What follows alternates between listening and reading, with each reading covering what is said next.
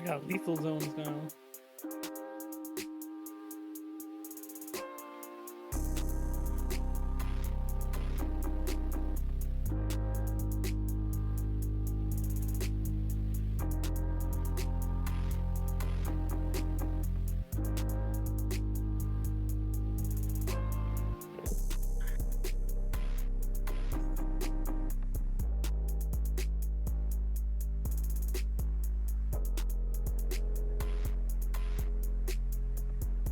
You ready for me, Svenny?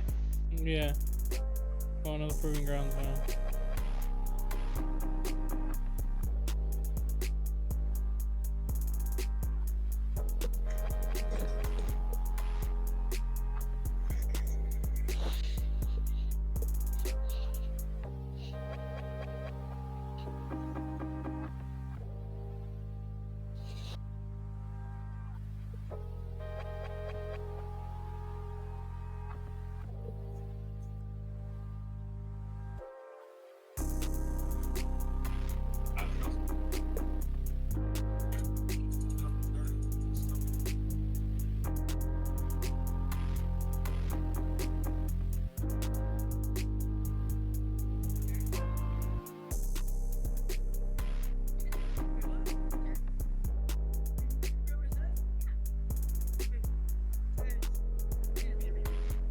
Let's get it.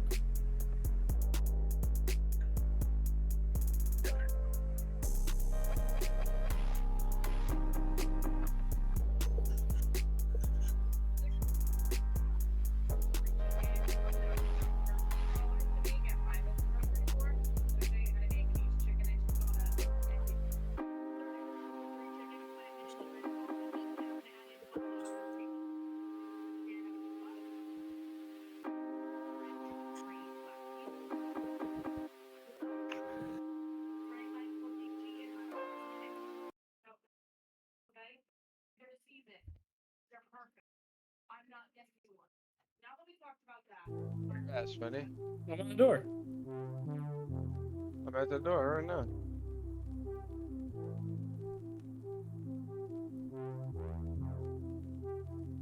What are you talking about?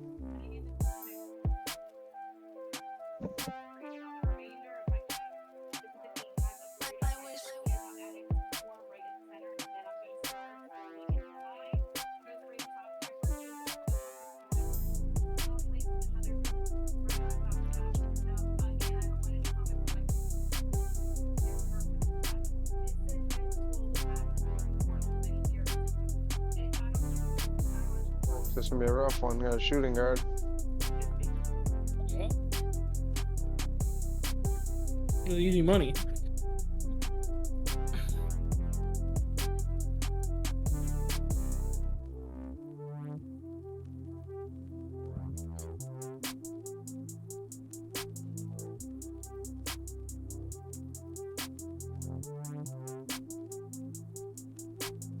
Fuck, man, he closed out on me crazy. That was a late pass. I hit RBX. We were playing with Stinky before.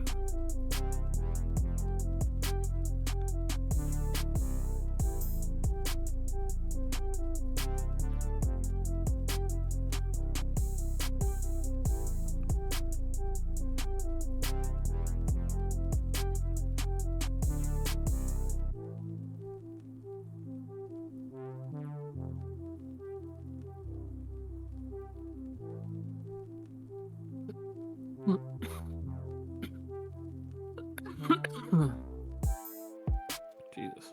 Damn, what was that?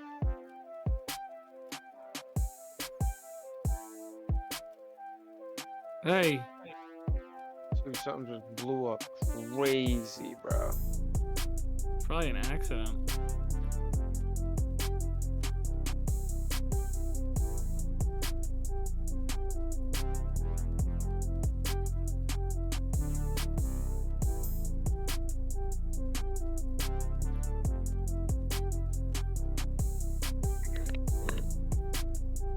Why are we playing sweat? Like Jimmy, bro.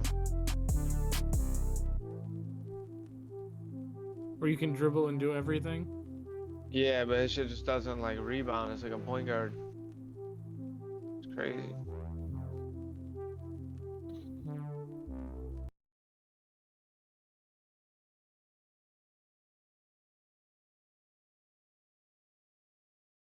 I like this 2K because of how different building is. Like, you can do a lot.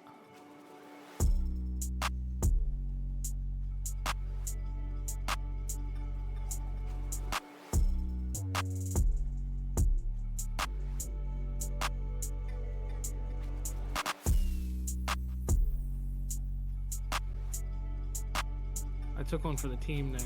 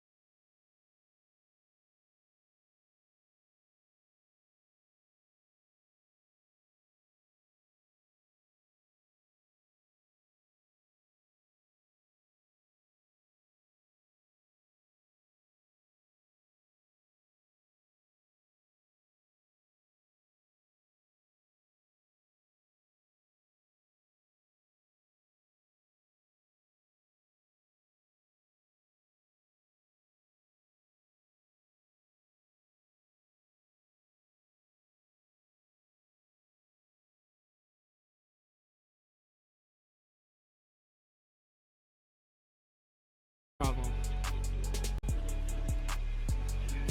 Or are you gonna get off if I do that? No, go ahead.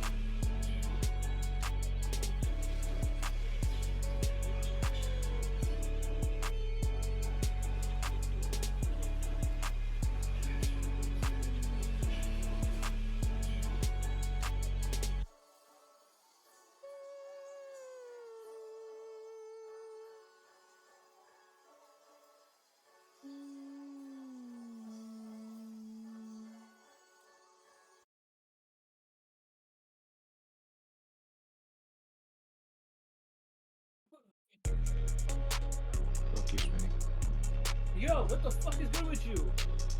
Fuck you, Spike. What? I used to text it good. I don't have any text messages from you. What's up? Yo, my phone's on D&D. My bad. My bad. Jump on. Am I jumping on? You're P5. Me and Ben are on 2K right now.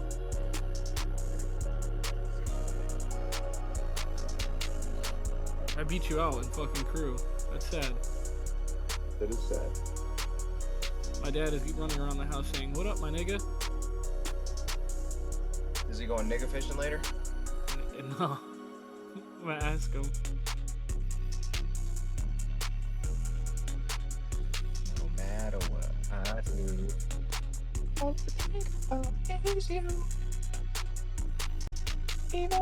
fucking Matsky then? He's I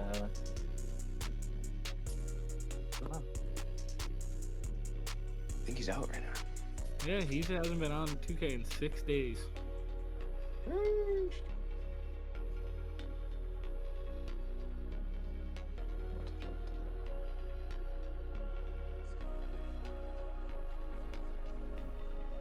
We're both running 6-4s, by the way, unless you want to fucking get something that'll grab boards.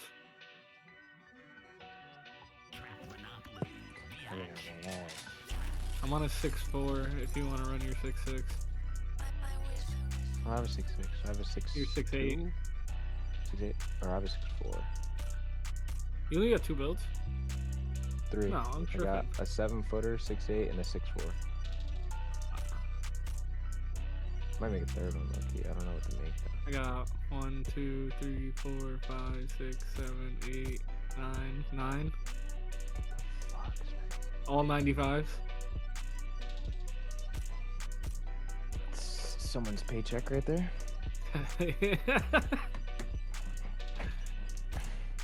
What they all do are different purposes. Like my two-way mid-range high flyers for when I play with you and Matt. Mm-hmm. I got 2 5s builds. I got a big man. And I got my first 3 builds. The first 3 builds don't really count because those are just what I wanted to use to learn the game. But I'm using this fucking 99 3-point shot or 98 3-point shot build. It's disgusting. Yeah, 90 per him. Point. Yeah, it's great. Yeah, dude, I misplaced the cap breaker. Did you? I did. It was supposed to be 99, and I put 2 on ball handle when I was only supposed to put 1. Oh, that's what guys.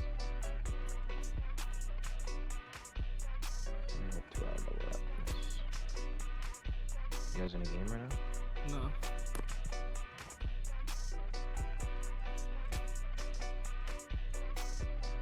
FEG, you here? I'm here. Let's get it.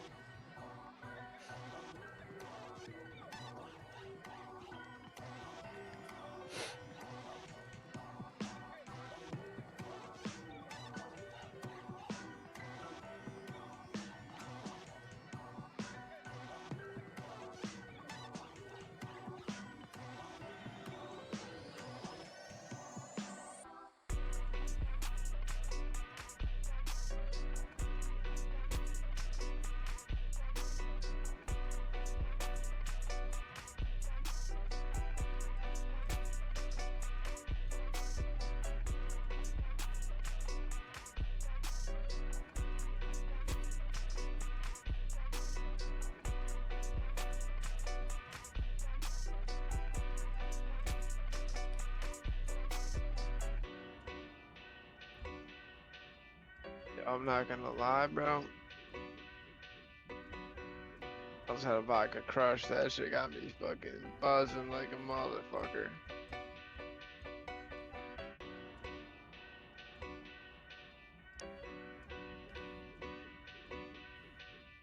Buzzed up. Oh yeah.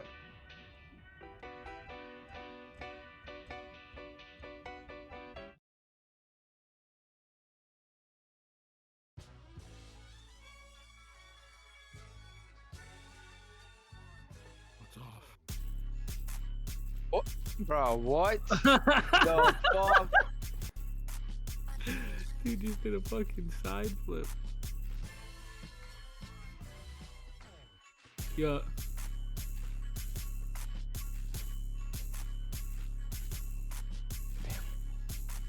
gonna shoot it like that. First game on.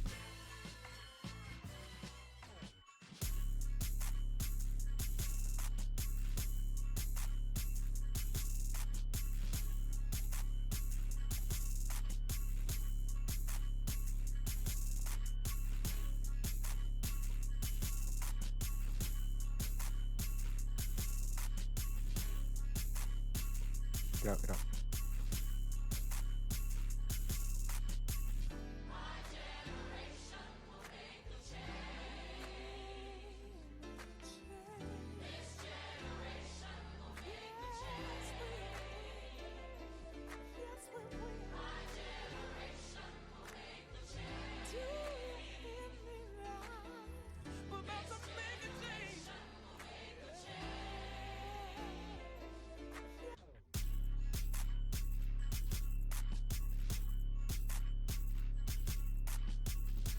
No No way. way.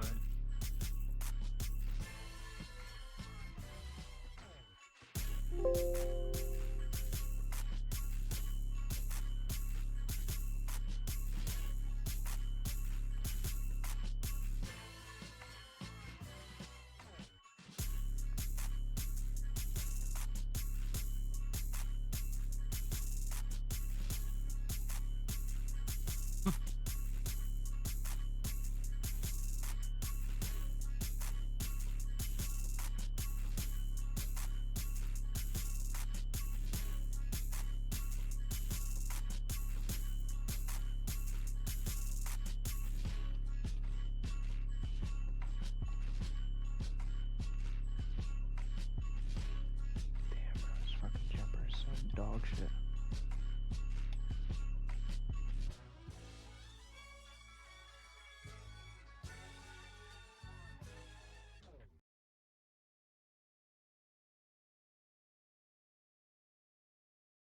No, and how is he not out of bounds?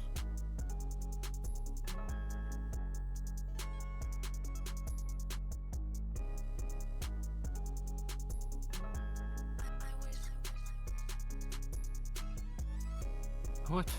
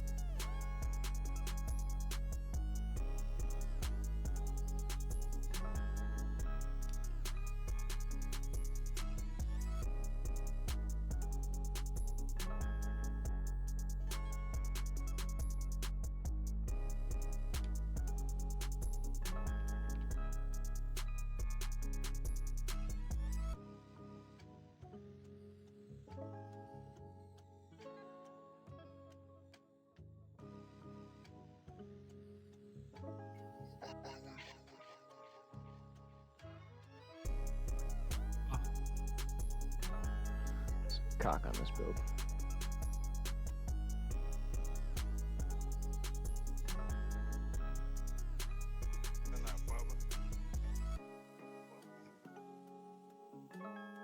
Pablo loves them bubbas.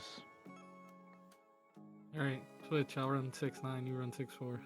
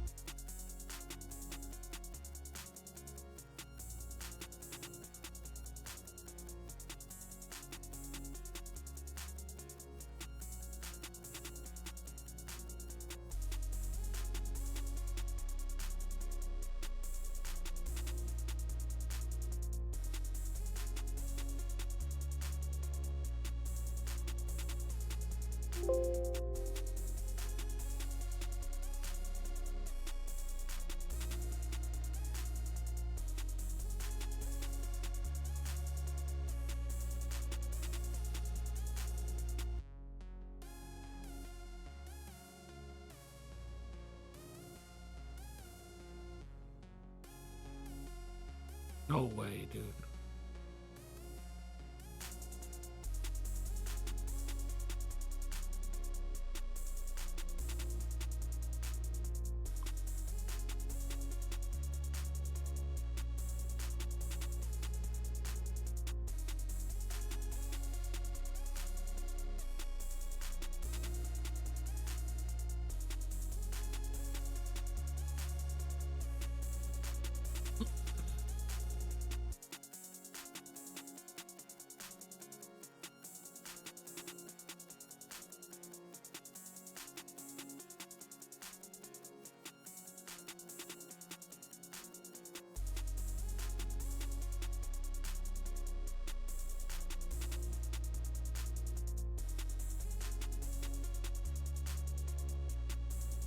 %.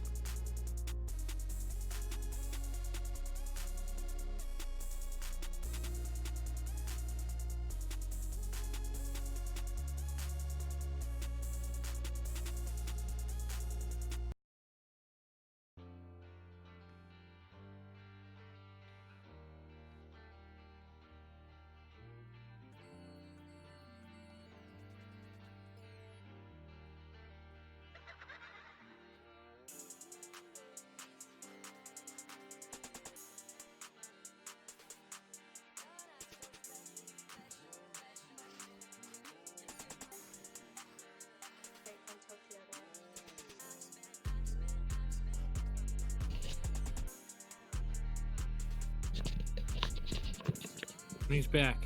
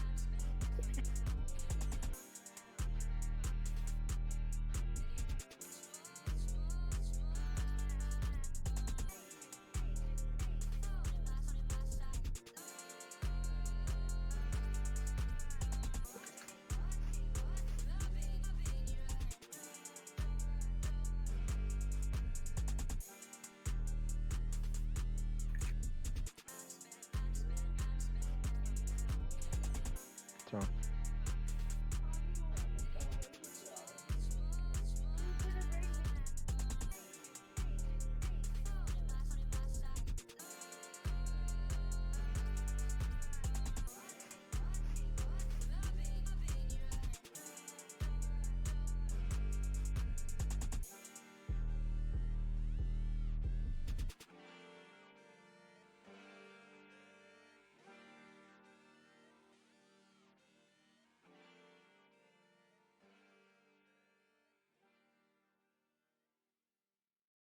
An LT shoot.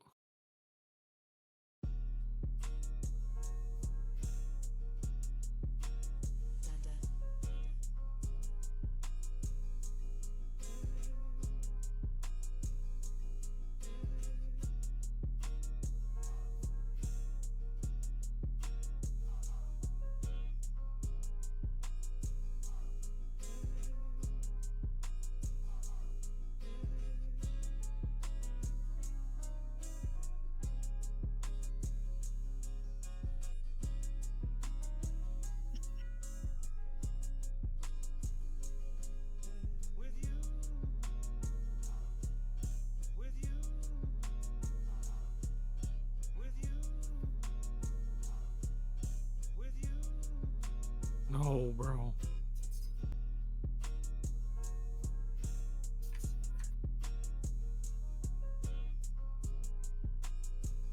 You stole it. What is that shit?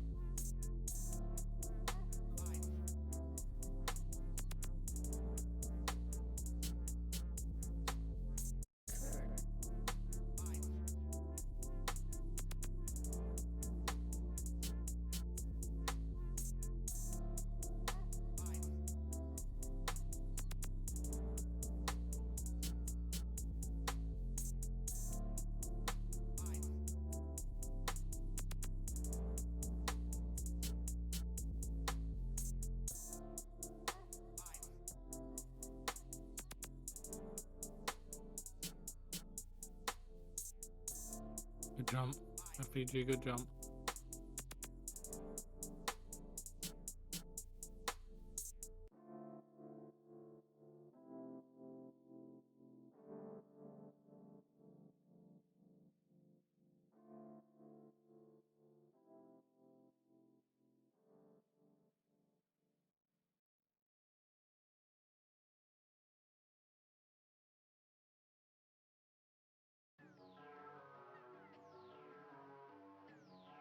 No.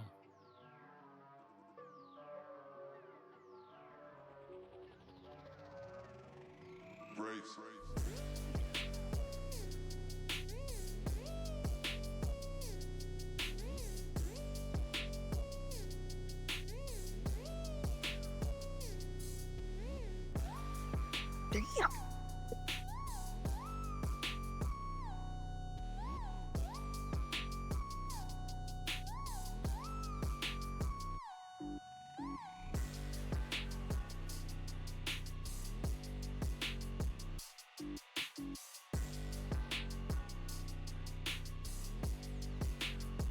No. I went to pump fake, dude.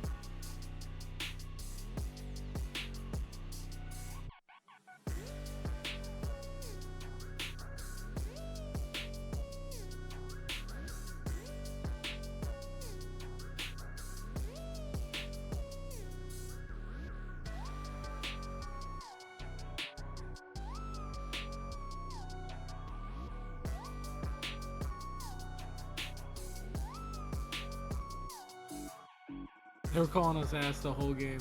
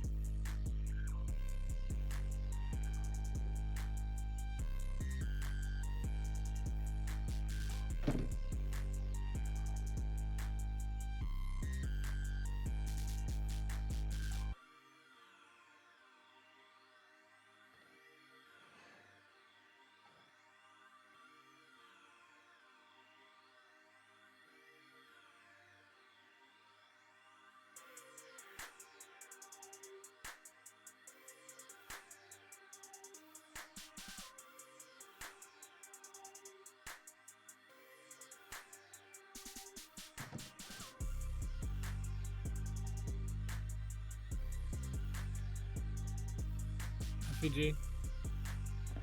Yep.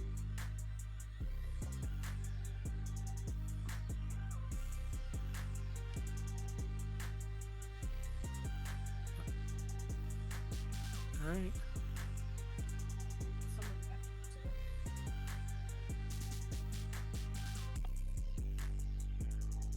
No.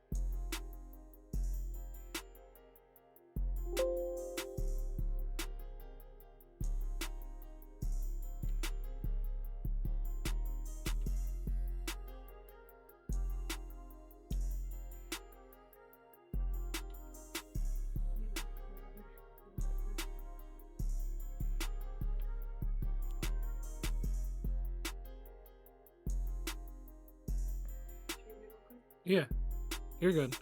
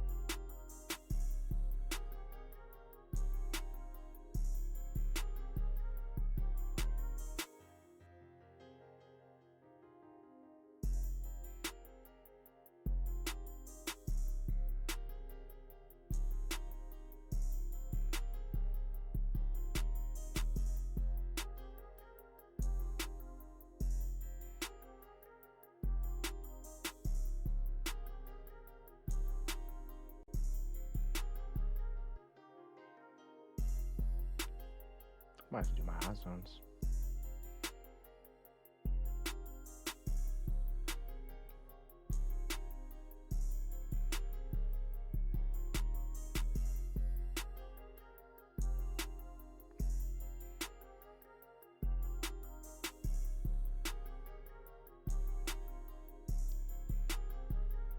Holy shit.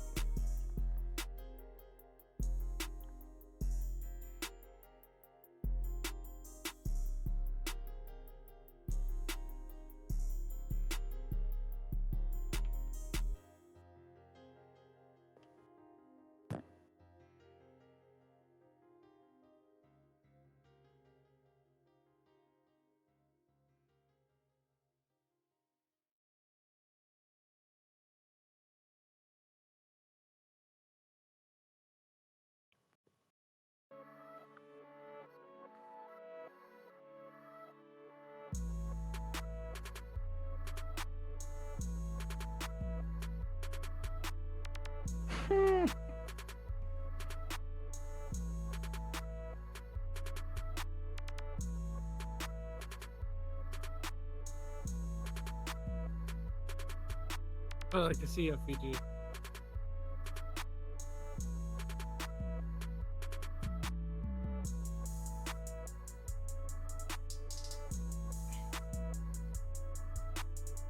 You're crazy. Yeah.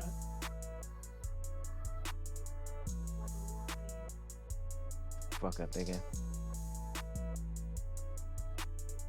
What did he say? She makes a sandcastle out of it? Tuna castle or something? I don't know. That's some Tuna crusty ass casserole? shit, dude. Baby whirl.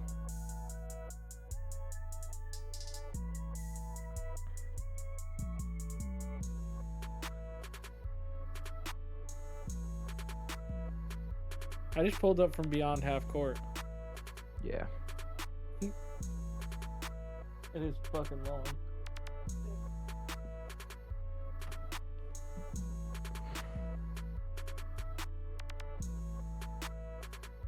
Let's go. I love all gold banners.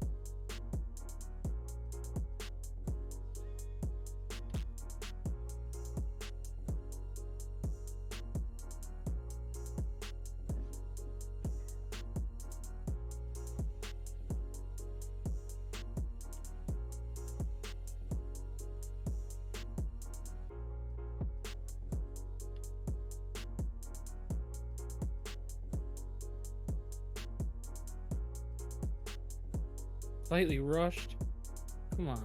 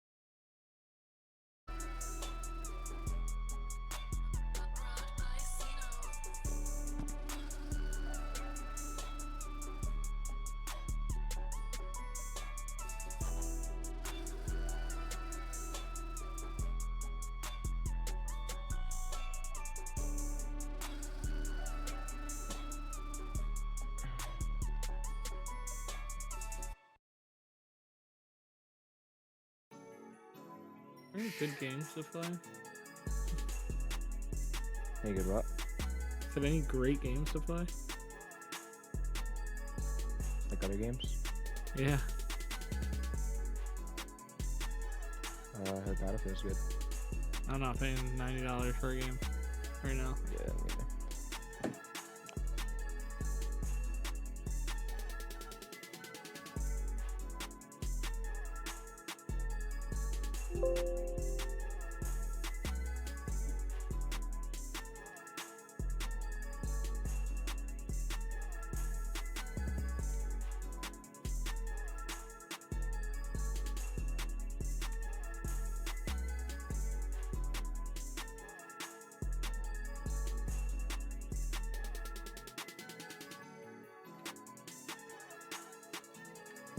Jesus Christ, dude.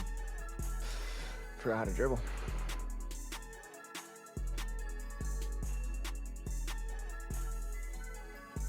Why is it not?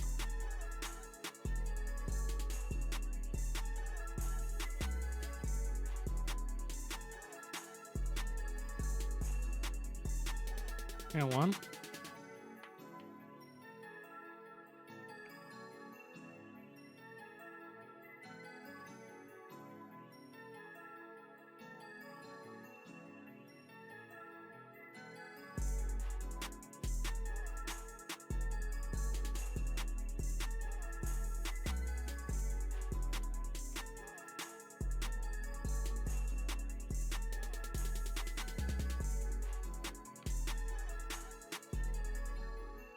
Test is like crazy.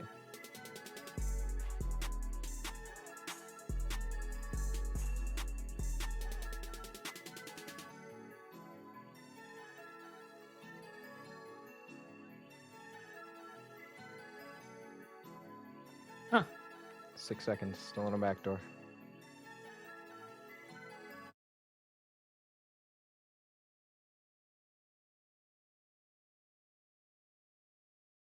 That was deep.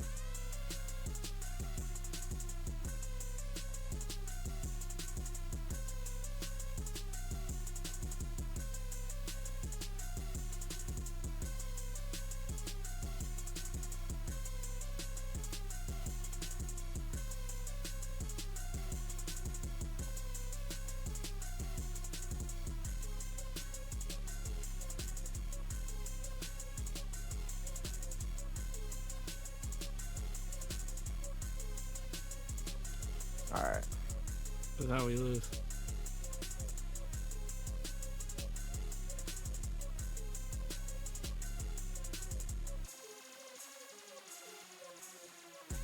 What? Wait, you were out of bounds? I guess so. I guess so.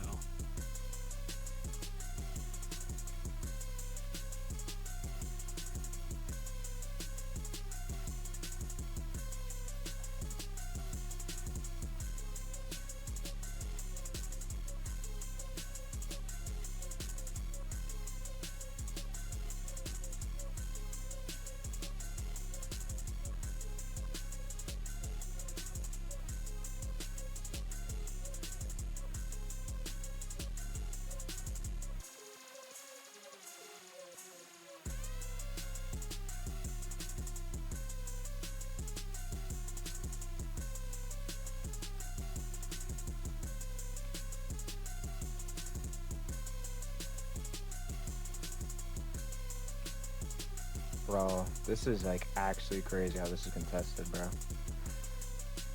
One snatchback move and people are fucking... Oh my god, dude. Loki do not like playing 6-4. This shit is fucking retarded. Hop on 6-8.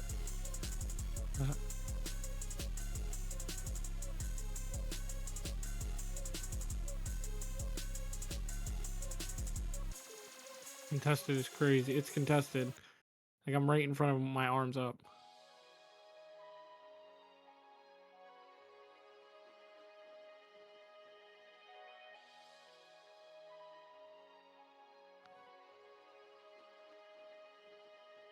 Yeah, it's locked in.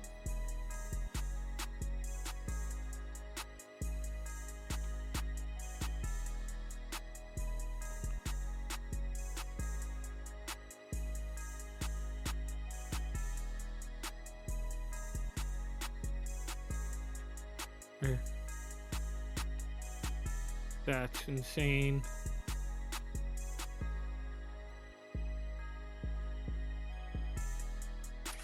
GG's.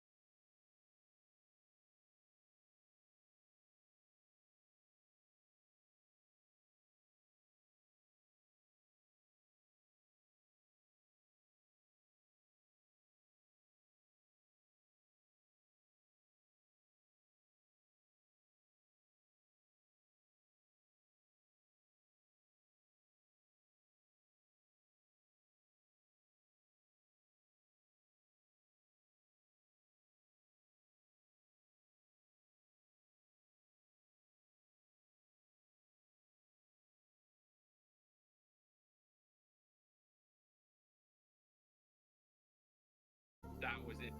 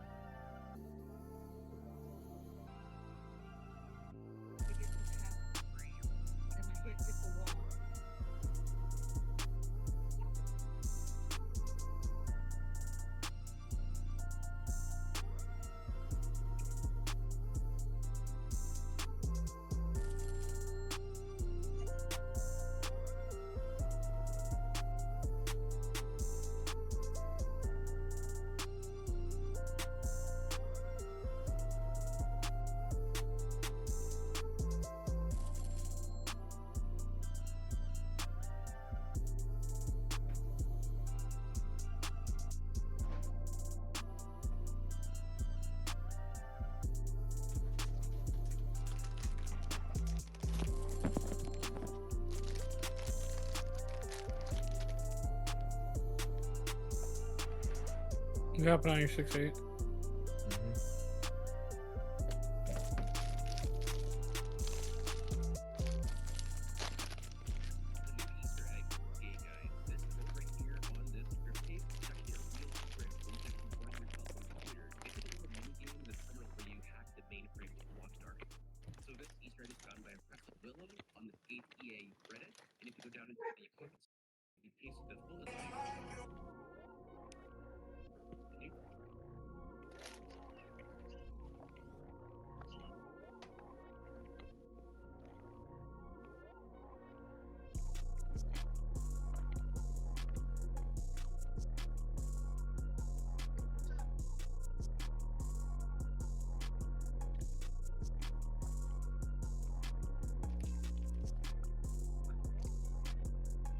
Oh,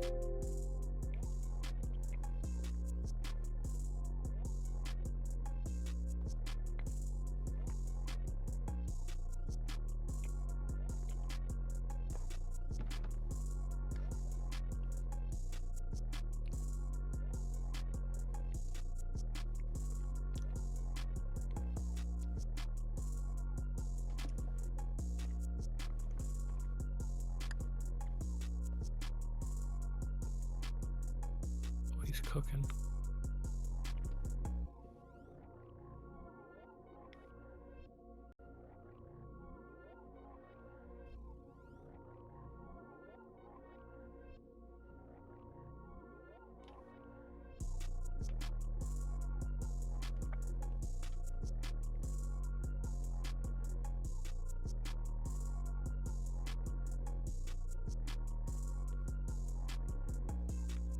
Dude, that is the stupidest shit ever, bro. No, my life was great before I got back on this stupid ass fucking game.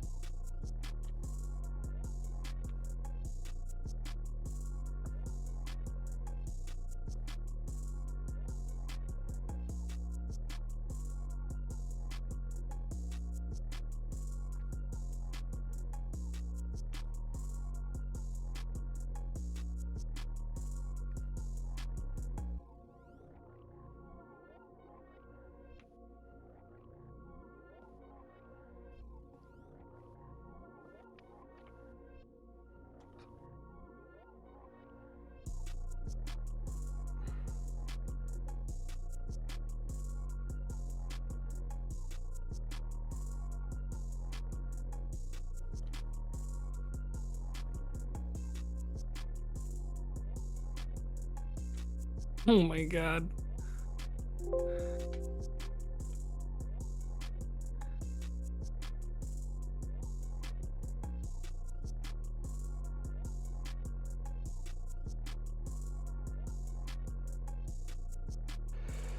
Oh shit.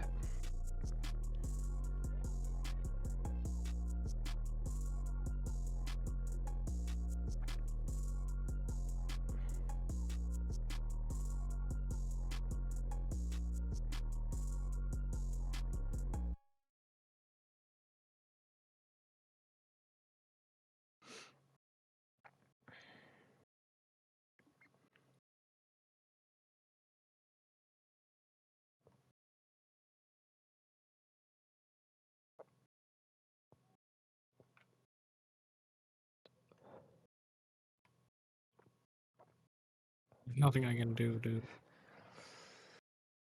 What do you want? 6'4".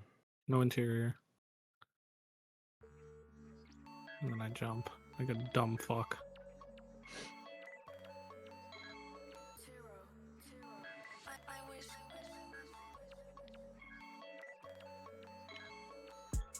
Oh, out of bounds. Okay.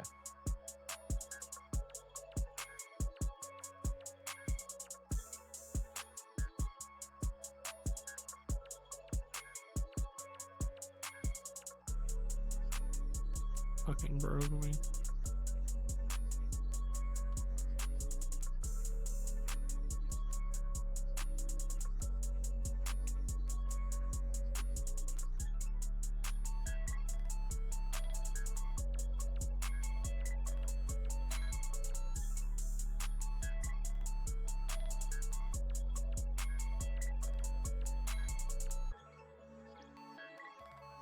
No. There's no way in an animation, bro.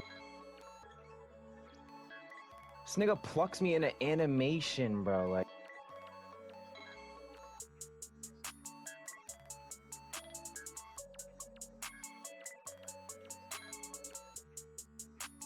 What the fuck?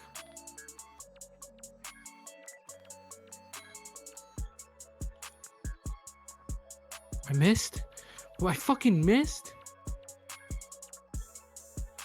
There's no fucking way, dude.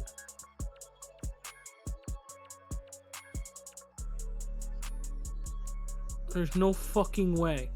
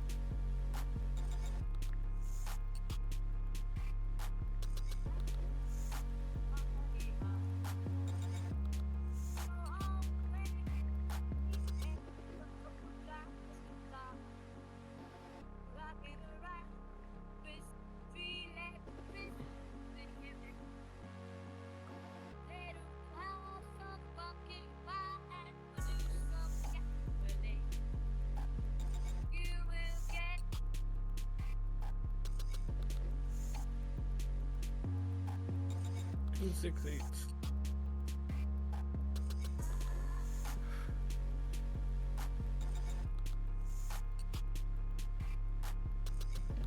Two 6/8s. Mm-hmm.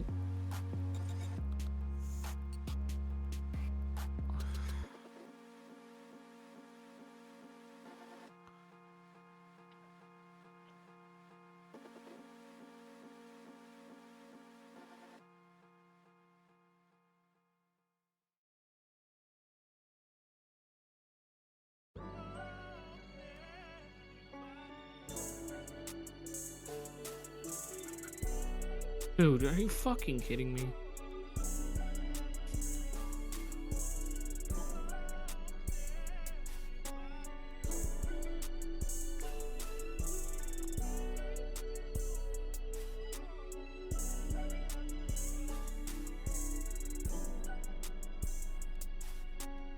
Hands up, nothing.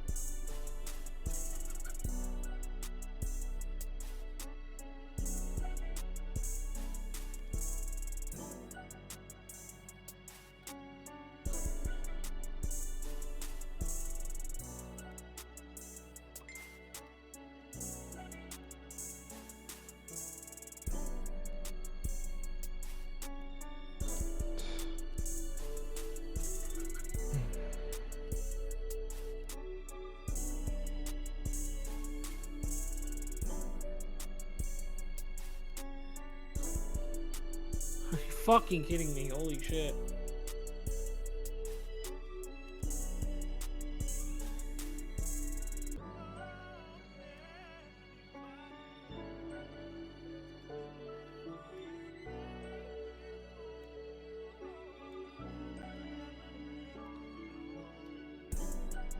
So, Holy hellers now.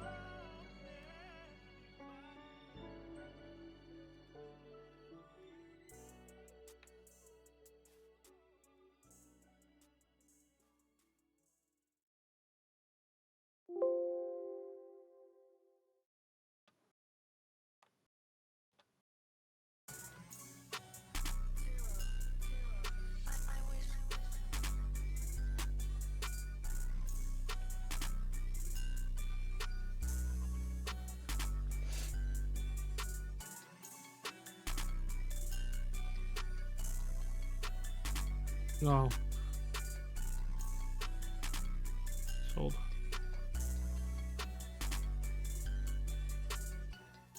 Oh, you fucking nailed me.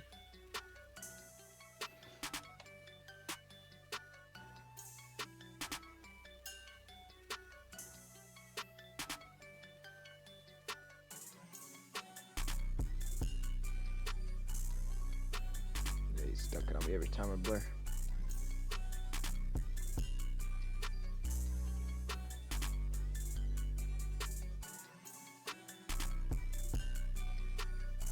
No way, bro. With an 82-3 from that far, come on.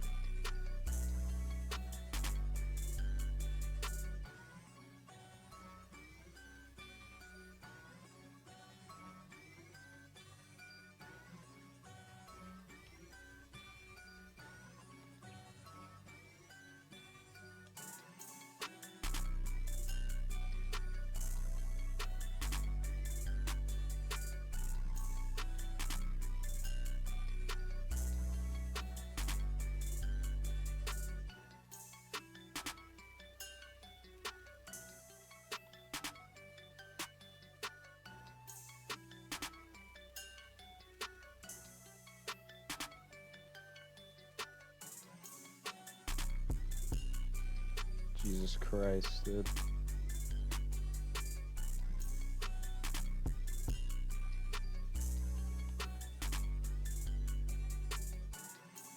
Wow. Oh my god, dude, it's wide open.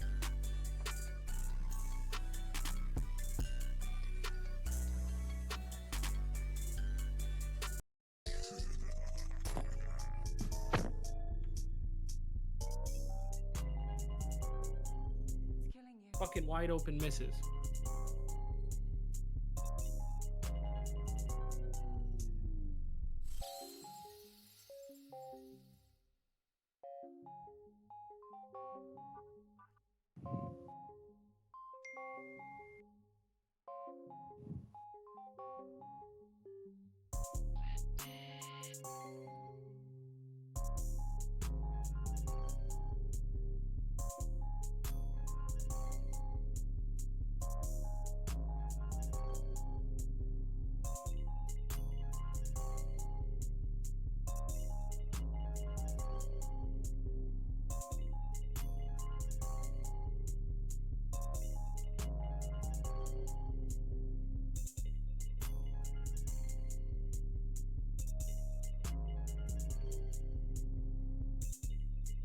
You off it? Me? Yeah. No. Alright, what? Well, we gotta figure something out here.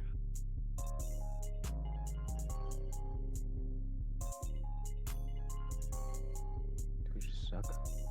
I think so. We'll try one more thing. Try this build.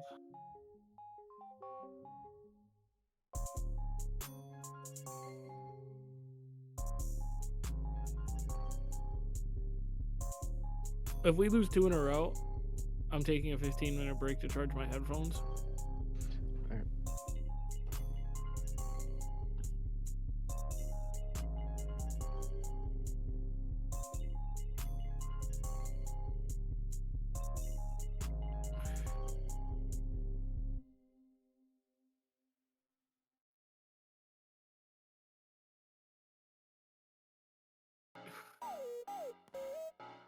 Hello.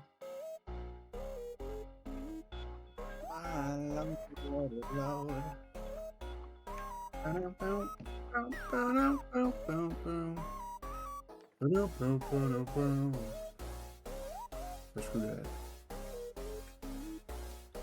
Let's do that. 96 driving dunk. That's fucking beautiful.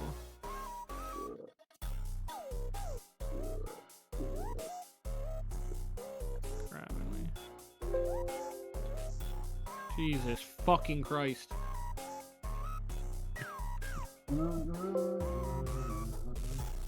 Are we playing CS? Only if Brayden gets on. You whipped fuck. Oh, I'm telling you. I'm stitching on you. I know what you did. I know your fucking secrets.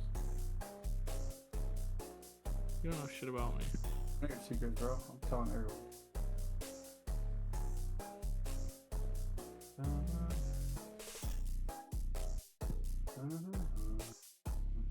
Oh, dude, I'm a retard. I posted so much shit. Well, not so much shit, but a couple items from like Rust and CS and shit to sale, like for sale on the Steam market that I never confirmed. Got it bad. Bitch got home. Wait, yes, I did.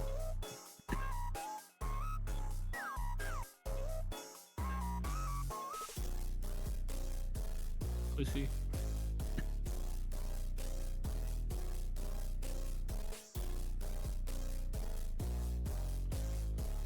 What the fuck? What the actual fuck? Are you guys playing 2K? Yeah. Are you fucking serious? Drop bro? on CS. If we go play CS. Oh, Only if Brayden gets on. are you fucking serious, bro? Damn. Why did I take that? I don't know. No, are you fucking serious? Are you fucking serious, bro? Bro, are you fucking serious, bro? We have a full 5 right now if Brayden gets on CS. Are you freaking serious?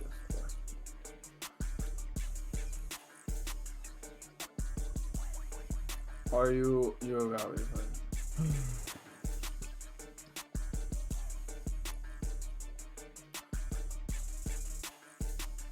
I'll take my whip. Yo, Hannes, what's the riot helmet, bro? In Rust? What is that? What'd you say? What's the riot helmet in Rust? And when do I wear that? It's kind of like a prim ass helmet. It's not really a Oh, really? crazy helmet. Yeah. Selling that shit, bro. It's just worth like $7.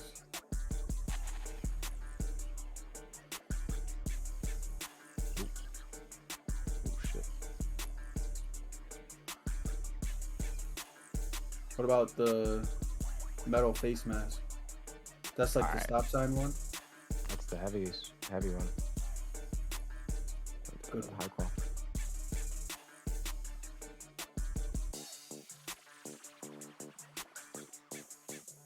The good one. The best one. The best of these, the best. This is the best. Besides heavy pot, it is the best. It's what the 8K kids wear. I'm trying to see you wear it. Oh, yeah. Yeah. Yo, spinning screen. You got it. I'm in a game. You know how to on? Oh, you're on. Fuck. Fuck, bro. I'm sorry, bro. I didn't mean it like that, though. I didn't mean for you to fucking absolutely hate me. No. I just couldn't do it. Dude, yeah, okay, bro. Whatever you say. Nah, he said he's in a game. I'm in a game. I Fuck. didn't mean it like that, dude. I didn't. I'm in a game, dirtbag. It was a close ass game. Hunnits, when you play your PS5, do you play it in the same room as your PlayStation or as your PC? Yeah. It would be so funny if he was playing in his living room. Yeah, that's. I just figured like maybe it was somewhere else. No. So you're like playing it on your. Dad. You're playing. You're playing. I don't know that shit. Dad, who you playing with, Dad? Dad, can I play, Dad? So you play it on your monitor? The same monitor as your PC? Mm-hmm. What a Yeah. savage, bro. You got a fucking little just switch to HDMI. Bro, Brayden, Nah, I we got get two it, bro. monitors. We get it, bro. Bro, I Got did two a thing monitors, today. so one monitor takes like the other one, not the HDMI. It takes the DisplayPort? Yeah, DisplayPort. I bought the two of the same monitors today. What do you think? That's I fine. did. It's so fire. Yo, Brayden, you want to play CS? Jesus Oh, I fucking just started Christ, again. bro. You can watch this shit Yo, on YouTube. Schmoops. Yo, you wanna play? yo, You yo. wanna play CS, Schmoops? Listen to Yes. We this. could play. We could play shotgun That's why roulette I'm here. or Listen to fuck this. roulette. He wants to play CS, but listen to this. Listen to this. This dude gets done with his like team deathmatch shit that you have to play, like 10 rounds or whatever. Yeah. First competitive game mode ever. Drops Wingman. 30 I kills. didn't know it was competitive, The- though. I didn't know it was The first competitive. Then. comp game ever, Wingman. The first thing he does is says, "Can I shoot my teammates?" As it's like counting down to start. I say, "What did you say?" And before I can finish that sentence, I'm dead. He's banned for an hour. What? It was 20 minutes. It was like fucking 40 minutes, bro. Kuruka vouch. I didn't know it was a competitive game, but sorry, I just wanted to know if I could kill my teammates. I didn't know, man.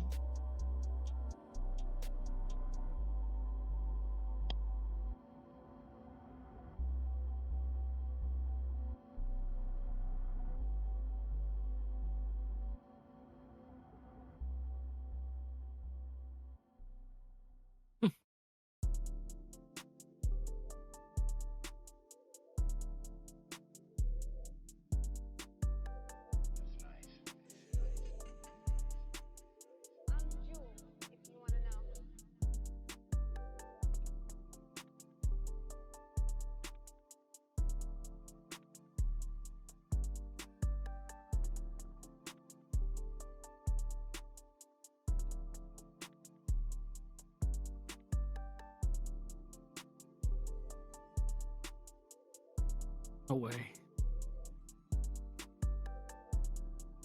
Brandon, I'm right here, bro. Why the fuck did you leave, bro? Why do you leave when I get on my fucking PC to play with you? Why do you do this? What do you mean? I was in your lobby. I was in your lobby. No, I was in your lobby. I joined you, just like I joined you just now. I was in And then- your lobby. I but then joined you. But then I joined you. Why? Well, who the fuck did you join if I'm in a lobby with you? Huh? You need to watch your fucking mouth. All right, I'm gonna go play Delulu, bro. So are we Fuck playing this. Buckshot or are we playing CS? Yes. Yes. Ooh. Ooh. Ooh, I hate this game. Ooh, I can't play. I cannot wait to play CS. How long is that? Is like a Ooh. 2v2? Ooh, Depends. Oh my god. Do we Ooh. have time to play a 2v2? Ooh. No. No. No. This Okay. is almost over. Oh, so it's 7 Game's to halfway 8. over. What you got? 21. Yeah, no, Yeah, it's no. it's Okay. quick. Okay. Let me see. Holy hellers, Oh my damn. god, where are you Damn, going? green bean Bro, right above your head. Shut up!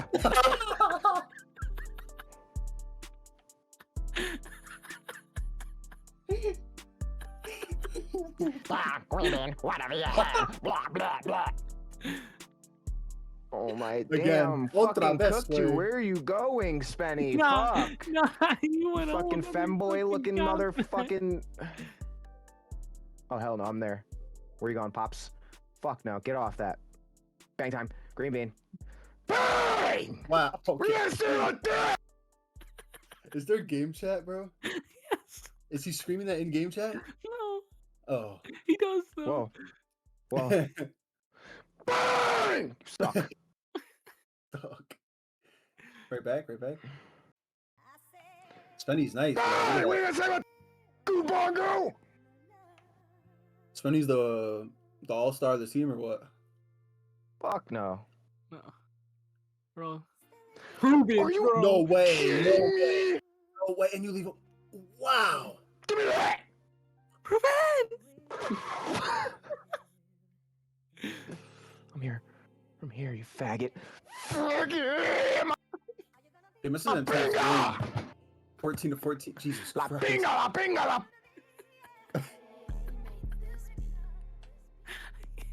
Laughing too He's hard. getting cooked, dude. He can't make shit. They missed one. Fuck! That's a three-pointer. Damn. Oh. It's 2s and 3s. What? You fell out. Yeah. What the fuck? Well, What is I'm what? getting off. I'm going. Fuck this game. Fuck the PS5. Bro, PS5 for sale. what Who just wants it? They can have it. Fuck this shit, dude. What just happened? Fucking kidding me! He's still playing though. I'm so confused. No, he's not. He quit. Oh, he left. That's an NPC. Yeah. Wow. That's fucked. Does the NPC like actually help you? No.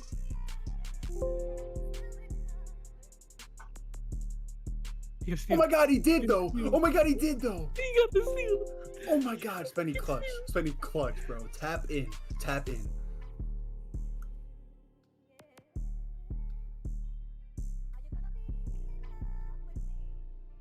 Oh, where are you going? Where are you going? Talk shit. Get in the mic. Ask him where he's going. I can't talk in game chat. Oh, don't leave us. Shoot that. Oh my god, no way. Game. No way! Bro, Spenny. That was insane. That was an NPC that just did that to them. They're pissed. Let's fucking go. That was crazy.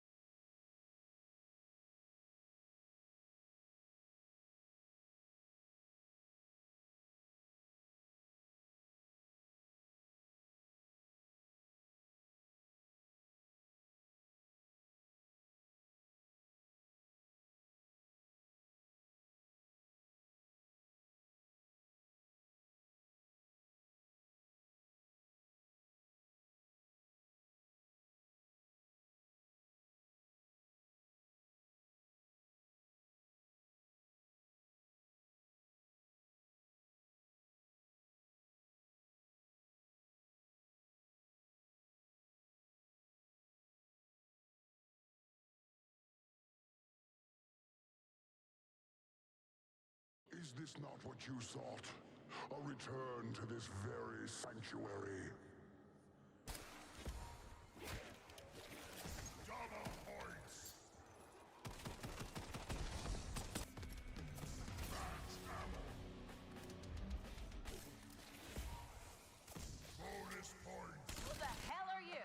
I am nothing more than the one that has created this manifestation of reality you've yearned for. I am no one, and I am everyone. But to you, you may call me Master. The Black Ops 7 Zombies full experience, Ashes of the Damned, just had tons more of it shown at Call of Duty Next. And while these Next streams are usually centered around showing off gameplay and discussing the philosophy, we ended up getting quite a few big lore bombs in this stream. So in this video I want to break down the biggest standout topics to me that I feel we need to talk about, and see what you think as well. The story of the Great Voice, the Warden, the Cowboy Villain, and Ashwood, the demonic cube underneath the farm, the large pyramid over Blackwood Lake, and the return of Dr. Monty's house, as well as Willard Wyler? Who the hell saw that coming? All of that and more will be unveiled in this video, so stay tuned. Let's begin by following up a previous video. In a video I made when the blog came out, we discussed some of the story potential I felt was being teased there. One big aspect that made a return at COD Next was the locations inside of Ashes of the Damned, and dark parts of their history being a large aspect of why they ended up here. We theorized in our prior video that those large purple tendrils connecting to each point of interest, and the western town aesthetically matching the Grey Voice, seemed to suggest that each place may have been specifically pulled here for a reason related to the characters or their history. And we went on to theorize that the Warden, aka the Grey Voice, will have his origin based in Ashwood, likely being the reason it was pulled here or heavily modified. Essentially Ashwood being from the new universe or potentially the old multiverse, but a great tragedy there caused it to be ripped into the dark ether. As we know, areas of mass death and casualty weaken the veil to the dark ether. And COD Next's zombie content seems to have confirmed exactly this. During a snippet of Next, we got to sit down with Anthony Saunders from Treyarch, who took us through an overview of every point of interest of Ashes of the Damned. And in this, we get some very interesting quotes. Yeah, Ashes of the Damned is one of our biggest maps ever. It's around the studio, we like to call it a kind of Bermuda Triangle of these varied locations that have been host to terrible events that have caused them to be pulled into the dark ether. Bad things happening all over the place, and now they're all in one central location for us to play with. Yeah. It sounds perfect. This basically confirms the prior theory that tragic events at these locations weakened the veil and connected them to the map. So the question then becomes, what happened? I absolutely love that they are going with this dark horror backstory for the map. The world building already with this map is a massive step up from Black Ops 6 Zombies, which really the only standout was Terminus in terms of world building, and it really matches the horror aesthetic of the map. This is a much richer map aesthetically and does have me a little bit more hopeful for where the storyline is going to head in this game. Most of the rest of our thoughts in this video, except the stuff about Monty's house, will revolve around that. So let's start with the locations.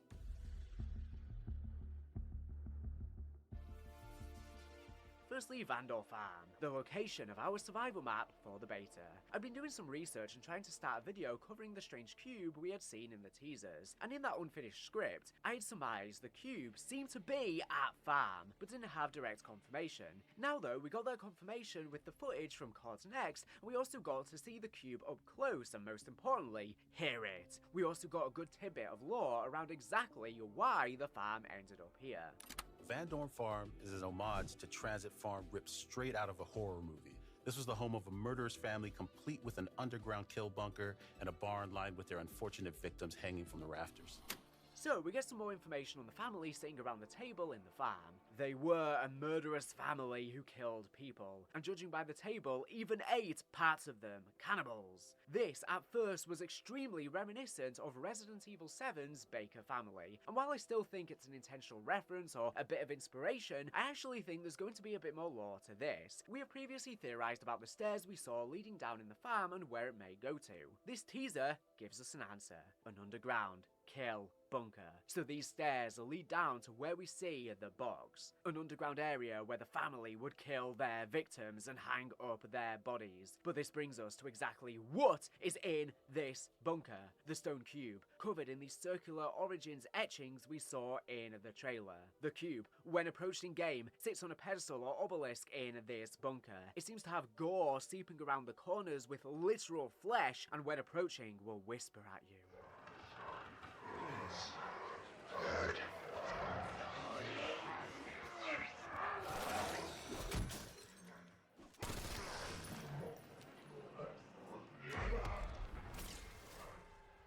This suggests that the cube is alive to some degree, and these creepy whispers heard here has often been used previously in zombies with artifacts that influenced people's behavior, like Maxis and the Summoning Key, or Ultimus Richtofen and the MPD. Corruption. The cube also depicts an odd sphere, covered in tendrils or leeches or something, and with a large line around the circle. It could either be some distorted eye shape that is currently shut and will open during the Easter egg, or it could be a depiction of a planet in the dark ether with a celestial ring around it. In the original depiction of the cube, from the teaser, I really thought this shape was definitely a planet, maybe Venus for example. And with that, I thought the ringed planet depicted here may not actually be Saturn like you would assume, but rather could be Earth. Just the one we see in the Dark Ether.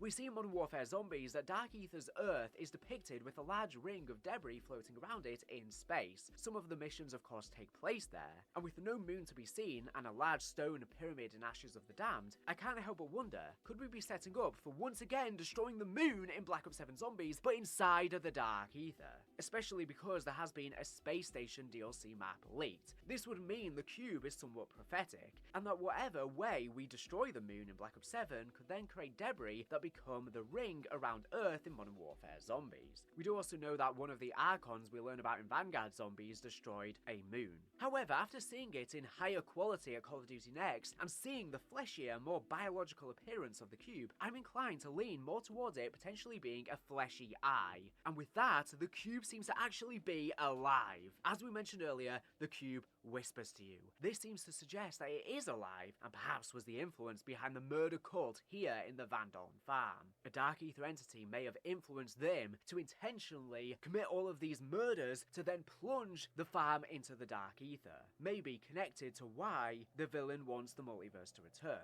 Whether the many murders were used to create this box, or the more likely option, the murders were influenced by the whispers of the box to grow its power somehow, is currently not confirmed, but I believe we will almost certainly find out one of the two.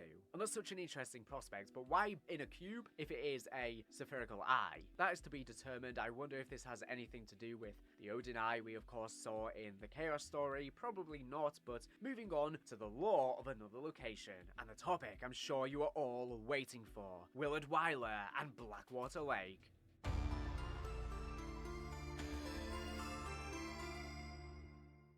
Yeah, Blackwater Lake Cabin is where a famed horror director drowned his lead actress, believing her death would birth the ultimate terror. But as it so happened, the lake had other ideas.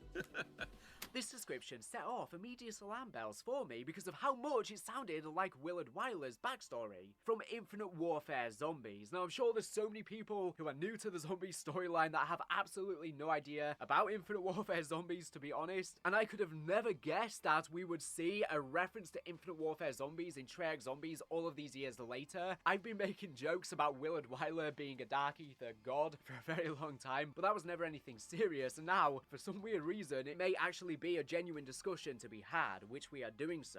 It does have me worried though if they are introducing Infinite Warfare Zombies to the Dark Ether storyline, that it's going to become over-convoluted and messy, because that's how they handled the Chaos connections in Black Ops 6 Zombies. For example, we had the Sentinel artifacts, but really it could have been any old artifacts. They never really had committed to the Chaos tie-ins and finishing up where that story left on a cliffhanger. We saw Josiah Shem wearing the Order's robes, but that was literally never even mentioned mentioned on the map at all. So many things like this were just sort of little nods to go, wow, I remember that cool thing from back in the day, but then it never actually led anywhere, and I'm worried that they're doing similarly with now, for some weird reason, introducing Infinite Warfare zombies that makes even less sense when it's not Treyarch's IP. I think they're writing the zombie storyline right now like it's the MCU, where they're making all of these connections to loads of things from the past, but it has me really worried because these things are not being done properly, and this game's going to be giving us loads of connections to the old Ether story. For example, we know Yuri Zavoyski was one of the scientists that got plunged into the Cosmodrome section of the map. So if we're going to be getting Ether connections, Infinite Warfare zombies connections, more Chaos connections considering there's alchemical symbols in the farm, then I don't even understand how new fans are going to keep up with these random threads from past content that is so long ago. And I think they need to just hard commit to one thing. If they're going to be making Ether connections in this game, why on earth then flood in Infinite Warfare zombies ties? I can't imagine how confusing it must be for a new fan. I've loved the Chaos story connections, or at least I did at the start when they were first being introduced into Black Ops 6 Zombies, but then they just weren't handled well. But even when it was being handled better, it made me think, how many of the casual audience is even really going to be able to track this? And then for new fans, if they're wanting to follow the storyline and they click on one of my videos trying to explain it all, well, it just gets confusing when most of these things, like I said, they're just cool references here and there to go, oh, look at this thing. But the Chaos storyline wasn't popular back in the day. Even though people think it's underrated now, the general Call of Duty audience doesn't know anything about that storyline. The same with Infinite Warfare Zombies' storyline. That was probably the weakest storyline we've ever gotten as a bigger picture. Raven the Red was more of a standout map. But I just struggle to understand why they're making all of these past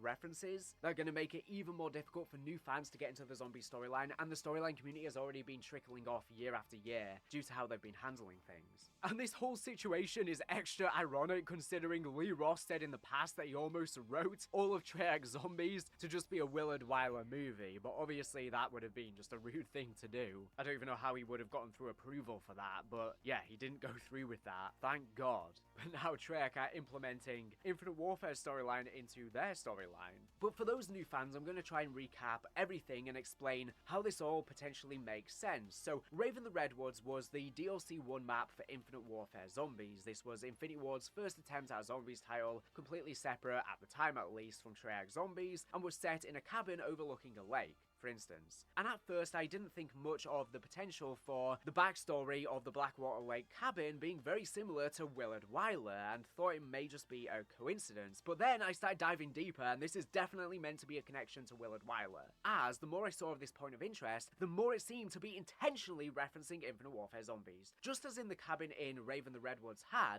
there is a projector here, and this projector seems to be the exact same kind of projector used inside of Wyler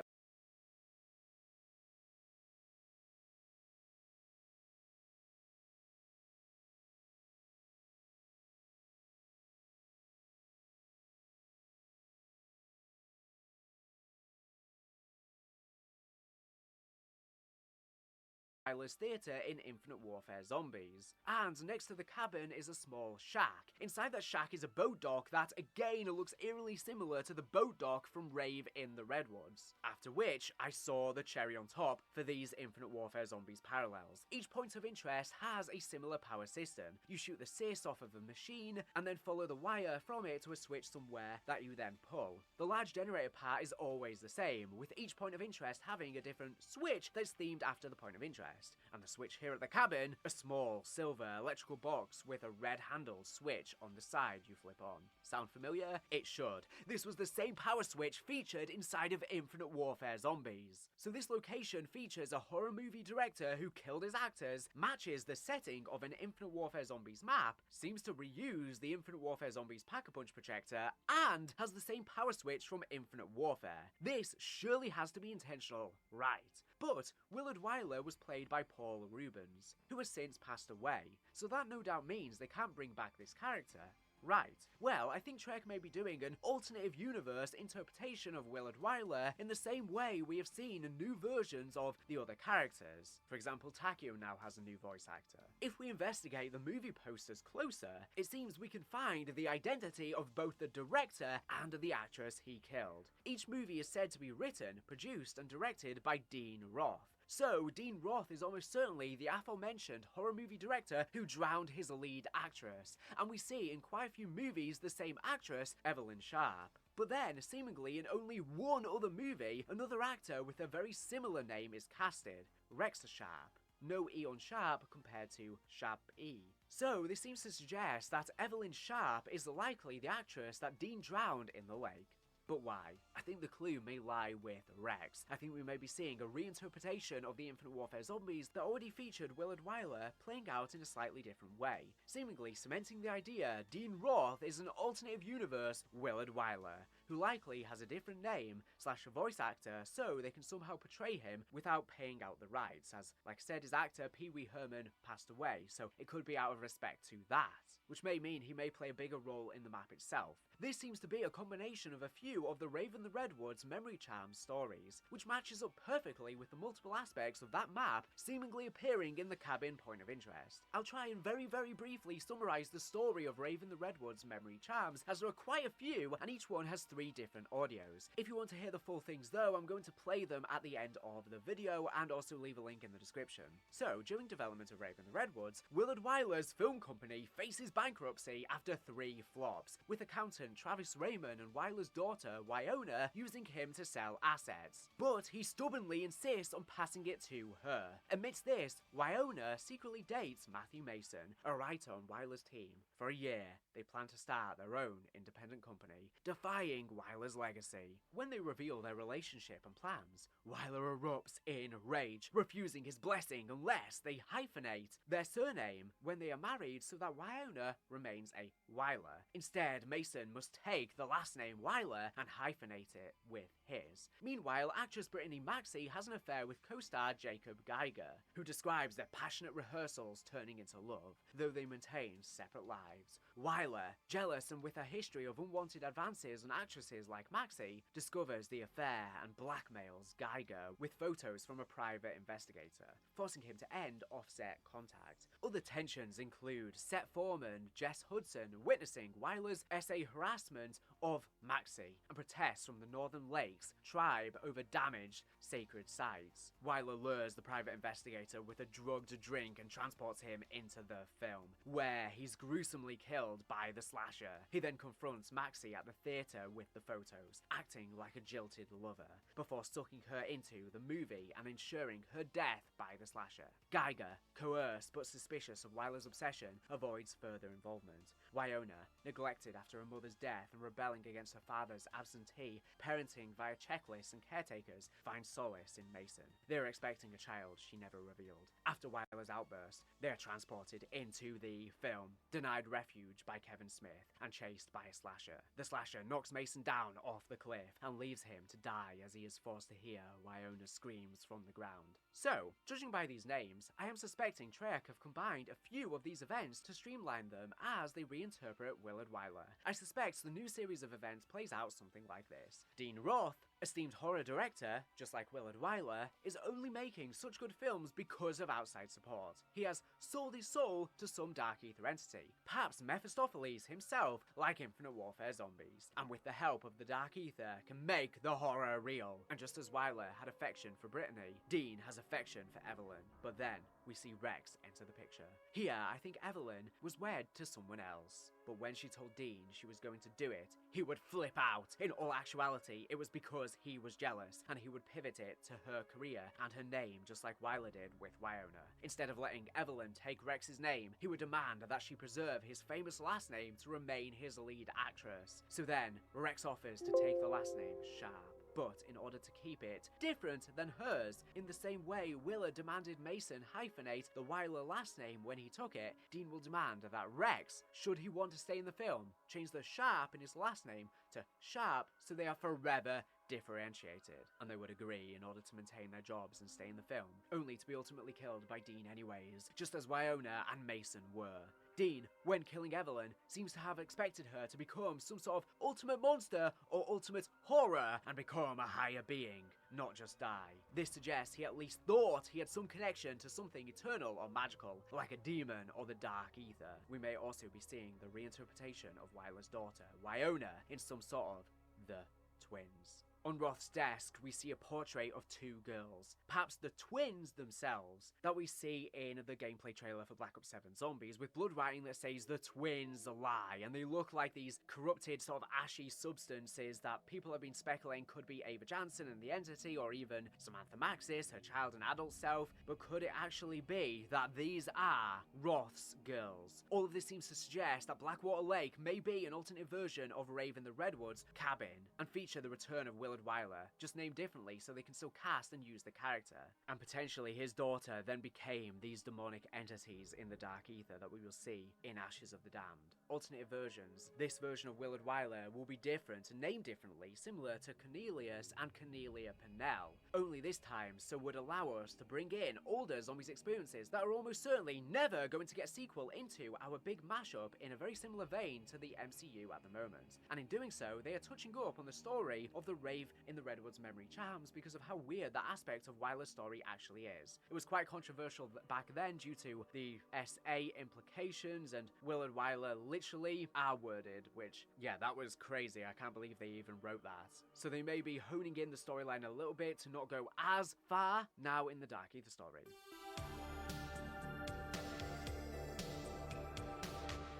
It's very interesting that we have a seemingly new announcer voice in Black Ops 7 Zombies that's different to Zykov, the Forsaken. We still do not know why Zykov becomes the announcer come Modern Warfare Zombies, and with us having a new voice in Black Ops 7, it makes it even more confusing why it then reverts back to Zykov. But anyways, I'll play them now. Double points.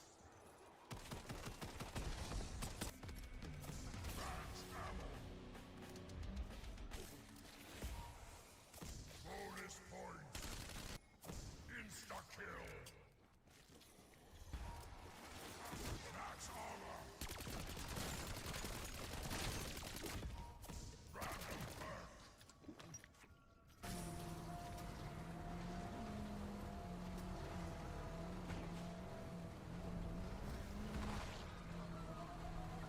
Tear them to pieces.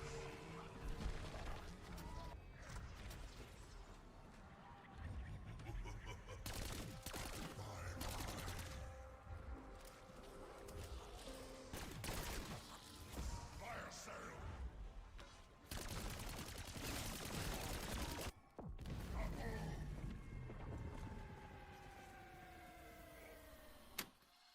Welcome to the Dead Man's Dojo.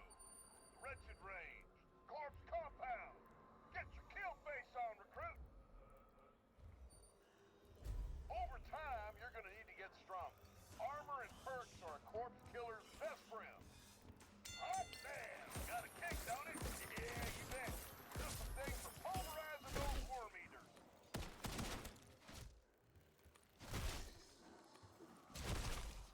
See, I wasn't just speaking in metaphors, was I? Smackdown on demand. So those are perks. What's that? You want to know about armor? Now old Sarge is gonna need you to take some medicine. Go get hurt, Nugget, but not so much exiting feet first. Ah, see that?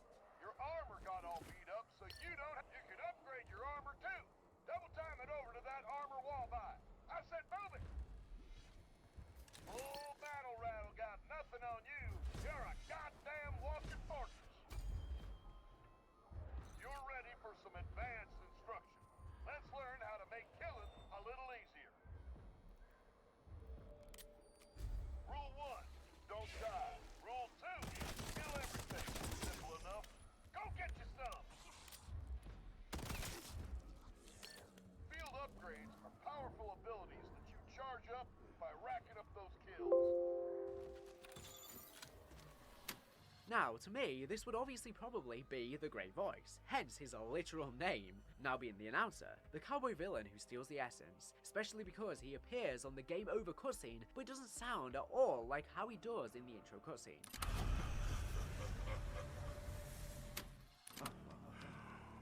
Oh, you all are some bona fide cutthroat killers. This is gonna be fun. I'm not sure why. It sounds like a worse version of the way Zykov would do his lines.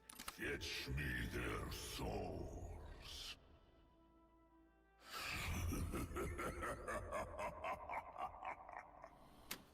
But could it actually be Dean Roth? There is the potential for zero-base Maxis too, that I'll make a video on later. It does seem that Fred Tatasciore, who voiced Ludwig Maxis and voices Nikolai in Black Ops 7, is doing the voice for this announcer, as it sounds a lot like him. He is not who voices the Warden, of course, so they surely wouldn't have two different people to do his voice, so it may be someone else. Who the hell are you? I am nothing more than the one that has created this manifestation of reality you've yearned for. I am no one, and I am everyone. But to you, you may call me Master. Double points! Is this not what you sought? A return to this very sanctuary.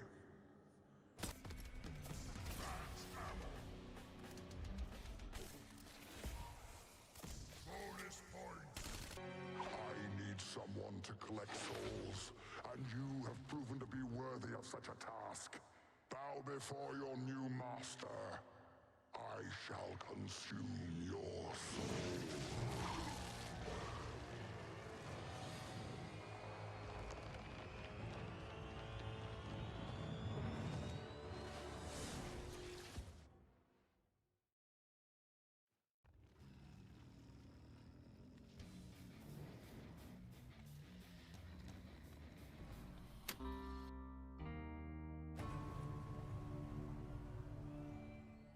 Moving on, we also get a good bit of intel on Ashwood. In the fractured southern Georgia town of Ashwood, and this is the central location of the map.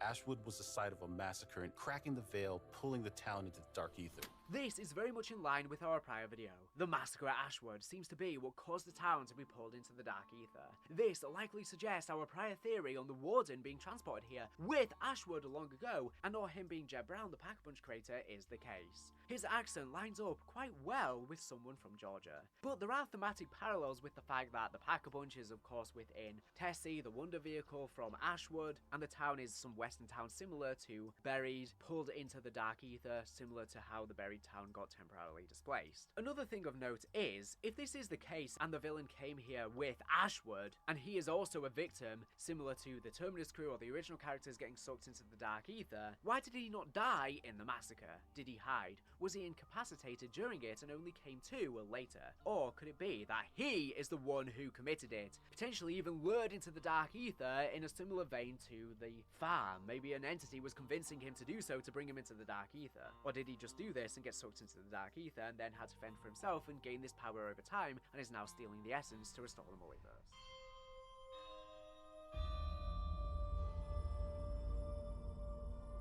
And the last location I want to mention, and the one that people are most excited for and most talking about, the location you exfil to. We saw in prior marketing that the exfil in Black Ops 7 would be the yellow phone booth that Samantha Maxis used in the D Machine intro cutscene that was also featured in Mauer Toten. What we did not see is exactly how that worked. However, now we know how it works, it has much wilder implications to the lore. We had jokingly questioned prior where exactly it is you would exfil to in the dark ether. When the portal opens, we see a prompt that says, teleport to the safe house and end your match. And inside this portal, we see none other than Dr. Monty's house itself, from Agatha, returning in physical form for the first time since Black Ops 4. And once you successfully exfil, the game over screen shows us a zoomed out version of what we see through the portal. And we can see the house floating above a giant darkish purple, darkish hand, depending on if the lighting is just making it look purple. The hand is relatively indistinguishable, not giving us much hints about the identity. So, who is this and how exactly is the house back? I've seen ample discussion of people suggesting that this is confirmation Samantha Maxis is still alive and is back in Black Ops 7 and that the hand is hers. I get it, considering that it's purple, it's got a similar solar system look. I really love the vibe of this, by the way. You can see the literal like purple flares coming up from the hand. It's a really cool shot. So people are theorizing that the phone was created by her, it's her hand holding the house, and her memory creating its existence. But here I have to mostly disagree. Mostly, that is. Firstly, the last handful of times the house or remembering it was brought up, none of it was referencing Samantha. Rather, it all referenced Eddie Richtofen himself. He carried the snow globe of the house. The portal to the Pack-a-Punch in Reckoning is hidden under the globe of his desk, and back when he was first brought into the orphanage, they said he kept repeating a mantra. Safe in the house. And this version of the house we see in the exfil, as I said before, is called the safe house, a literal direct reference to this quote. This, to me, suggests all of this build-up of Eddie and the house was teasing its return in Black Ops 7 as the safe house, a literal safe house, which then implies it's far more likely that Eddie is the one behind it. This aligns perfectly with a video I actually made a bit earlier in the year, theorizing that basically this exact thing would happen, only I thought Eddie would create it to go there himself, not create it for us, and that Dr. Monty's snow globe could have been a pocket dimension for him to then live a safe life with his family once he restored them. The reason I said mostly disagree a second ago, though, is I could still see Samantha's memory for it being responsible for its creation in some way. I mean, she was the one who literally had the snow globe in the first place in the Remember Forever music video. Remember, that's the key thing. If Samantha is dying, her memories may remain, as nothing is lost if the memory remains, as said in the Tomb's ending.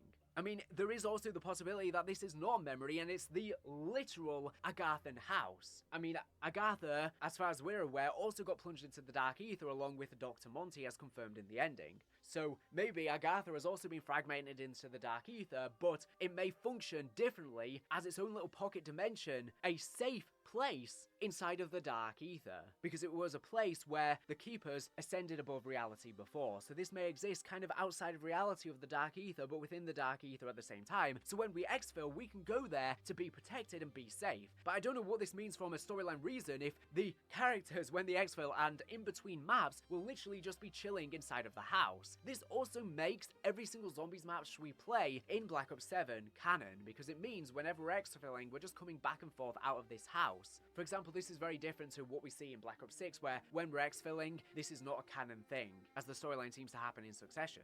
And come to think of it, it's crazy that we're just getting a generic menu screen for Black Ops 7 Zombies with us just walking and nothing going on, which has been the same every single year in the Dark Ether story, and yet, canonically, we are literally staying in the house between games. So that should be the menu, just like the forest was the menu in Black Ops 3 and 4, because we were staying, I guess, in the Dark Ether or wherever it is in between.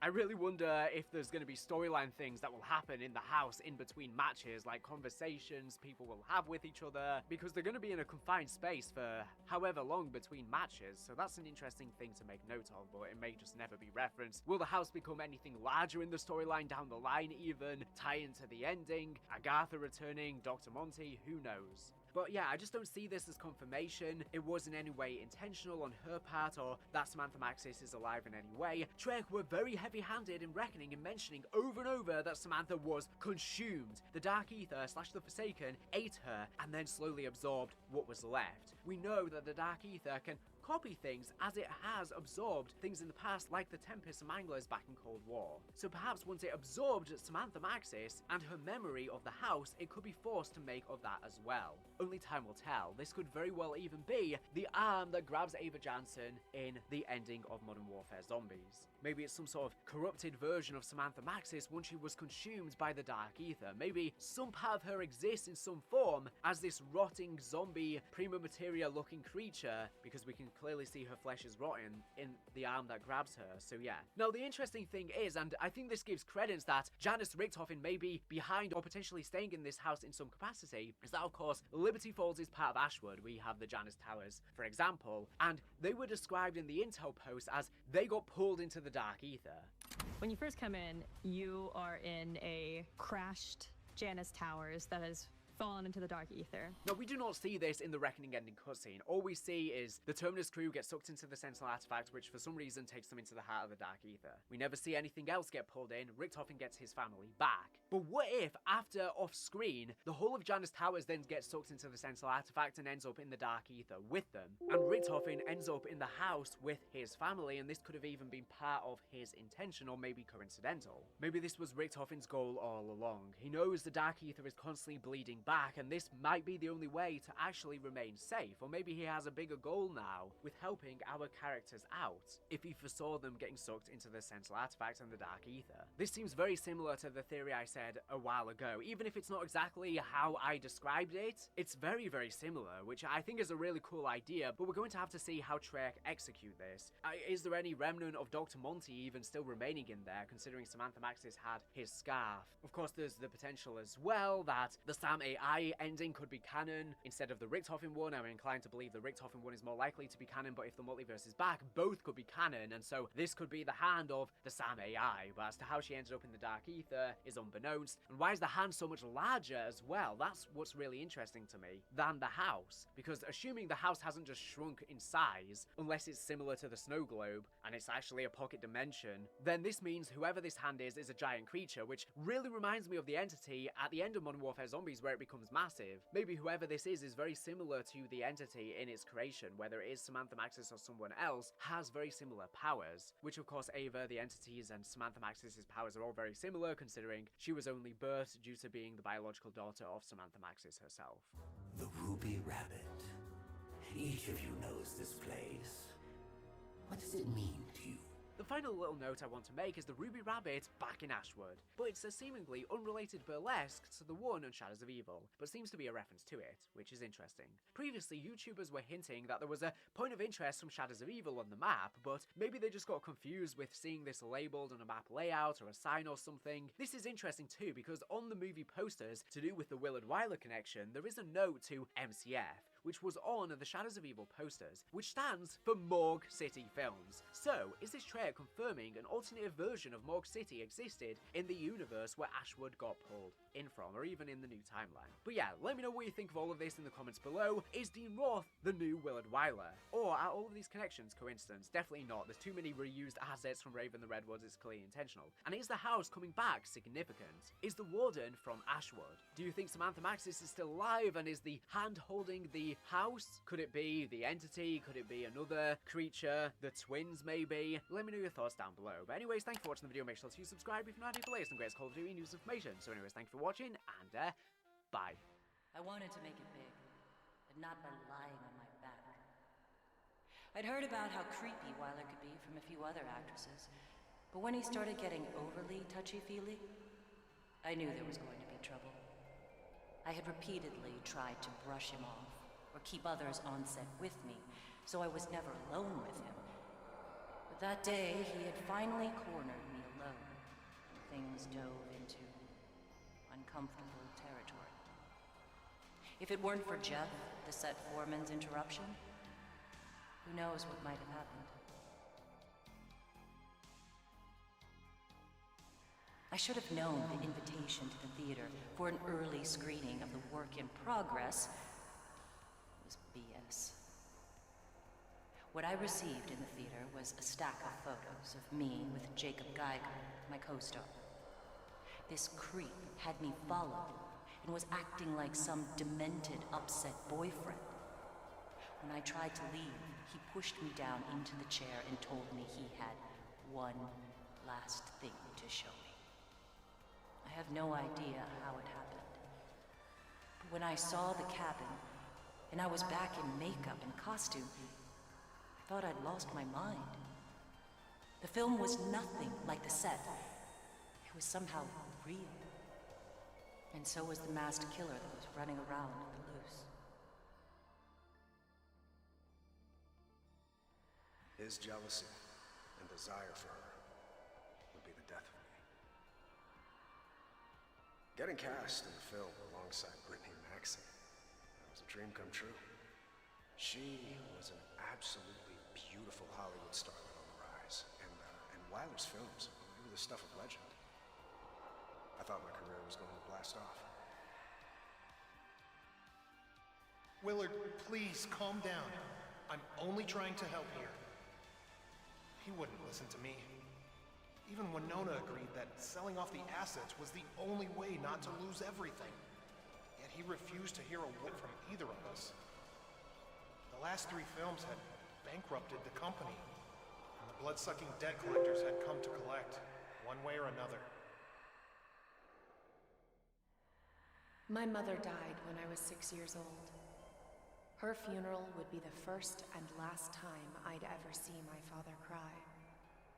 Hiding behind his work, my life was managed by him from afar via a series of checklists and a small team of round-the-clock caretakers.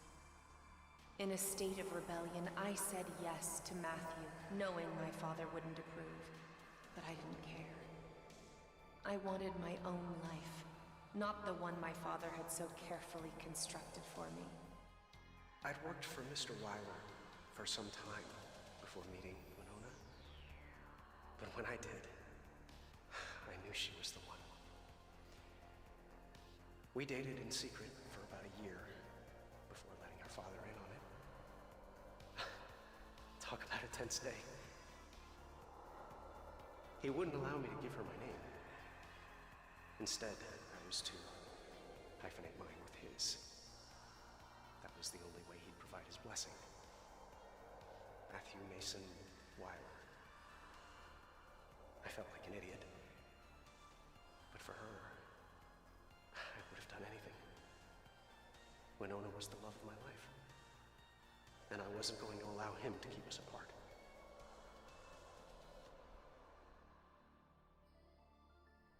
When we showed up at the theater, he said we'd just be a minute, but this would be my big chance to meet the famous Willard Weiler. I mean, it was one thing working on one of his movies, but I was pretty much geeking out when he said I'd be meeting the man in the flesh. Mr. Weiler seemed pissed off right from the get-go. Neither man seemed to even care that I was just standing there watching them bicker like two school kids. When the lights went out, I didn't think anything of it. But when that screen opened up, I just about shit my pants. Literally. The masked monster and the undead that I saw on screen while in the theater were hunting me through the forest. I ran as fast as I could, but I never made it very far. The blade of my assailant went through my neck and into the tree I was resting against. For a split second, I could see my lifeless body slump to the floor without my head. May the spirits of my ancestors protect me. To conclude this video, I want to shout out the fact that I finally decided to make a Patreon and Cameo account, both of which will be linked below if you want to help support the channel. On Patreon, you can sign up for the lowest tier of just $1.50 a month to get exclusive access for my Discord, where we can discuss zombies lore, trivia, or whatever you desire. A place where you lot, my community, can better connect. Your names will also appear at the end of videos thanking you. For $5.50 a month, you get all of that, and I will be doing exclusive monthly Q&As. And for $16.50 a month, you again get all of that, and I will be doing exclusive lore videos, such as unpacking niche parts of the Treyarch documents I've been breaking down on my channel that don't as much suit a main channel video. For the highest tier, only for those with the ability to and who really want to help out the channel, you get special bonuses I've yet to determine and verbal shoutouts at the end of every video. Over on Cameo, I can do funny videos reading lines from zombies, memes like how do we tell him, birthday wishes for friends or family, or whatever else you desire, practically anything. Of course, none of this is necessary, just watching and enjoying the videos helps me immensely and I greatly appreciate it. However, I think it's about time I start setting up additional revenue streams because Zombies' popularity is tumultuous and always goes through ups and downs. As I'm sure you've lately seen on the channel, viewership is down a lot, we go through big highs when new games release, but then during these drought periods, I need more income stability so I don't have to worry as much about it and I can focus more on improving the quality of the content. My highest quality videos are not always the ones that best please YouTube algorithms, so instead, this way I can produce my best work knowing I don't have to think as much about how well the content's going to perform. So if you'd like to support me on Patreon for exclusive content or would like a simple Cameo message, you can do so to further support me via the links below, but only if you can afford it and you actually want to help me. Don't feel like you are forced to, don't worry, I'll survive. It would just help relieve some of the pressure during inconsistent periods on the channel, so I don't have to solely rely on AdSense revenue and still maintain the sheer quantity and quality of content that I put out. Obviously, I pump out literally a boatload of content, and some of these are absolutely crazy projects over hour-long videos, so it's a lot on my plate, especially when these videos don't perform particularly well. And I've not been doing many sponsorships lately to help supplement revenue either, so it would greatly help. Thank you for any generous person once again who does kindly support the channel. It means the absolute world and will really help keep this boat afloat.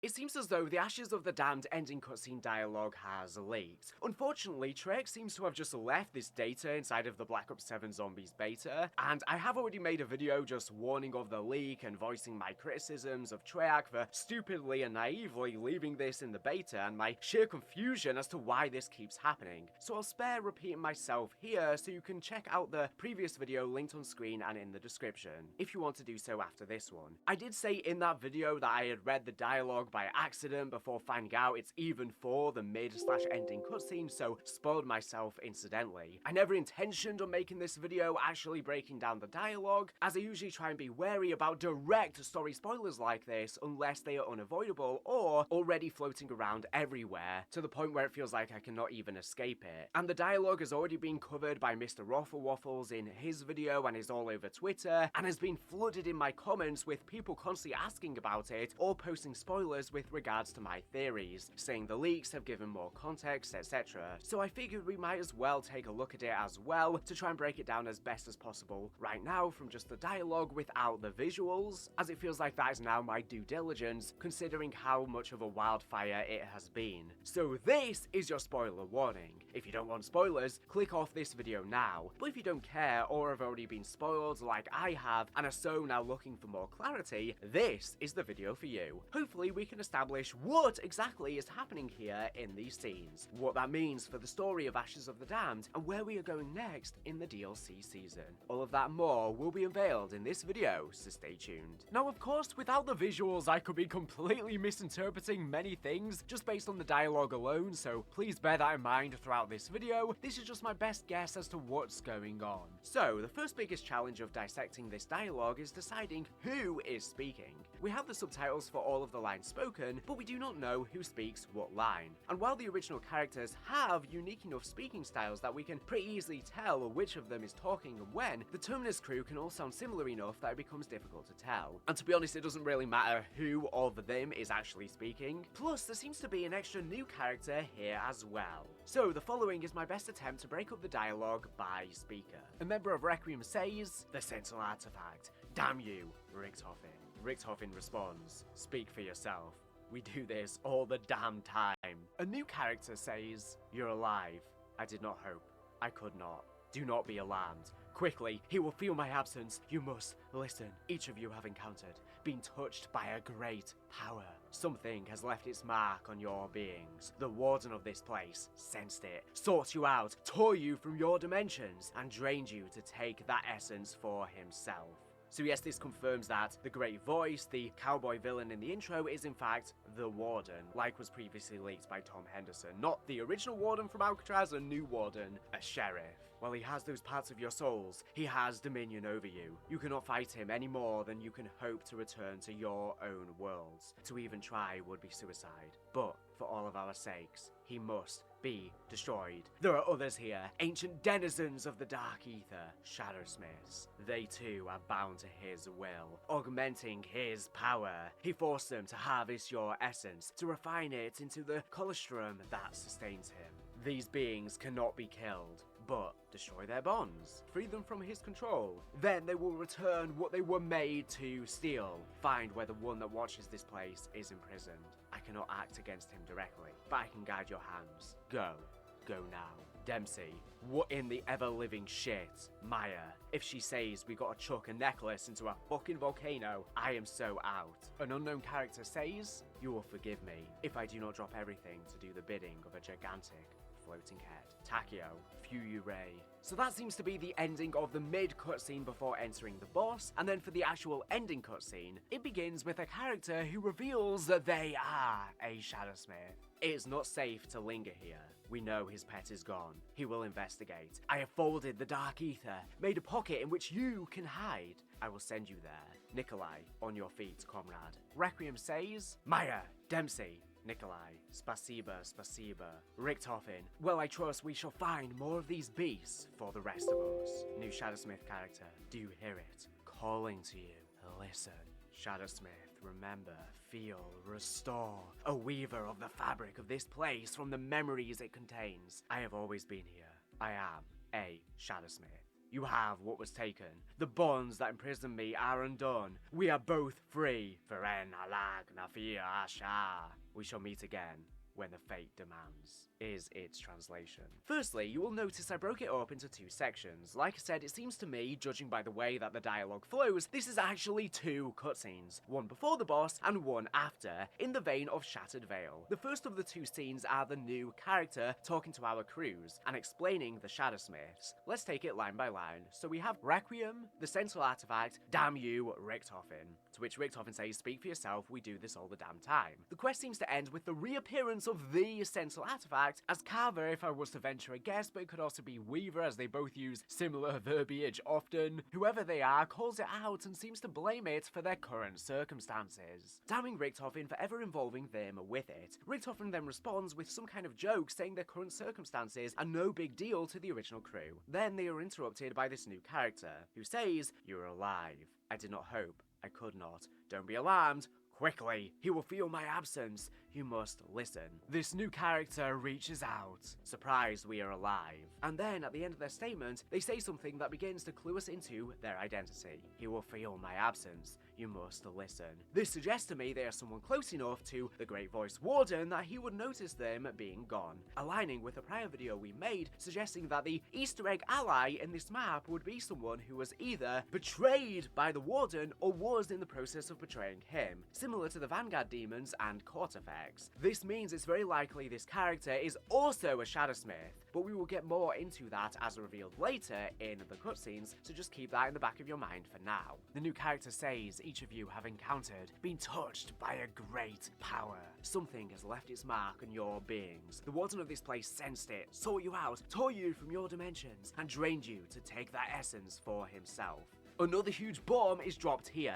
This time, the likely reason for the original characters and the Terminus crew having all been brought here together is that each of them has encountered / been touched by a great power that left its mark on their beings. Interestingly enough as well, the cutscene confirms that the original characters do seem to have souls, even though they should have been purged with the Agarthan device / elemental shard. I'm not sure how they're going to explain that, or is it just going to be one and the same as Essence now, or are they just using the verbiage souls interchangeably with Essence, but it's not the true meaning of souls as in within the original Ether story? Who knows? But a great being has influenced them. Something so strong that it caused the Warden to sense them out and to try and find them for it. But what exactly is this great power? Is it just Ethereum corruption, just in massive amounts, since they've obviously been into the Dark Ether and exposed to it? I wouldn't entirely count this out. It's very likely the original characters have had plenty of exposure to Ethereum over their time together, but it's worth noting that up until Black Ops 6, Requiem had very little active duty, and only Gray and Strauss were really exposed to Ethereum for prolonged lengths of time due to their research. So this isn't an answer I'd necessarily write off entirely, but it also does not feel satisfactory to me. We know they obviously die come Modern Warfare Zombies due to their prolonged Dark Ether exposure that was literally killing them, but that was after Black Ops 7 Zombies, where they've been exposed a lot more. And of course, Strauss doesn't end up getting pulled into the Dark Ether with them, so if that was the only reason, then why is he not here? So if not Ethereum, what exactly could these characters have in common? I propose this. What connects them all is that they are the only people left connected to the prior Ether multiverse. We know that the Warden wants to restore the prior multiverse, and if you really break down all of these characters, this is all that they really have in common. The Terminus crew all have connections or have spent time around Eddie Richtofen and Samantha Maxis, 2 characters who are the last remaining remnants of the multiverse in the outside world. And then, of course, Richtofen, Takeo, Nikolai, and Dempsey would all be from the prior multiverse as well. This answer feels more satisfying to me and definitely leaves more potential going forward. But the biggest issue with it is, why was Eddie Richtofen not pulled inside of the Dark Ether? If it is just a connection to the old multiverse, then he would surely be the biggest candidate. Why would we even need this new version of Richtofen? So I think there is something else going on. Is the Great Power connection more specific to Samantha Maxis and not just Richtofen? We know she apparently got consumed by the Forsaken / the Dark Ether. Do parts of her remnants, her memories remain, and that is what is being harvested. But again, that kind of contradicts the fact that why would Richtofen not be brought in? Because he has a much greater connection to Samantha Maxis than any of these characters, considering he literally used to live in the house with her in Agatha as children. Or is it that his Dark Ether inoculation injections from Project Janus protected him from being sucked in with the other Rec Room characters? Why did they end up inside the Sentinel artifact itself as well, but then the Sentinel artifact is seemingly being brought back again, a pocket within a pocket dimension, at the ending of this cutscene? Only time will tell for now. Then we have the new character. Speaking of more, well, he has those parts of your souls. He has dominion over you. You cannot fight him any more than you can hope to return to your own world. To even try would be suicide, but for all of our sakes, he must be destroyed. There are others here, ancient denizens of the Dark Ether. Shadowsmiths. They too are bound to his will, augmenting his power. He forced them to harvest your essence, to refine it into the colostrum that sustains him. These beings cannot be killed, but destroy their bonds. Free them from his control. Then they will return what they were made to steal. Find where the one that watches this place is imprisoned. I cannot act against him directly, but I can guide your hands. Go. Go now. The rest of the dialogue all seems to explain exactly how the ending of Ashes of the Damned, as well as the DLC maps, will likely play out. The new character cannot directly battle the Warden themselves, but instead instructs us how to do so and save our souls. The Shadowsmiths, now confirmed as ancient Dark Ether entities like we thought they were, essentially old ones, and according to this new character, the Warden has bound them to his will and is forcing them to harvest our essence and use it to sustain him. And we can battle them to free them from his control, returning our souls and weakening the Warden. It seems then each DLC will likely be battling a different Shadowsmith, taking out the forces of the Warden and slowly weakening him to get closer to the leader of the Pact. The cutscene then continues with Dempsey, after being revealed with this revelation. What in the ever-living shit? Maya. If she says we've got to chuck a necklace into a effing volcano, I am so out. An unknown character says, you will forgive me if I do not drop everything to do the bidding of a gigantic floating head. Takeo.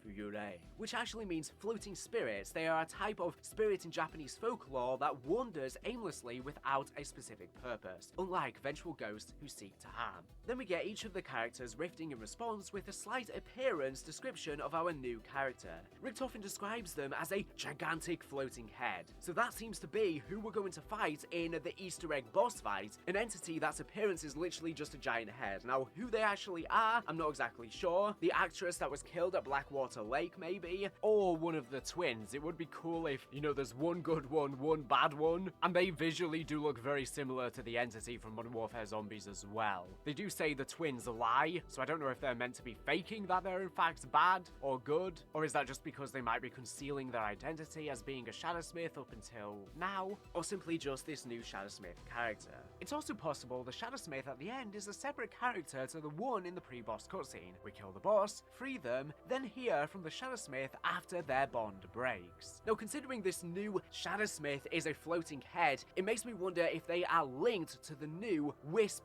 T perk, because obviously there is a friendly that helps you out with it, which is, you've guessed that right, a floating head. And this floating head can also be seen on the artwork for the perk, and it looks really, really cool. Now, lots of people have been speculating that they are Syraxis, because it does look very similar to her, and maybe there is a connection to her, maybe even she was a Shadowsmith, who knows, but I don't think it's actually her. I think now that we've heard this ending dialogue, it's more likely it is this new Shadowsmith entity, unless this new Shadowsmith is Syraxis restored after the Forsaken was defeated, but I don't think so. But they might be related, maybe a family member or something. She obviously was believed by human cultures to be Kitsune, the fox spirit, from Japanese folklore as well. So there's definitely a lot of similarities here. And Wisp Tea actually has 3 different aids that you can customize which spirit aids you through the augment system. So it's not just going to be the same one as in the beta, as there's going to be a demon, a fox, a monkey, or a maiden. So the fox variant very likely could in fact be Syraxis, but like I said, then there's also a maiden, a monkey, and a demon. So maybe the demon could be the Shadowsmith, or even the maiden. Maybe even 2 of them could be if they are the twins. For example, the demon could be a bad one of the twins, a maiden a good one. And then Takeo shouts, Fuya Ai, which means a wandering spirit in Japanese. This suggests our ally is a large, ghostly head talking down at us. From here, we would enter the boss fight with the Shadowsmith. After defeating it, the rest of the dialogue will play. The new Shadowsmith character, it is not safe to linger here. He will know his pet is gone. He will investigate. I have folded the dark ether, made a pocket in which you can hide. I will send you there. Here we get confirmation of another one of our prior theories, and confirmation as to why Dr. Monty's house is returning in the X-Files sequence. This fold of the dark ether into a pocket dimension we can hide in is almost surely the safe house version of Dr. Monty's house. And so this new character is that dark hand in the X-Files screen we can see holding the house. This confirms our prior theory that this hand would belong to our Easter egg ally character. This does also mean that this character would be someone who knows of Dr. Monty's house. This could suggest the character is somehow someone else from the prior multiverse, or perhaps has consumed the memories of Samantha Maxis. Or maybe it is Ava Jansen with her powers, if my prior theory about a bootstrap paradox is correct, that when we hear the Shadowsmiths will take you, Ava, at the ending of Modern Warfare Zombies, then she gets grabbed by an arm, potentially of Samantha Maxis or even Dr. Grey, who then takes her into the mirror. She might be recruited to become a Shadowsmith, becoming the entity who then bonds with her past self, meaning she's stuck in a loop. She becomes the entity and goes back to the past. We then encounter her in Black Ops 7 Zombies, which then sets up her very birth and creation at the ending of Black Ops 7 Zombies. Then her whole life plays out, the events of Modern Warfare Zombies play out, then she gets taken back in time once again through the mirror, becomes this friendly Shadowsmith, since it seems like there are friendly Shadowsmiths and evil ones, and she's just stuck in that time loop, essentially kept in a lock to keep the evil Shadowsmiths and the Warden at bay. And the entity connected with Ava Jansen could literally have been spawned from her memory after all, considering she's literally the daughter of a Samantha. What better of a link with Samantha Maxis than that? And the line, destroy their bonds, free them of his control, then they will return what they were made to steal, definitely seems like setup for Ava Jansen and the entity. As soon as we defeat the entity, the bond breaks with Ava, then the Shadowsmiths take her. So yes, Dr. Monty's house is where we're going to be kept safe, residing in the house in between matches, as this Shadowsmith, one of the good ones, is protecting us. I wonder if this means we could even see the house itself at the ending of this cutscene, and I also wonder if in future DLCs, or even come the end, there's going to be more significance with the house in terms of the storyline connected to the old Ether story, because surely there has to be. The cutscene continues. Nikolai, on your feet, comrade. Requiem says, Maya, Dempsey, Nikolai, spasibo, spasibo. Richtofen, well I trust we shall find more of these beasts for the rest of us. I think we can here figure out who got their souls back on this map, considering it seems like each map will be rescuing some of the original and the Terminus crew's souls. We hear Nikolai help someone up, and someone specifically calls out to Maya and Dempsey. I imagine they have just floated up in the air and then collapsed or something like that after receiving their souls, similar to the animation that plays for the characters when you commit the summoning key rituals on Shadows of Evil, or the liminal space rituals with the Sentinel artifact on Shattered Veil. Maybe, considering the Sentinel artifact seems to be involved in this cutscene, that could even play a role in how they get their souls back, similar to the summoning key. And then Richtofen asks, what about the rest of these beasts? So this once again reaffirms the idea that we're going to be fighting different Shadowsmiths, different beasts, as he says it, each DLC. And then maybe we fight the Warden, the Great Voice, right in the final DLC map. That's when the new character once again interjects. Do you hear it? Calling to you. Listen, remember, feel, restore. A weaver of the fabric of this place from the memories it contains. I have always been here. I am a Shadowsmith. You have what was taken. The bonds that imprison me are undone. We are both free. Feren, Alak, Nafia, and Shah translates to, we shall meet again when fate demands, and the subtitles will spell that out for us. And here the Shadowsmith calls to us, and they confirm that they are a Shadowsmith. It seems like that's the big revelation of the cutscene, because obviously we've been thinking right now the Shadowsmiths are just evil, but this seems to be one of the good ones, and they are not all evil. It tells us to remember, this one might have just sort of split off or branched off from the other Shadowsmiths and is trying to help us. Could it be that getting their souls back will give the original 4 characters memories they've currently lost? We haven't heard enough of their dialogue to really tell yet, but the fact it says remember, feel, restore makes it seem like the original characters will start to remember their past lives as Ultimus/Primus from the Ether multiverse that they might not be privy to right now. And maybe the same for the Terminus crew, maybe more memories of Samantha Maxis' history will begin to blossom. This entity then explains what the Shadowsmiths are, a weaver of the fabric of the Dark Ether, using the memories inside. They have always existed since the beginning. This confirms quite a bit of our theorization and conjecture on the Shadowsmiths, confirming they seem to be old ones, Dark Ether entities from near the beginnings of the Dark Ether, even older than beings like Cortifex, etc. Then this character is freed, and we receive what was taken, the character's souls. And lastly, perhaps most interestingly, they speak in a different ancient Dark Ether language, one that we have never heard before. We see a translation of the statement right after. This means the language is not just gibberish, but will end up being translatable once we see enough of it. And this is great. Could it be the language we see written on the Necrofluid Gauntlet wonder weapon on the map that I've talked about in prior videos? Probably. Either way, this reminds me so much of the Apothicon and Keeper languages from Black Ops 3, and has me very excited to dive into trying to solve this language as we hear more and more from the Shadowsmiths, and maybe we can even put together a full alphabet similar to what we did with the Keeper and Apothicon languages in Black Ops 3. And surely the language is probably going to be used in Easter egg steps, etc. So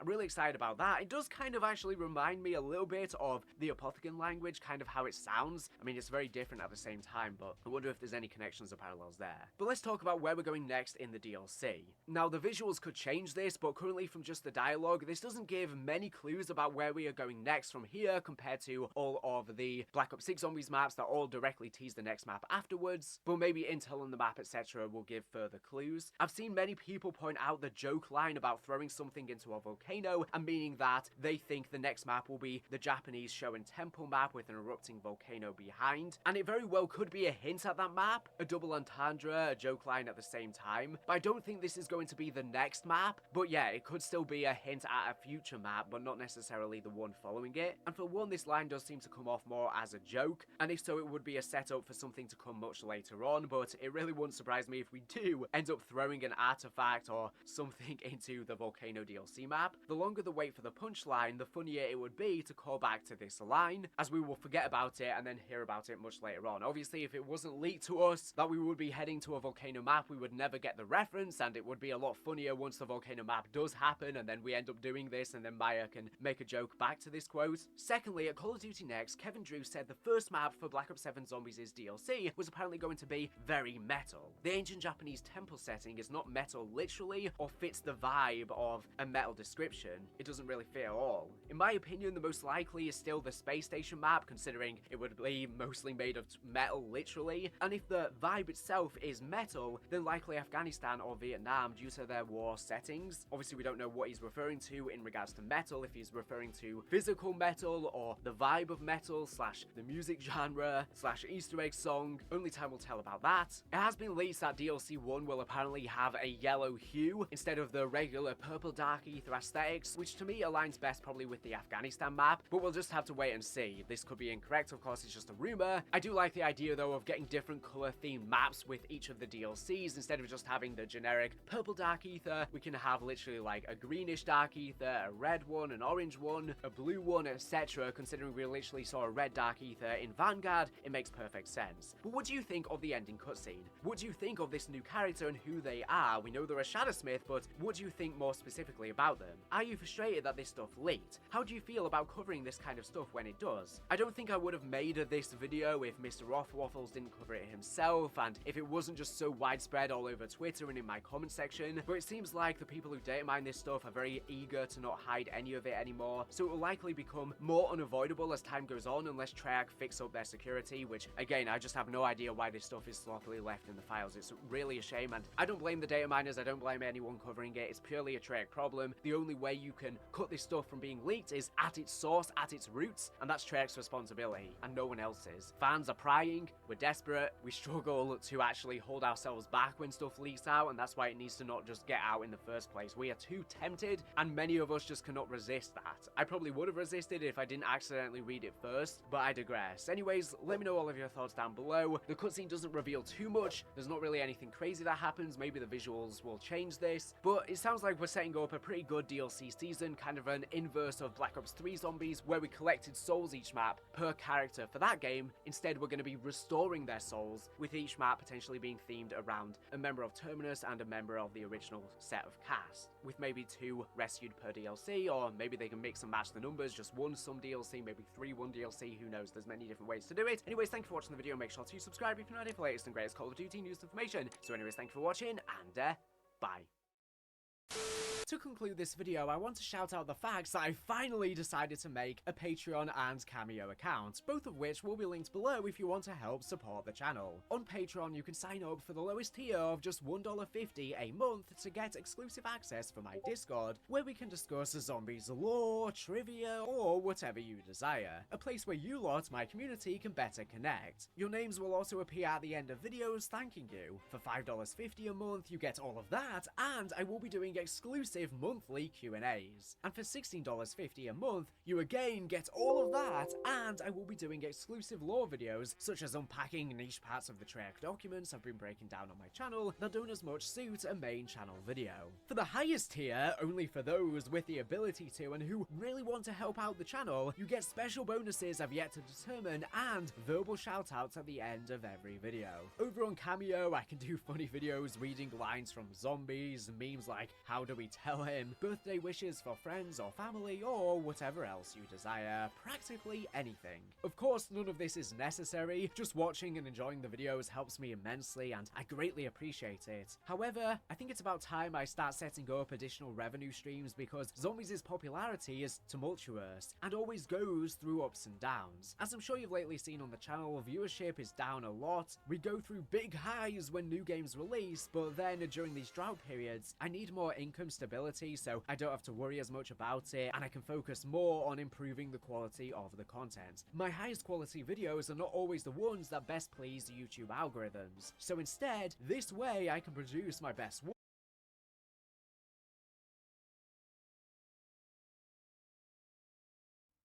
Alright, Black Ops 4, Tag der Toten, the final Call of Duty Zombies map. That is, of course, until the rest of them. The finale to the Call of Duty Zombies story. Today I'm going to be trying to play through that story and trying to get this Easter egg done. There is a lot to this Easter egg. It's genuinely one of the lengthier Easter egg quests in Zombies. Let me grab some snowballs. Obviously, this is a remaster, a remake of Call of the Dead. You see, we spawn behind the Call of the Dead lighthouse. This was very much not a playable area in the original Call of the Dead. And honestly, I really enjoy this Zombies map. The main narrative around this map is that it is very disappointing because, you know, it is the grand finale. It was supposed to be the grand finale of Zombies. I'm going to use that double points round 3. I'm going to pop Temporal Gift to get longer power-ups. I really want to make use of this double. Obviously, the main thing is that this map is disappointing. You know, it is the grand finale of Zombies, and for the final map to essentially just be a Call of the Dead remaster with the transit crew, of course, that was always going to be disappointing to a lot of people. But if you just take a step back and play this map, as its own thing,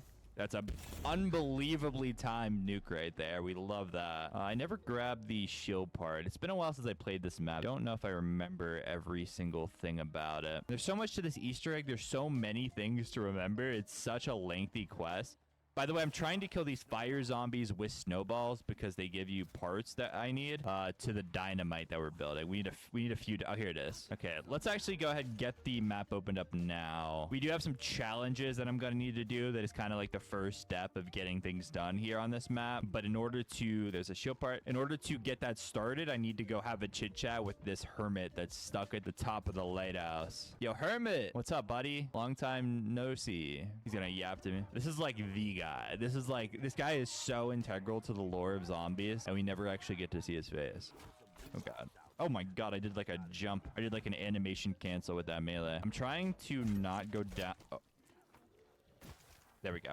I wanted to make sure I killed the fire zombie with the snowball. All right, let's just open this up. Why not? Make our way down the old slip and slide. Obviously, this is a part of the original Call of the Dead, where you come down the slide and you go that way to get back into the map. But then this area over here is all new terrain that we haven't seen before. There's the third shield part, and let's start the first challenge, which is kill enemies while standing in freezing water. This Easter egg is a very, very lengthy Easter egg, and it has a, I would say, very difficult boss fight at the end. Maybe boss fight isn't the right word, since there is no actual boss, but a very challenging, a very fun, you know, ending to this map that I'm gonna need to be prepared for. That's so many free kills. All of those zombies are gonna respawn because I killed them by pulling out my specialist, which is just absolutely critical. I don't want to freeze. If you get frozen, you get like stun locked in place, which is not ideal.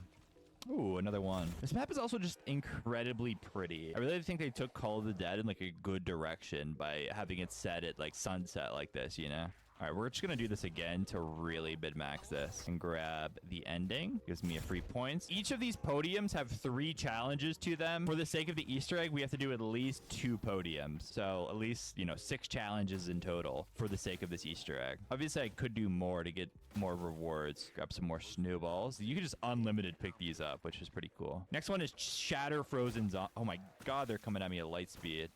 What charges them up like that? What gets them flying at me? How these challenges work is there's essentially like an easy, a medium, and a hard one at each podium that give you escalating rewards. You can get some really cool things out of these. Let's get down to 1 zombie. This last challenge, I remember, is not... I don't need zombie kills for it. I just need a clean area. Little zombies as possible. Just knife away. Oh yeah, double? Not what I asked for, game. I actually kind of, in a way, prefer this map over Call of the Dead, which I know is blasphemous. It's genuinely not that I dislike Call of the Dead. It's that I really enjoy Tagder Toten. I know I'm weird. All right, let's grab this so we can start the 3rd challenge. He's gonna sing me a song, and I have to play the song back to him. So G, A, G, G, A, C. G, G, A, C. There are some bells in the spawn. That's E. We don't need that one. Oh, there's G. G. That's A. And then C. Easy enough. We satisfied the hermit. This is extra snowballs that let you hold. Not the most useful reward of all the challenges, but that specific podium is just like a nice, easy one to get done on the early rounds. Let's hop into Call of the Dead here. So you have these like barriers around the map, these debris that you can only open with a TNT, which is why I need to work on killing those fire zombies. For the sake of this Easter egg, we need a couple of those opened, but not every single one. I'm probably not going to knock over every one. Look at this. George Romero's glasses. Well, what if I held interact on it? Would it give me 500 free points? Cool little homage to the great George Romero. Let's build this. All right, we got a shield. You know what? There's actually a gun up here that I really, really want. I want this Vapor. Vapor is an absolutely elite weapon in zombies because it has this bayonet attached to it. It's essentially just like buying the Bowie knife, except you get a weapon too. I need this blue rock to give to the hermit. He was yapping to me about it. And then I need to shoot this random ass icicle and pick that up. The icicle is going to be to the Wunderwaffe sniper rifle that I'm going to need for an Easter egg step later on. Even though that weapon is not the greatest weapon in zombies, we are going to need it. I'm looking for the cranks, the wheels to the zip line. There's so many parts I'm going to have to find, and I just don't remember where these spawn. Oh, there it is. Got that. 6. Pink 6. You don't actually need to memorize those numbers, but it's funny every time I see one because I've never gone out of my way to actually look for them. All right, we place the zipline wheel, the crank here, and we crank it over, and we open up the door and turn the power switch on, which is right in the old Call of the Dead spot. Nikolai, I hope you can help us find this Agatha contraption. Bro. He needs to chill with the Agatha. All right, there we go. We got a dynamite bomb. Open this up. There's so many goddamn doors on this map. This zombies map might genuinely have more doors than any zombies map ever. I would not be surprised if that was like a fact, a tidbit that people threw around. There's a lot of doors. I need to find this crank. Spawn somewhere around here. Oh, here it is. And rotate this thing into position. And there we go. And then let's go ahead and start the second challenge podium. Kill 25 enemies while standing still. Sure. I can place my icicle in here and start to get it melted. As you can see, there's a key submerged inside of it. So we need to melt it down. And just like that challenge earlier, I'm going to try to get them as grouped up as possible. And then I'm going to pull out my specialist and respawn them all. But get credit for it. I'm striving to keep this on a low round as much as possible. This Easter egg is like a 2+ hour sort of Easter egg, especially after not having played the map in a while. There we go. I wasn't as good as I could have been. I wasn't able to get with that, but that's okay. Grab this, start my next challenge. Killed 10 enemies with melee attacks, which is the main reason why I grabbed this Vapor. As well as it's just like a good point investment. The gun will pay for itself because you just get so many points in this game for getting melee kills.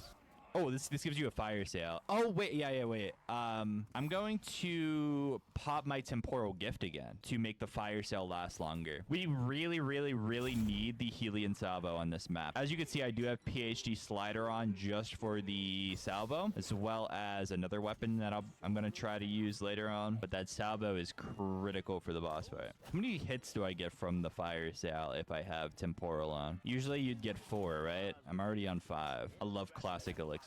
No, I think this is 7. It's starting to fade. Looks like 8 hits. You get double the hits out of it, which is pretty good. Oh no. No, I probably could have got a 9th one in. I can grab the key. We have the key that we're going to need for later. So this challenge is find soup ingredients, add them to the cooking pot, and add water. Like, bro, I'm telling you, this map is so convoluted. This zombies map is just so silly bobilly. Like, it genuinely... I'm finding these right away. Genuinely, there's never been a map with sillier Easter egg steps than Tagder Toten. It is genuinely so funny. My 3rd soup ingredient is somewhere... Is it this thing? It is. Ew. It's like rotting flesh. That's kind of nasty. Who's eating this soup? I guess we're making the hermit some soup, is the lore of this. So this is one of the debris on the map that I need to blow open with a dynamite bomb. Boom. Pretty cool little system here, how this works. Those fire zombies that I was killing earlier don't spawn in while you're holding a dynamite bomb. They're pretty annoying to deal with, so if you just like don't want to deal with them, you just hold on to your bomb. I'm probably gonna do that later on so that they don't spawn in on me, you know? Once I get everything opened up I need, you know? I need to cook my soup for this guy by placing the ingredients in there and throwing a snowball at it. And... challenge complete. So that's both of the 2 challenge podiums that I needed. I don't need to do any more challenges. I might do some just for the sake of the rewards. I want this broken gearbox that's just sitting here. By the way, about 1 hour after this video goes live, I'm gonna be live on Twitch doing realistic Blood of the Dead runs. I'm gonna try 5 attempts and I'm not gonna be able to get it done in 5 attempts. So it's gonna be an incredibly frustrating experience. If you want to be there for it and come hang out while I suffer, it should be pretty fun. Grab the zip line handle from this guy that's going to let us actually take these zip lines that we've been repairing. Oh yeah, he gives me the dials that I earned, and now we can give him the blue rock, which is for the pack-a-punch. And one more thing, give him the gearbox so he can repair it for me. All right, now we can actually head up to the facility all the way on top of the mountain, which is just an incredible view. Oh my god. Oh, turn around and see the zombie just zipping towards me is kind of wild. Here we are. We're in the top of the map. It's very, very dark up here. I gotta get the power switch on. More debris, dude. This map has so many doors, I'm telling you. Get the power on. What are they working on in here? Oh yeah, turning this on gives you the golden pack-a-punch machine. So there's a door there, and there's a door over here, bro. I don't have enough money. I guess it is only round 6, but I feel like I've done such a good job of like maximizing points, and I still don't have the whole map open. Right now, I'm looking for 2 key cards that I need to break into this place up here. I'm just gonna hold interact on everything until I find it. Oh, got it. You don't need to actually be able to find things. Oh, here's this one. You don't need to find things when you have the ability to spam interact. I can use them to get into this safe down here and grab my secret hidden equipment. Open the vault. It's going to start a little lockdown for me, though. Do I get points for... Nah. Door's slowly opening up. We got to hold down the area in the meantime. They can give you drops. It's such a key carpenter. If you looked at my shield health, I was literally on like a 1 hit. It was like a sliver of the health right before that. I was very fortunate. I'm 1 HP, I just realized. I almost just took a completely careless down. Oh, we got a fire zombie. I need more dynamites, by the way. At least one more dynamite for this Easter egg. So anytime I see those guys, make that happen. It's weird that they give you drops, but not points. Look at that there. I love this equipment. The Samantha's music box. It's so good. It's actually one of my favorite equipment ever. Really, really cool piece of equipment. So the key I got earlier from the icicle actually opens up this safe. It's got the real device in it. We need to fill it up with souls though, bro. This box is so cool. I know functionally it's just like a monkey bomb, like a good killing monkey bomb, but it's just aesthetically so cool to spawn in Samantha Maxis for a second. She just comes in, pops on him. I'm definitely not going to be able to beat the realistic Easter egg on blood in one stream. So it's going to take me like multiple streams to do, but I figured it would be like a fun grind, you know? Even if you're watching this video in the future, I'm probably still on the blood grind. There he is. I knew I saw a fire zombie. All right, let's try to fill this box up. Doing the old technique. And that filled it up. That filled it up, dude. Oh, yeah, man. We got the real device. Let's get the hell out of here. Hit the zip line down. Wee. Another debris here. If someone listed all of the zombie maps by the amount of doors they have, that would be such a banger video. Like, I don't know why I'm so interested in this right now, but I just feel like there's so many doors on this map. There's a noticeable amount of doors, I would say. Okay, double points. Go to town a little bit. I need one more dynamite for my second one. I need to go give the real device to the hermit. Yo, what's up, hermit? Hermie. Thank you for repairing my gearbox, hermie. What a nice guy. We trade the real device for, and in exchange, he gives me the crate key, which I can pop right here, and that's gonna give me the old Wonder Waff. Not the regular Wonder Waff, though. Not the actual good Wonder Waff. Instead, we have the Sniper Waff, the scope. This is only good if you get headshots with it. I'm not gonna be holding on to this gun for any more than I have to, bro. There's another door. As soon as I get this Easter egg step done with it. So now I need to place the dials in the walls, the dials that I got earlier from the hermits. 4, we have to turn it to the correct number, but when you get to the number, you just hear a ding. So you don't actually need to like go around the map and like find the different numbers. You can tell that like they originally wanted you to go and find all the different numbers, but I would bet that like after Dead of the Night and how poorly that map was received, I feel like they made it so you just hear this little ding whenever you get to the number. They simplified it down a little bit. Okay, there we go. We got it. The Apothecant Blood is now talking to me. He's very raspy voice. Needs to clear his throat. He's going to give me 3 riddles about where we can find the offerings that he needs me to find. The Apothecant Blood, I guess, is like venom. Like it's a plural. There's multiple of them that speak as one. Find us offerings 3. Where lightning aims. These, I think you probably could figure them out by yourself. I think there's like 20 different places they can spawn. And I can't think of anywhere that has lightning. Apparently that one's up at the facility. I never would have got that. I do think it would have been fun if these were more gettable. If you could just like load up the game and then kind of be able to figure out the riddle for yourself. I mean, maybe you could. Maybe I'm just dumb, but I mean, I guess this is the facility where the electricity comes from. Maybe that's what they're going for, but here's the thing I need. Where lungs close. Well, lungs close underwater. Is that the underwater one? I won't look it up. I'll try to see if I can get it. Just grab Dying Wish for safety purposes. Oh, also, let me start the challenges here. There's a good reward for this one that I want to do. Kill 25 enemies with headshots and collect brains. Okay, I can make that happen. Is this where lungs close? Like, because it's underwater? Oh, is this it? Oh, it is. Okay, cool. I got that one. Nice. Where north is found. Where north is found? Like, I would say like the front of the ship. I feel like the front of the ship is the vibe. Like somewhere where they're like navigating where to go next. Oh, there's one of the numbers. These colored numbers on tag are such forgotten relics. Genuinely surprise me every time I see it. What the hell, bro? That's a whole ass apothecant. Could it be up by the captain's place? Oh, it is. Wait, I know ball. Wait, never mind. Maybe you can just do these riddles, because like I feel like I probably could have got that lightning one if I gave it like 10 more minutes. The only problem is like the last zombie in Black Ops 4 dies out, so it's like I don't even want to try that, you know. In the walls where humans suffer. Either way, I'm gonna need a dynamite to get this last offering thing that they have. Where walls suffer, where would that be? There's a couple up by the facility. I want to go up there and check around. I am going to need to find one more fire zombie first. I need one more part. I don't have money to get in there. Let's just mow him down. Mow him down. Take out the electric zombie. So this is like one of them. Is this it? It's not this one. Okay. Where walls suffer. Where do walls suffer at? I don't think I've ever seen a wall that was suffering. I'm building stacks and stacks with this gun. Oh, I ended the round. I didn't get a fire zombie that round. It's kind of crazy, no? It's kind of crazy, no? This perk is 4,500. Is this one? Oh, it is one. Okay, okay. I don't remember ever getting this one before, but why is this the room where walls suffer? Oh, it's a specimen storage. Ah, right. Yeah, this is where they store the specimens, and the specimens are suffering. It all makes sense. If I can get a fire zombie to spawn this round, I'd be very happy. Oh, I should be going for headshots. Let's go for some headshots and collect some brains. Oh, so it like, okay, I see. It drops the brains and you gotta pick them up. And you actually gotta hold interact to pick them up. That's kind of crazy. Why is it like that? Oh, shoot. That's so weird that you have to actually interact.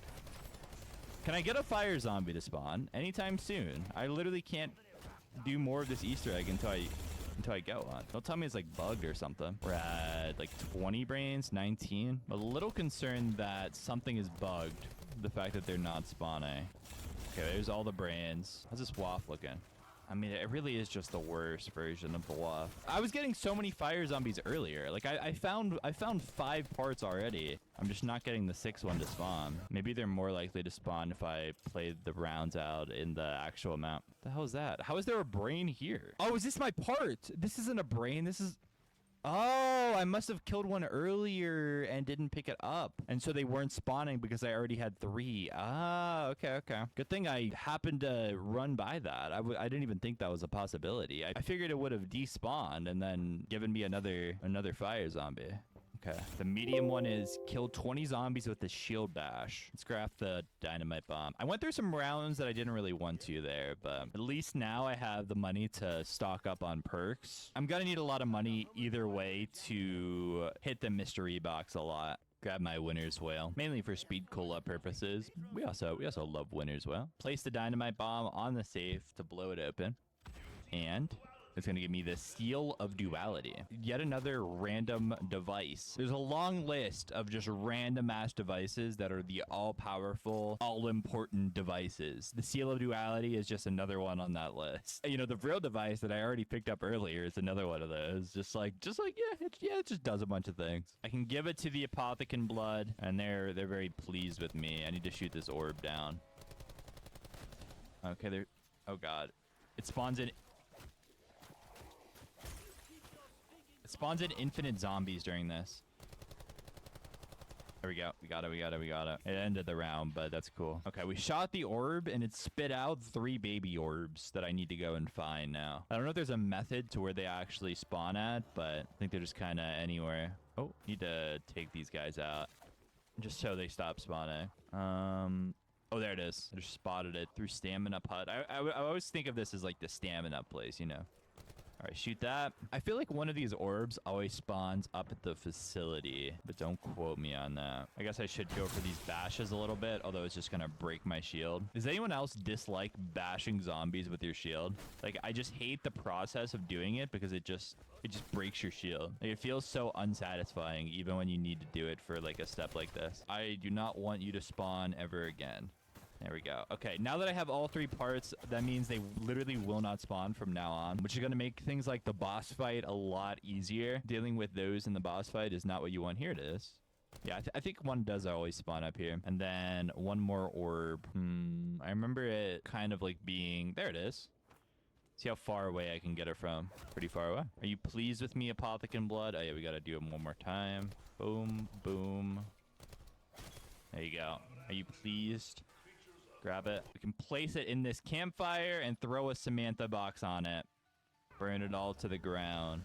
There we go. This is going to be like a repeating step where each time we do this, we get more like lore drop. This map is so tied into the lore, obviously. Obviously being the last like zombies map. Most of the lore on this map is the characters talking about what they wish their lives would have been if they didn't have to just forever fight zombies. It's pretty unironically emotional. We'll be back at this campfire later. I need to get something from our friend the Hermit. What are these body movements he's making? I'm questioning his mannerisms. He's just like frantically looking around up there, trying to bash some dogs. Oh, that ended the round.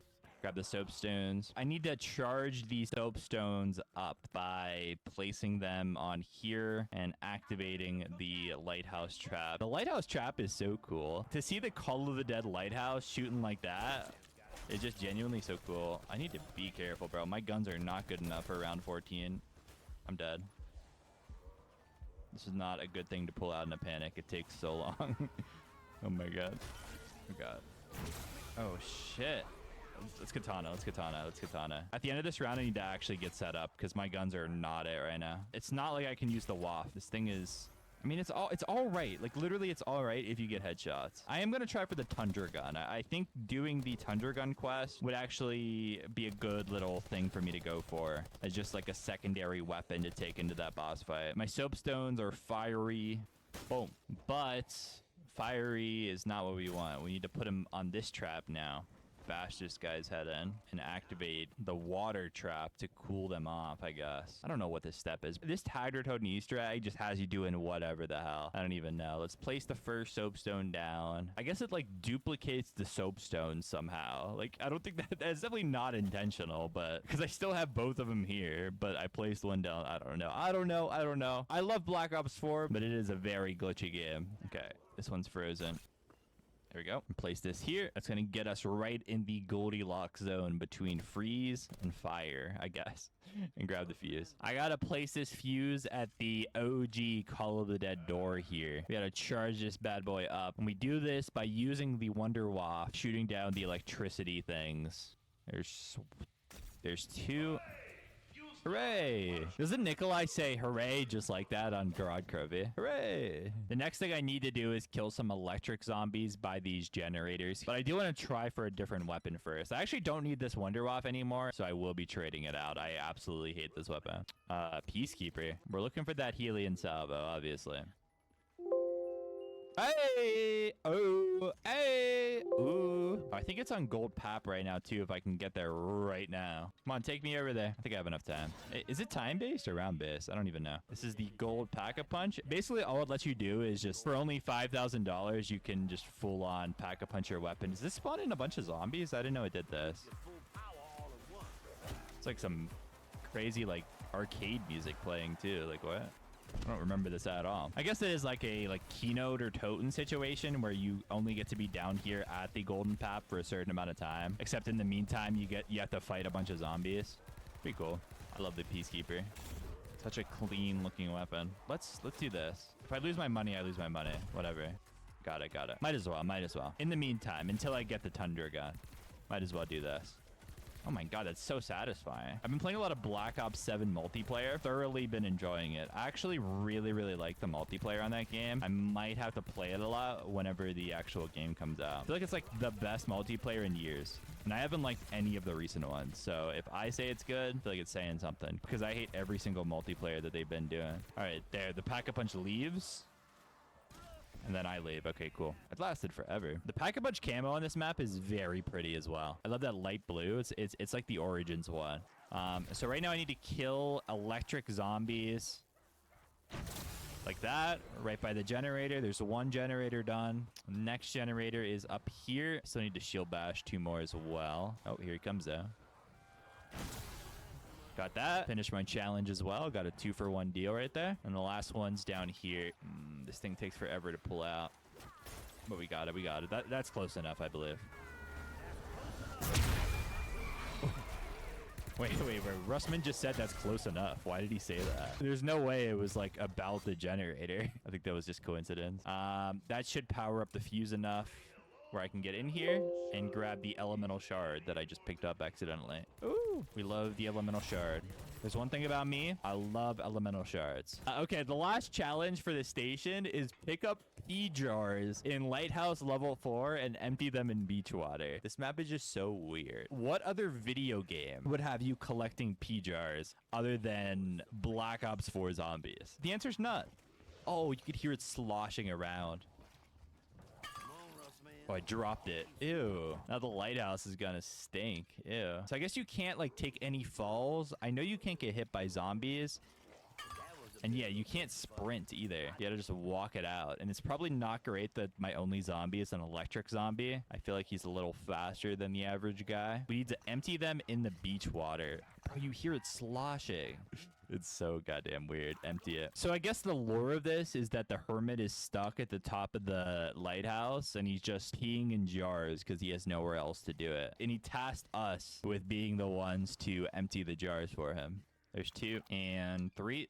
Empty it. Beautiful. I can grab me an extra self-revive, which I don't know. I'm kind of nervous for this boss fight. I won't lie. I think it's one of the harder ones in this game. Maybe the hardest one. I think I do believe that the tag boss fight is the hardest one on this game. It's between this and like Ancient Evil. Maybe Ancient Evil slightly harder. Point is, this one's definitely challenging and I can use the extra revive. We still have a lot to do here in this Easter egg though. Another time we have to place the Seal of Duality. Probably seen this before. We shoot the orb. For a second time, we have to go around the map, finding the orbs to send them back over there. Can I scout out the orb from up here? I don't see it, I don't believe. Here it is. There's the facility one. Oh, I got too close to it. I can get it from here, though. If you get too close to this orb, you have to find it again, but there we go. All right. One more time. Got the seal. Throw the rest of my snowballs out and place it here with a Samantha box. Good progress. While this lore is going on, I think I'm going to try to do the Thunder Gun quest. In order to get this done, I'm going to need to place this gearbox here, which is going to repair the flinger and give me like a lot faster travel around the map. My soapstone is still there. Oh, the round ended. You only get 1 attempt at this per round. I'm going to do it in the middle of the round. How this works is there's 5 targets. We have a limited amount of time, but we need to hit a snowball onto all 5 of them. But you don't have very much time, so it's definitely not ideal to be doing this mid-round. But sometimes you got to just be impatient. There's 2. Another debris that I haven't opened, by the way, as if I haven't opened up enough. I don't feel like I'm very fast right now. I feel like I'm on the slow side. The 3rd one right there. Okay, then we drop down here and we take the flinger across. Can you hurry up? Thank you. Our 4th target is right there on the lighthouse, and then we come up to the top, hit the zip line across, and my final one is right. Let's not miss.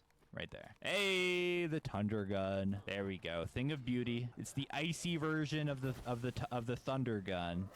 You know, obviously not quite as good as the actual Thunder Gun, but the quest for getting it is very easy, which is kind of nice. The major downside to using this weapon is that it does have splash damage, which is a big deal, of course, unless you're running PhD slider to kind of negate that. And the other issue is if you're going to run a gun where you need PhD slider for, obviously you're better off just running the Helian salvo. I see why people don't like it. Like, it's clearly not that great, but in this specific circumstance where I already have the Helian salvo, meaning I do have PhD slider on, in this one circumstance, it's like a pretty good secondary weapon to have. I want to pack a bunch of this thing now. So you don't even need the golden pack, the Thunder Gun. I think it's just like a 1 pack-a-punch gun. So now I just gotta live over here for a while. I don't know. This gun is pretty good though. Like it definitely, like, especially in the boss fight when we're gonna be cramped in like a very small corridor, the dome that you're in. It's going to be nice just to be able to blow the zombies away. Unfortunately though, like the Thunder Gun, you can't just reload it. If you want to reload it, you have to like shoot all of the ammo out. And I feel like you move very slow with it. That's kind of the story of both of my weapons though, is that I move very, very slowly. There's pretty much only one more major step. That's giving this guy the Seal of Duality, which is going to start a lockdown in the lighthouse here. I feel like this lockdown lasts forever. Bro, there's a floating can right there. What the hell? I feel like this lockdown lasts forever, and there's not a lot of room in the Call of the Dead lighthouse. Honestly, is this lighthouse in Tag der Toten like smaller than in Call of the Dead? It feels so much more cramped. I think it is, right? There's so much less room to run around here, which makes this even harder than it would be. Definitely helps with the weapons that I have though. It's kind of the story of the map, is just being very confined to small places. It's most of the challenge of this Easter egg.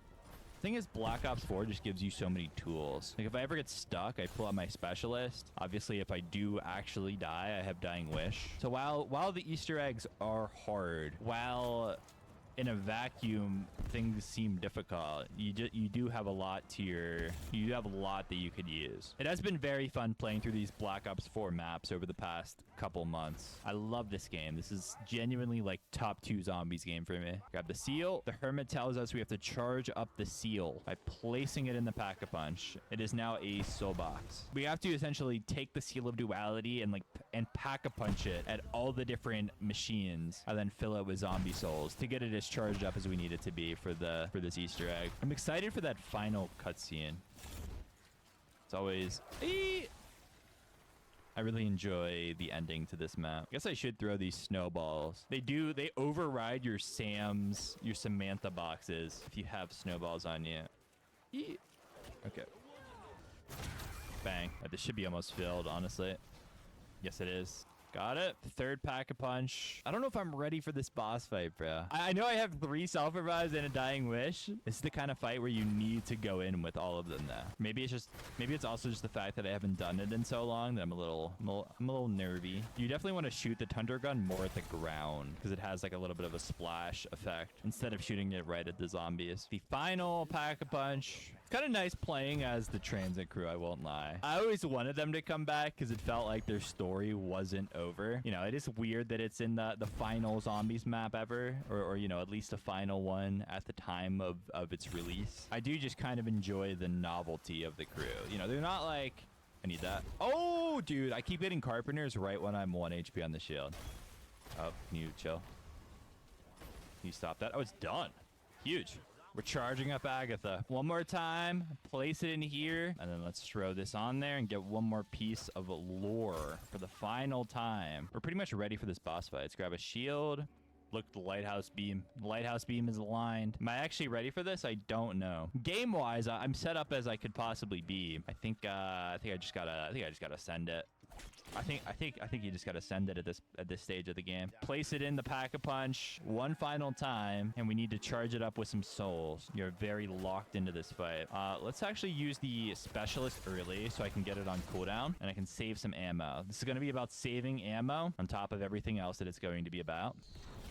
Here we go. This is it. Togder Toten is now hell, essentially. Somehow it turned into hell. How this works is you have to stay inside the orb. Every time you're outside of the orb, you start taking damage. And it does a surprising amount of damage to be outside of this orb. It will stop periodically and become a soul box. But the main objective outside of that is to just try to live and conserve ammo, because I think you only get max ammos at the soul boxes. So if I can just not shoot other than when it stops, that would be ideal. Okay, we're stopped.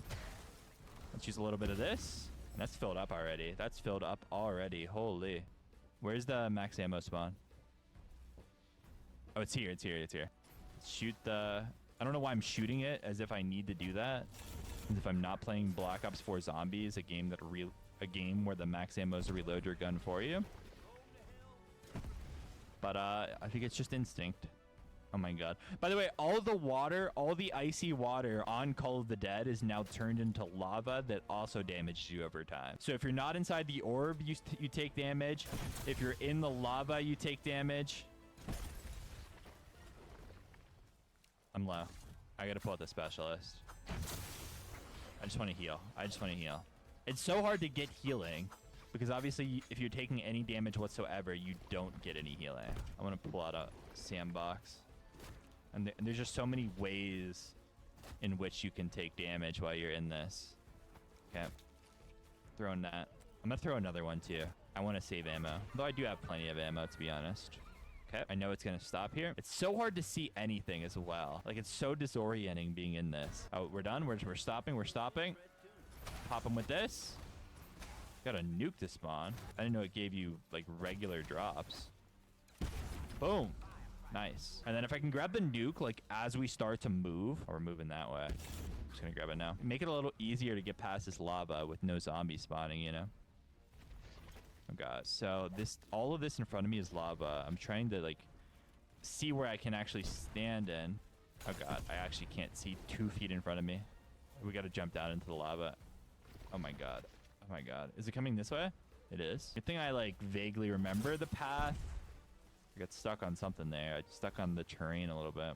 It obviously gets harder and harder as you progress. And this map just has so many like close hallways and stuff and tunnels and caves and just not a whole lot to work with.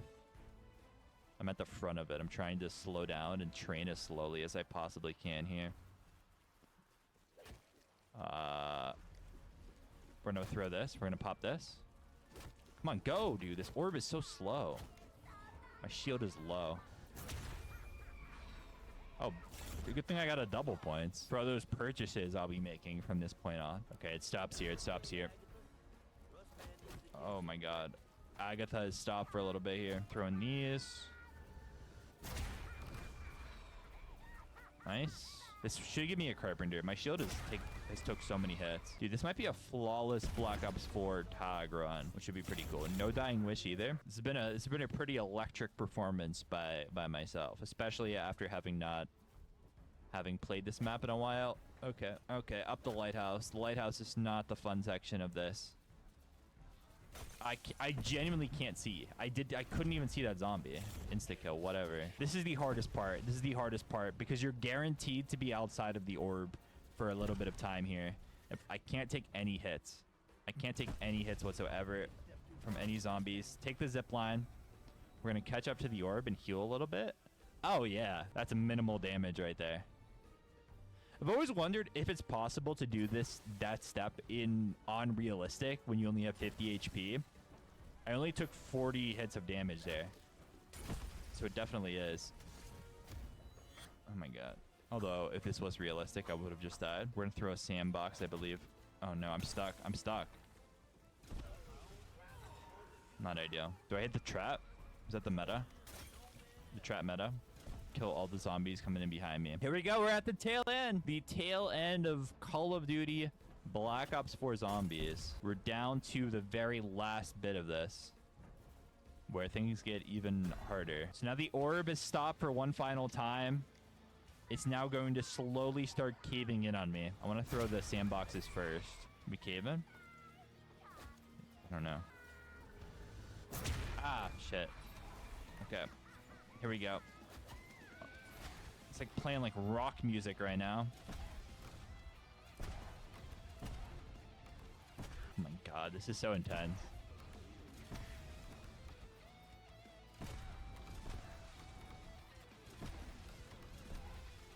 I'm just spinning around and shooting. I don't even know. We don't have any room, bro. This circle is so small. I still have my katana. Let's pull it out. Let's go. Let's go. Let's go.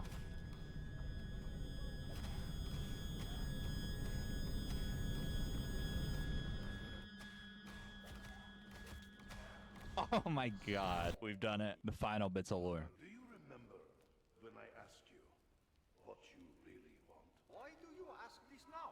Because What do you really want? Great war? No. The greatest war is the one we fight against ourselves. Damn. Bop, bop, bop, bop, bop, bop, bam. Who needs a great war when you have inner turmoil? Claim the Garthan device. And this is it. This is the end to Call of Duty Zombies. You can kind of just like walk around and do whatever you want during this time. There's no zombies involved. It is eerily quiet on this map. Which I think is what they're going for, you know? Like the feeling of being on a zombies map with no zombies. It's a weird feeling. Yo, Hermit, are you proud of me? I did that shit, man. I did that shit. Here you go. You proud? You can tell he's proud based off the fact that he stood up. We gotta head to the top of this shit and watch the Hermit. There he goes. Oh, we finally get to see what he looks like. Pablo is the goat. This dude gets shit done. Pablo makes things happen. He doesn't just talk the talk, you know? He walks the walk, and that's it. If you don't know the ending to this, basically all 8 characters have to kill themselves. It's the only way to break the cycle and to actually save the universe. In the meantime, the transit crew is completely screwed. The universe that they're in is going to cease to exist. There goes the transit crew. Nikolai takes out the zombie Richtofen that had been controlling Stuhlinger since Black Ops 2. And so they all killed themselves. And that's the ending to Call of Duty Zombies. They're all very dead. Sam's the one that has to put the bullet in Nikolai's head. Samantha and Eddie are the only 2 that escape. And we kind of walk them into the light. I'm actually controlling them here. And we hear each of the final words of both sets of each of the 4 original characters. Nikolai wants to die by his wife.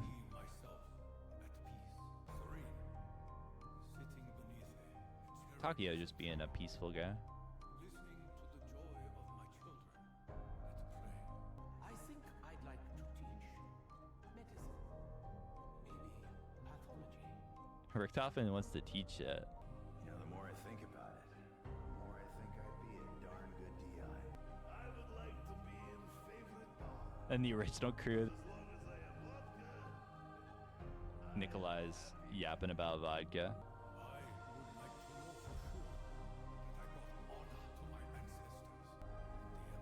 Takio's yapping about the Emperor. I should probably try to relax. Become a hobby.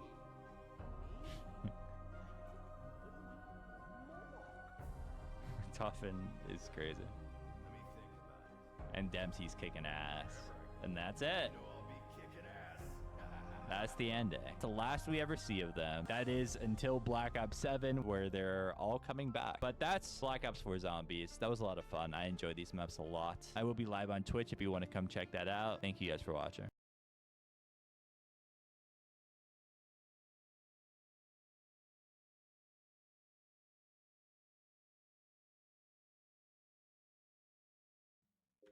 All right, today I'm playing a little Rise and Draw, doing the Easter egg, but with a little bit of a twist. As you can see, there is a timer in the bottom right of the screen. That is because today I'm going to be trying to beat this Easter egg in less than 1 hour's time. It's going to be an absolute challenge for me as somebody who's never tried speed running anything in my entire life. I think this should be fun. I've been having the urge recently to play these Black Ops 3 DLC maps, and I figured this would be a very fun way to mix it up. Why not get crazy with it? And instead of just playing super casually, instead I'm going to be trying to actually I basically have like a time trial here to get this done in 1 hour.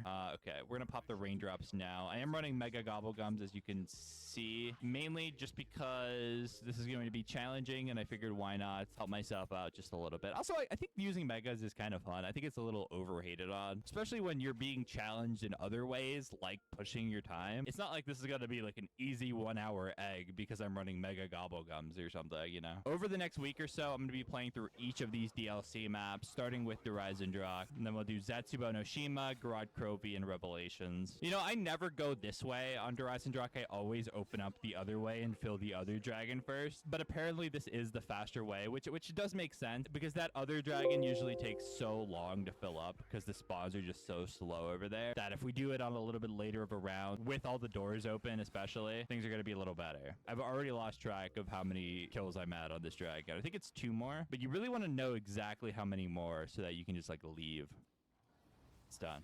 Yeah, see, I could have killed those guys earlier. There's a lot to keep track of. There's a lot to get done today in just 1 hour's time. Keeping track of how many kills the dragon's on is like kind of hard, especially when I'm trying to talk, you know? All right, we made it. Let's pop this. I want to definitely not get the nuke. Okay, I mainly want the fire sale without getting the nuke. Okay, so far so good. The one thing I want from this box is the XM53. That'll be the single best thing to run in the boss fight. There's one. If I can't get that, though, there it is. There it is. Okay, beautiful. Okay, there's 2. Oh, Brecci. That's actually a good other weapon to have. All right, I like my loadout a lot. We have the Brecci, we have the XM, and then I'll trade the MR6 for the bow. Don't know why I kept it for this long. Do I have enough to fill it up? Yeah, I should.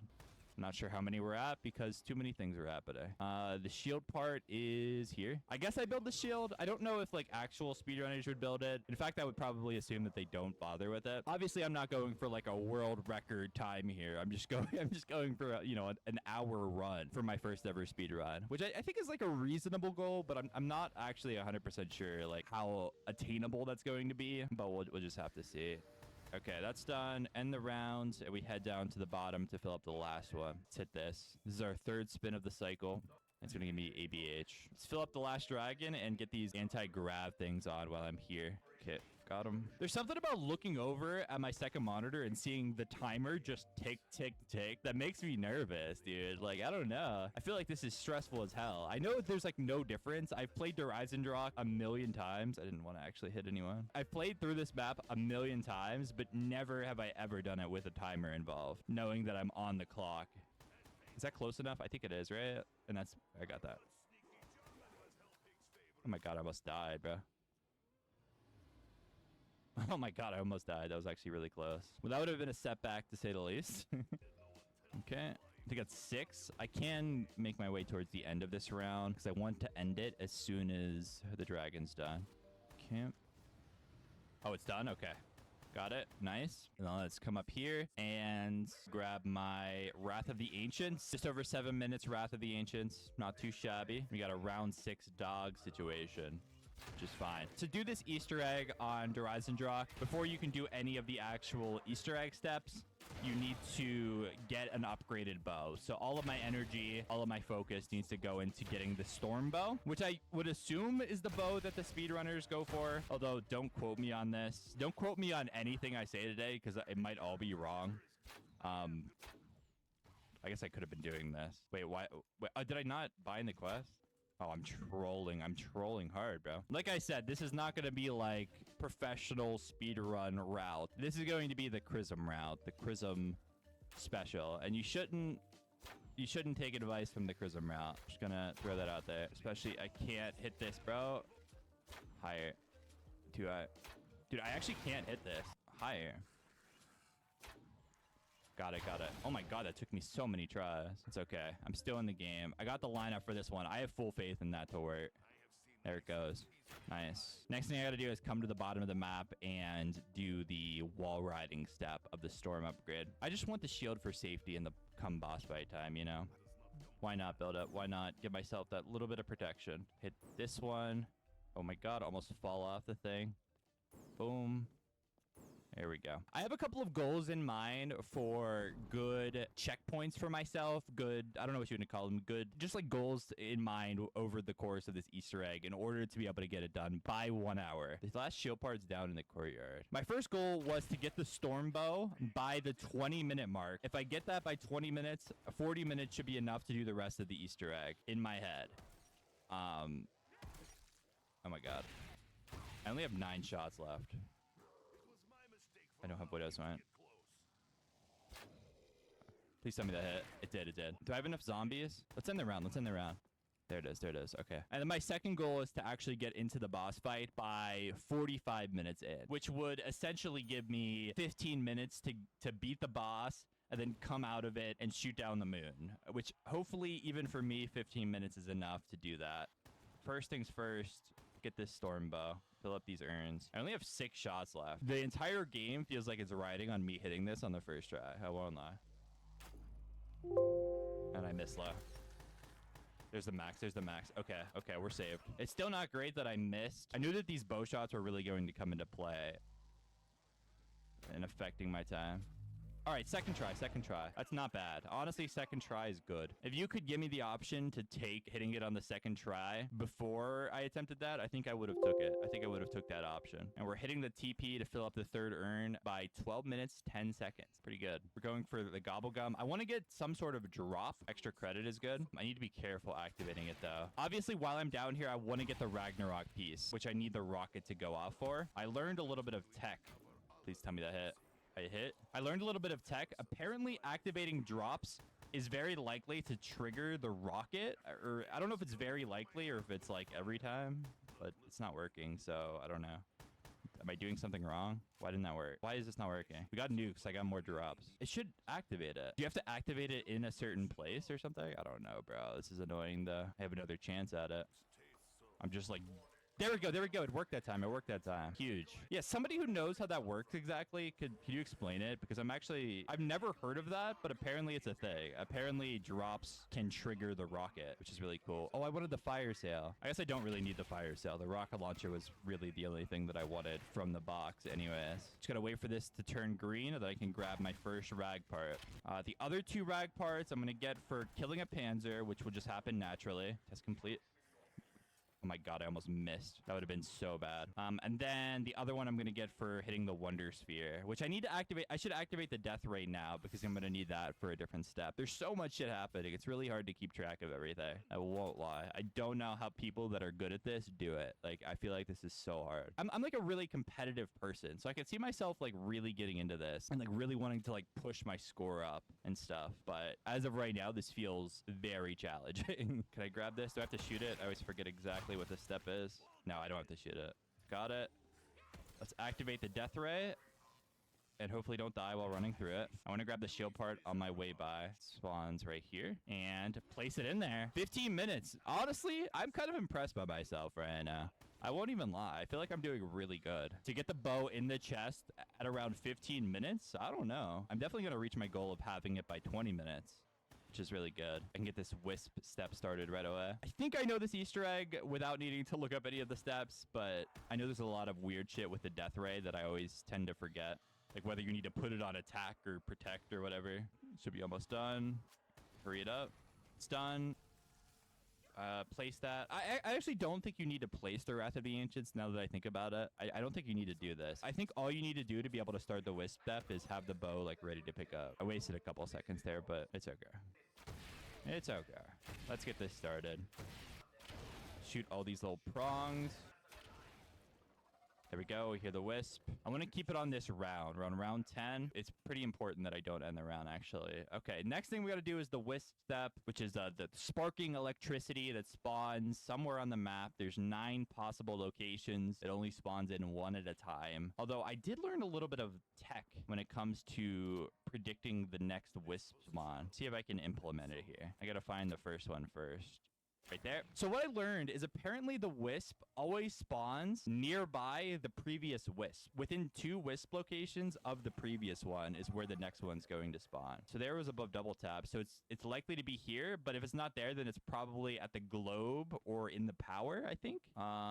Yeah, see power. See? Now that it's been there, now it's going to be at the... It's either going to be in this room or the globe, I believe. If I'm thinking about it correctly, it's not here. Yeah, see, it's the globe. It's the globe. This is actually how it works. It always spawns near the previous one. The more you know, bro, the more you know. Now, it should be in this room next, I think. Yeah, see? Yes. Wow. I've played this map since the day it came out. Never knew that. I feel like speedrunning teaches you so much. Like, genuinely. We're back in time. Gotta continue to keep it on this round. I'm glad to have a second to breathe in here. Need to grab these fuses here, and then all I need now is the code. What's up, Dr. Graf? Need to not forget this code. Rocket, rectangle, rectangle. All right, the Panzer's going to spawn. I need to keep him alive. Or I don't need to keep him alive, but I need to not end the round. So I'm not even gonna bother trying to kill him. Now, I believe this is when I set the Death Ray to protect. So I need to place the fuse that I picked up, set it to protect, and yeah, my code is ready to put in. Rocket, rectangle, rectangle. That was a good sound that I heard, and I gotta make my way down to the bottom of the map to pick up my vials from the safe. Dude, this map is like actually the peak of zombies. And when I say that, I don't necessarily mean like it's the best zombies map ever made, although I do think a lot of people would say that. This map is just kind of like, when this map came out, I feel like the zombies community was at its peak. Like, it'll never reach the heights of Der Reisendrock ever again. Can I get the rag part? Thank you. We want to end the round now, I believe. Like, this is like the absolute pinnacle of the Jason Blundell era that I would consider to be the best era of zombies, that a lot of people would consider to be the best. Like, this is the map, you know? Back to destroy. And then I need to lock in for this and get the Simon Says done. Circle, rectangle, rocket, lightning. Circle, rectangle, rocket, lightning. Rocket, rocket, rectangle. Is that really a rectangle? I don't know. That's what I'm calling it. Rocket. Rectangle. Circle, rectangle, rocket. Rectangle, rocket. Circle, rectangle, rocket. There we go. It's done. And let's just go get the second one done now. I still need the last rag part that I get from the Wonder Sphere. Other than that, bro, I feel like I'm making such good progress. We're only 22 minutes in. The Pack-a-Punch isn't here. Oh, rectangle, circle, rocket, lightning. Rectangle, circle, rocket, lightning. That's so similar. Rectangle, circle. It's so similar to the other one. Rectangle, circle, rocket, lightning. It's so similar that it's like messing me up. Rectangle, circle, rocket, lightning. Rectangle, circle. Rectangle, circle. Rocket, rectangle, circle, rocket, rocket. I'm gonna hear the wisp veil. Rocket, rectangle, circle, rocket, lightning, lightning, rectangle. It's done. It's done. It's done. Okay, good. Let's leave. Next thing I gotta do is get the wisp done so I can go back in time. I gotta get that done a second time. Also, I can shoot down Dempsey now. Also, I need that Wonder Spirit part. Do I need to reactivate the death ray to get it to spawn? I always forget how this works exactly. I think I'm gonna go for the part now. Let's shoot down Dempsey. Activate the death ray. Slide through there. That's always a little scary. I just gotta wait for this thing to spawn. Here comes Dempsey. I should check for the wisp while I have a second here. It's not here. Richtofen. It spawned over there. Okay, good. We got it. Nice. My wisp, I feel like, is about to fail here. It's been a minute since it spawned in this round. It's not here. I should have checked these ones earlier while I was over here. Nope, not there. Oh, don't tell me. I think it's going to be the clock tower one, dude. That one sucks. It's so far out of the way from everything else. Yeah, it's not there. It's going to be the clock tower. Oh, I could have checked that while I was waiting for the part to spawn. I love how I'm like already thinking of like, oh, what could I have done to save time? And I'm thinking of like, oh, I could have did this. I could have did this. It's fun. I genuinely could. No! Ah, I just got here. It failed. It's okay. The new one will spawn next round. Not optimal. Not optimal. Just pop this. Why not? Anywhere but here. Where's the nuke? There it is. I just gotta wait till next round to get this to spawn. Also, I want to go into the boss fight with a fresh raindrops if possible, so I can work on that. I think just about everybody would consider this map to be like a top 10 zombies map. I think most people would have it towards like the top 5, but I think me personally, for me, it's closer to 10 than it is to number 1. There's just so many zombies maps that I prefer to Horizon Rock, I guess. So it's there. Now next, I think you could spawn Power, Globe, or in the Clock Tower. I think are the possible spawns. Yes. And then now I think it's either the room above Double Tap or the Globe. I think is the guaranteed spots. Okay, I think it's guaranteed Globe. Don't quote me on this. I'm genuinely trying to figure this out on the fly. This is just how I kind of understand. Okay, so it's not there. Then it might be the tire, which I should have checked. Oh my god. You did not die. I'm glad I had that anywhere but here. Oh my god. Yeah, tire, bro. I was here. I should have checked it. I thought it wasn't possible, but that must be in range of the power switch one. That must be within 2 spots. You live and you learn. Let's pack a punch now. I need a nut in the round though. Is this the last guy?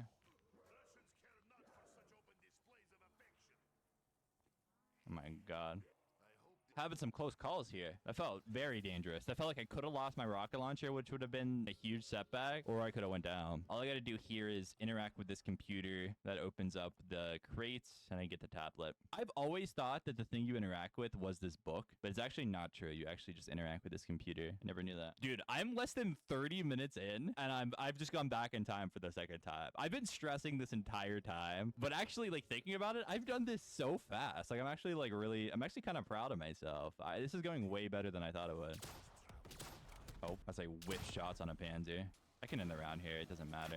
All I got to do now is the keeper step, and we're pretty much done. I need to build the shield. I can build the shield right at the very end when I'm waiting for the pyramid to spawn. There's no rush. Like, for a first time ever, like, I've genuinely never tried to play Horizon Rock quickly. And for the... Had to lock in for a second there. That was spooky. For a first time ever, I feel like this is a respectable time. Oh, Dempsey shocking me. You know, I don't want to get ahead of myself. I still have to do this keeper step. I should not even get the carpenter there. That is just gonna slow me down. And I still have to do the boss fight, which I'm nervous about. But I think I've given myself ample time. Oh, that's not going to be enough. Let's use this as a window to try to pull raindrops. I want to go into the boss fight with 2 usages of raindrops. The death machines in there are going to be very good at taking out the panzers in the boss fight. Just Perka. Don't want that. It's okay. Let's fill this up.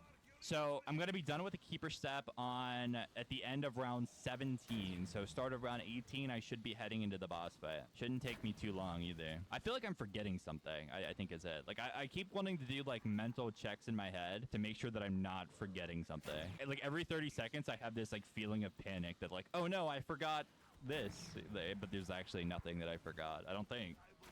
Unless my panic is trying to tell me something and I just haven't picked up on it. Okay, that's enough kills for sure. I want to save some ammo if I can. Zombie. Kill the dog, and I'll pay for some gums. I don't care. I just want raindrops. There it is. I think it's going to stop here, right? Yes, sir. I'm excited to play through the rest of Black Ops 3 and see what times I do get. I don't know if like 1 hour is a good goal for me for like Garage Crovey or Revelations. I feel like those Easter eggs are very, very busy and there's a lot to get done. I might play those maps with the hour goal in mind and just, you know, if it takes me longer than an hour, then that's okay. Also, if this would have took me longer than an hour, I still would have played out the rest of the Easter egg, you know. The goal of this is mainly just to get like an initial time for myself, you know, however long that is. The hour is a pretty arbitrary goal. Where are we heading now? We're heading this way. I believe he's gonna stop here. Let's place the tablet so it's ready to go. I feel like this is a pretty good keeper route I got here, no? I know the RNG of which soul boxes the keeper does in which order is important if you're really trying to push like an insane time.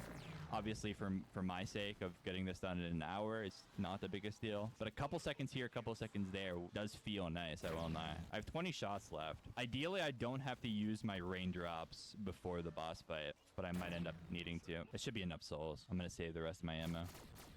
All you got to do is have enough kills by the end of the round. It doesn't really... See, yeah. You don't have to get every single kill with the bow, necessarily. This is going to spawn a Panzer in here, which is going to be stressful. I said I wanted to get to the boss fight by the 45-minute mark. I think I'm going to get there by the 40-minute mark. I think I'm going to have 20 minutes to do this boss fight. Oh, come on. Oh, never mind, bro. That's crazy. Please tell me I have my bow. Please tell me I have my rocket launcher at my bow. I lost the rocket launcher. Oh my god. I couldn't just get the job done. I had to make it scary. I had to make it scary. Oh my god. I feel what a setback. What a major setback. That really sucked. Where's this Panzer at that I heard? Alright, we're done with the Easter egg at least. No perks to my name. You're dead. Got the perk at least. Okay, he's gonna run down there and there's gonna be a little bit of an animation while the pyramid's building. Maybe I can try to pull a rocket launcher. I don't think it's gonna happen though. I cannot believe... Oh my god, I got it. I just got bailed out so hard. The fact this is only gonna end up being like maybe a 2-minute setback is crazy. I got so lucky. Let's craft the shield. I need to wait for this pyramid to spawn. No, it's at the rocket pad, bro. Let's just go do it. I had to wait for this pyramid animation either way. So it's not the end of the world that I have to do this right now. I cannot believe I went down there. That was just a careless down. I was trying to like rush it and get the kills and I ended up just trolling. Gotta wait for the teleporter, I guess. I don't think I'm due for a raindrops. No, the rocket test. Dude! Oh no. Guys, it's all going to shit. Guys, my speedrunning career is coming to an abrupt end. I mean... I'm still going to get there within 40 minutes, which speaks to just how fast I did this. And I got my raindrops back. Huge. We're out of there. I'm so angry at myself for that because this would have been an insane time had I not done that. Oh, no. Oh, no. I pulled the thing out. You have to wait. You have to wait for the animation. You have to wait for this before you can place the rags. I just need to kill like 2 zombies is literally it. And then I'll have the rags ready. Literally 2 zombies, bro. Come on, come on, come on, come on, come on. Got it. Place it. I've absolutely fumbled the bag so hard. I still got into the boss fight by 39 minutes in. It was first and goal on the 1-yard line. I fumbled the ball, recovered it, then fumbled again, and recovered it. I still have a good shot at getting this done in an hour. I need a lights out boss fight. All right, there he goes. The electric spawns. When I be on the side that he's opening up to, we shoot a shot at the ground. And I literally one-tapped him. One shot of the XM53 took the boss out. That's incredible. I can't even pick my rags back up. I killed him so quick. All right, we're going to pop the raindrops now. That's why I needed this XM, bro. It is so good in this fight. I swear to God, it's so good. Let's not die. Let's not die. All right. Is that it? That's it. All right, get all my goodies, get all my goodies. I need to get the Ragnarok's charge back up by the time he spawns that electric in the middle. I actually don't think I'm going to get it in time. I didn't kill enough zombies. I was just so focused on getting rid of the Panzers as quick as possible. We'll see. I think he takes a minute to actually spawn it back in, though, so maybe I will have time here. The main thing I'm coming away with from this recording, though, is that speedrunning is insanely fun. I'm really mad at myself for the mistakes I made, but I'm like, damn, I want to load this back up and try it again, you know? Okay, there we go. Which is like a good feeling. I love that. I love when video games make me want to like, I want to go again and again and again and again. All right, 2-tapped him that time. Not a 1-tap. The XM really fell off. One more set of Panzers. Spawn in the raindrops. I'm not going to pick the death machine up right away. Maybe I shouldn't get the nuke because I would rather like actually kill the zombies to charge Rex. Just be careful, not get shock charged like that. Okay, there's 3 dead. 4 dead. I can't see what's happening. But we got it. Oh, I have the rags charge too. We don't even need to worry. The XM53 is something else. I feel like the only situation I ever consider using the XM53 is on this map for this boss fight. It's like not that good of a rocket launcher other than this one specific scenario. But it's so damn good. It's actually so good. I did not think I was going to be able to end the wave in like 1 shot or 2 shots from the rocket launcher. Did not think that at all. Okay. Oh God. Just make sure we're continuing to shoot. I got to watch out for those skulls that are following me. The skulls are the thing that gets to you when you're in here. All right, it's done. All right, took a little bit of damage. Oh, he's facing the other way. He's facing the other way. Got it. Are we dead? Are we done? Are we done? We're done. We're done. We're done. You loser, bro. You loser. Wow. All right, I need to get the thing, right? I need this thing. Got it. And we make the run for it. I think the timer stops when the rockets hit the moon. I don't know if that's true or not. I don't know if that's true, but it's going to be true for my run. Wait, I think I forgot a step. I think I forgot. I think I need to pick up the summoning key or something. Did I not do that? Hello? Oh my, yeah, I picked it up. Okay. I think you have to interact with it twice, I guess is what it is, which is on me. I genuinely didn't know that or remember that at all. Quite a few mistakes, to say the least. Quite a few mistakes, but when it's all said and done, I think for our first ever speedrun, we'll see what my exact time is as we watch the rockets go towards the moon. La la. This is so iconic. This is so iconic. Oh, they're getting there. I feel like they like stop moving. Oh. Oh yeah. Hell yeah, brother. We're going to stop the timer there. Within 45 minutes, I did the whole thing. Honestly proud of myself. Next up, I will be trying Zetsubo no Shima, but this was so much. This was like way, way, way more fun than I thought it would be. Thank you guys for watching.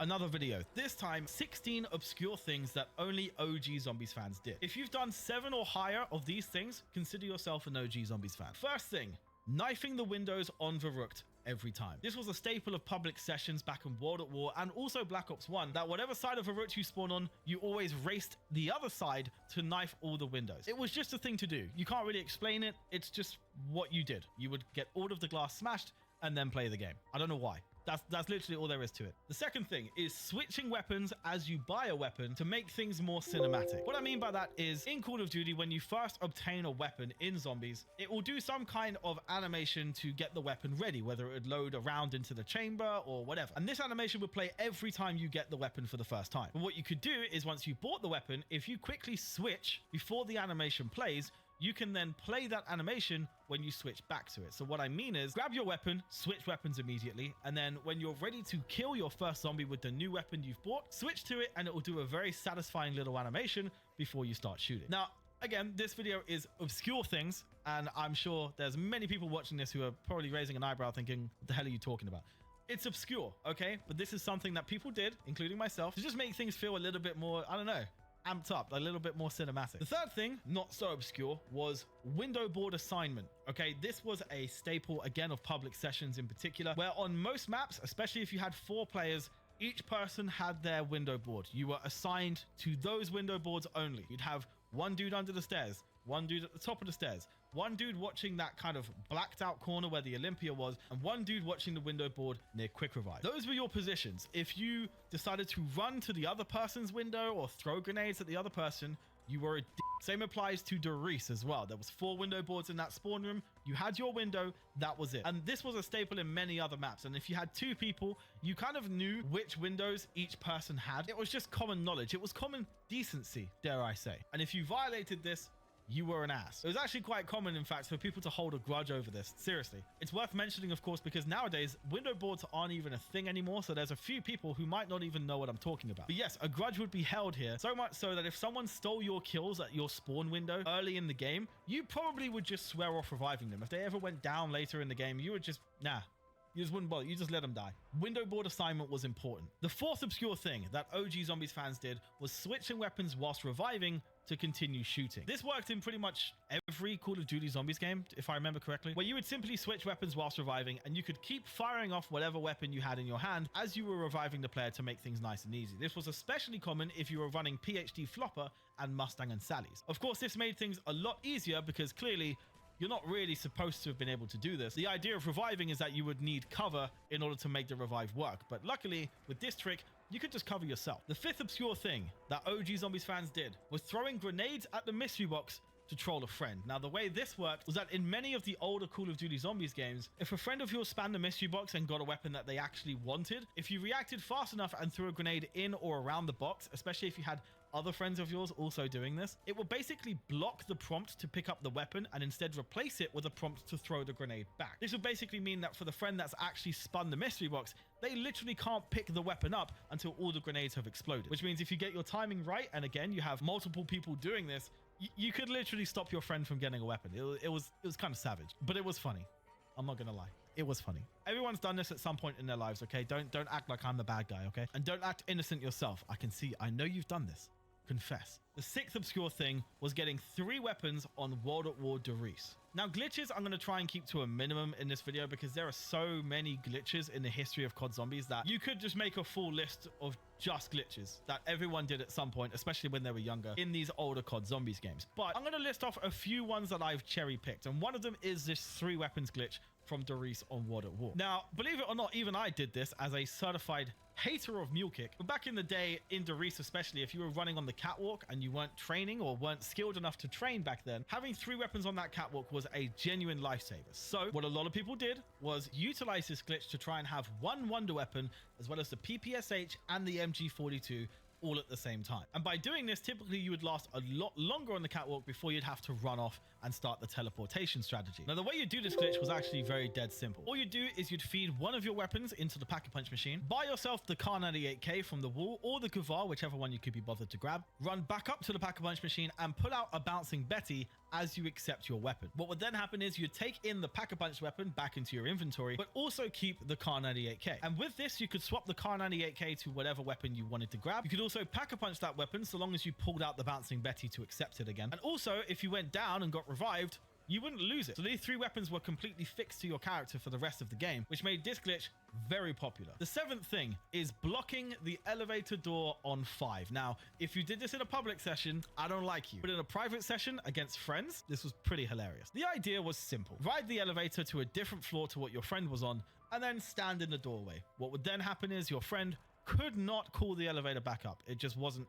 It was blocked. If the doors were blocked, if you were standing in the doors, the elevator literally couldn't move. Now, of course, you got the most out of this before you turned the power on, because of course, at that point, you could just teleport around the map. But before the power's turned on, you can basically seal off a friend of yours in a certain area of the map and they can do nothing about it. It was funny, okay? It was funny. I'll tell you what though, one context in public sessions where this was acceptable was if someone stole your kills from the assigned window boards, like I mentioned earlier, and then you had a chance to seal them off. If you did that, I salute you for that, not gonna lie. The 8th obscure thing that OG Zombies fans did was standing on the planks of wood by the stage to avoid confronting the dogs. Everyone did this, to be honest. Pretty much everyone did this. Whenever a dog round would start, you would see one dude run to those planks and crouch immediately, because if you did this and positioned yourself in the right way, for some reason the dogs just couldn't get to you. They'd just stand still, lifeless, waiting to be shot. Very weird. I mean, the hellhounds in this game weren't even challenging, to be fair, but this was still something that everyone did anyway, just to make their lives a little bit easier, because it is without doubt probably the easiest glitch in the history of COD Zombies. The 9th obscure thing was killing teammates with a dolphin dive. If you play Black Ops 1, you know exactly what I'm talking about. In this game, and also I think in Black Ops 2, if I remember correctly as well, if you dolphin dived on another player who was prone, it would immediately down both of you. And a lot of people would use this to trick new players to the game as well. They would just tell people on the mic to just go prone in this corner, and then yeah, the rest is history. Just kind of writes itself, to be honest. It was also funny because you didn't actually need to be in a corner to pull this off. But yeah, it was a fun little extra bit that you could do in Black Ops 1 and Black Ops 2. So definitely worth mentioning in this video. The 10th obscure thing is very obscure. Like, you're definitely an OG if you did this. And that is bipod mounting in World at War. Now, on Nocturne Toten, if you did this, it would just break the map and crash the game, which, you know, isn't ideal. But on Verrückt, you could actually mount your LMGs like they showed in the trailer. The only way you could do it, though, is to have a friend go crouch in front of you, and then you could mount the LMG on their head. But at this point, they could run away, and you'll be kept in the mounted position. It was very annoying that mounted LMGs weren't even a thing in World at War Zombies like was advertised in the trailer. It was something that was scrapped, and that's why, fun fact, there's a mounted MG42 turret in the middle of the fountain outside of the map. Because basically these mounted turrets would have had to be placed somewhere in the map for the function to work properly, which is why it crashes in Nocturne Toten. But yeah, this is a very, very obscure thing. So if you've done this, I salute you. But it was also pretty much the most pointless thing you could possibly do. It was, yeah, it was in open defiance of what was taken from us, really. But as a result, in the last 2 maps of World at War's life cycle, the bipod was removed from all of the machine guns. Obscure thing number 11. We're just going to call this one the greater good. Wonder weapons in zombies. Well, a lot of the good ones were basically assigned to only one player. So if, for example, you pulled the Wunderwaffe DG2 from the mystery box on Der Riese, that person's got the Wunderwaffe, and that's that. No one else can get it once they have it in their possession. Same goes for the Thunder Gun and countless other iconic wonder weapons in the series. But annoyingly, every now and again, there'd be a public session where someone who is terrible at the game gets the wonder weapon, and it's a little bit frustrating. You have some sympathy because everyone needs to start somewhere, right? But this person might be going down and down and down and down, and everyone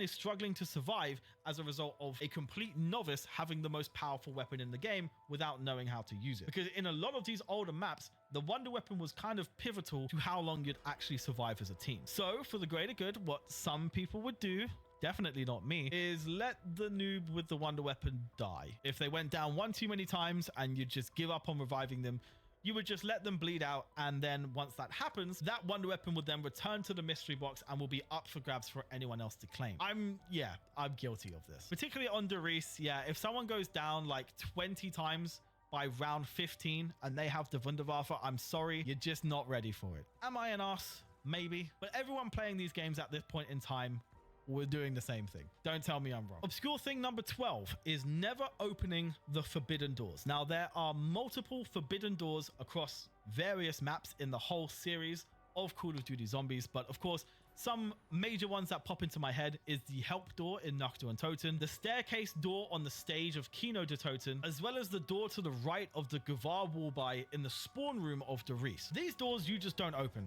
okay? It's just the rule of thumb. You don't open these doors for any reason. This is because a lot of survival strategies rely on this path being closed. So once it's open, things get a little bit sticky. For example, on the Kino one, it makes buying M16 ammo quite a lot worse. In Nocturne Toten, it basically foils the whole ability to train in the mystery box room. And in the case of Der Riese, it foils the plan to train in the spawn room. And like I said, there's countless other doors you're not supposed to open in zombies, and only the OG Zombies fans know exactly which doors to keep closed. So when you'd see someone mindlessly walk towards the door and open it, they've done nothing wrong, but you can't help but be mad at them. And it's very easy to discern who's a classic Zombies player by the choices that they make when opening up a Zombies map. Of course, not so much anymore though, because in, you know, the modern era of Zombies, really, it doesn't really matter what doors you have open, but you know, it's still worth mentioning. Number 13 in the obscure things that only OG Zombies fans did is reviving an ally through the wall of Verrückt. So as you guys know, Verrückt is split into 2 parts in the spawn area. You'd have 1 or 2 people on the right side and 1 or 2 people on the left side. It was basically always split in half. But every now and again, someone would go down very early in the game and they're on the other side of the door that's not yet opened by the power switch. Because again, until you turn the power on, this map is split into 2 sides that are sealed off from one another. But luckily, if someone does go down in the spawn area and the only person that can revive them is on the other side, there is one tiny hole in the wall that can be used to actually revive an ally straight through it. Now in World at War, this was was basically useless because in this game, you couldn't crawl whilst you were downed to reposition yourself. But in Black Ops 1, you could move whilst downed, and you would have to basically desperately crawl towards this tiny gap in the wall and hope that someone knows what they're doing. Now, of course, if you know what you were doing, you wouldn't be down so early in the game anyway. But still, this trick definitely saved a lot of people. The 14th obscure thing was getting out of bounds. Now, getting out of bounds in zombies maps, I mean, again, I don't want to talk about too many glitches, but there were so many ways you could get out of the map, especially like pre-patch as well, like with Ascension, like hopping on the side of a lunar lander and then jumping off. That was sick. Using the friends list strategy to hop out of the map as a zombie tore down a window board. That was also a very cool one. I've actually got the footage on screen from an older video I made. I'll put the link on the top right now of glitches that still work to this day. I made this video a while ago, but all of these glitches still work, and it was super fun to explore these maps out of bounds. You also had the one in Shinonuma in Black Ops 1 where you could go prone in a corner and have a zombie knock you underneath the map, where you could swim yourself back up to the surface. That was cool. There was getting on top of the table in 5. Of course, that's an iconic one. There were knife lunges in Moon in the Biodome. There was jumping in the corner of Shinonuma as a zombie would literally like uppercut you out of the map. That was, yeah, there were so many good ones. There was even like stranger ones, like standing in the door of Derice when you opened it in Black Ops 1 and all the zombies would ignore you. There was the original meaning of the death barrier from World at War, where you would blow yourself up in this corner of Verrucht and then stand in the back corner once you respawned, and then the zombies would all ignore you. That was, yeah, there were so many weird, fun, wacky glitches, and whilst I don't condone cheating, some of them, especially getting outside of the map, was just a really cool thing to see and do back in the day. And yeah, it still pertains to this video. It's still things that OG Zombies fans did. Even though cheating in Zombies is lame, it was still cool to experience in the earlier days, even if it was just to see like hidden secrets around the map. I mean, it's even still cool to this day. I remember getting out of Firebase Z in Cold War, and there was so much to explore. Like, I was amazed at how vast the map actually was outside of the playable area. But now the 15th obscure thing that fans...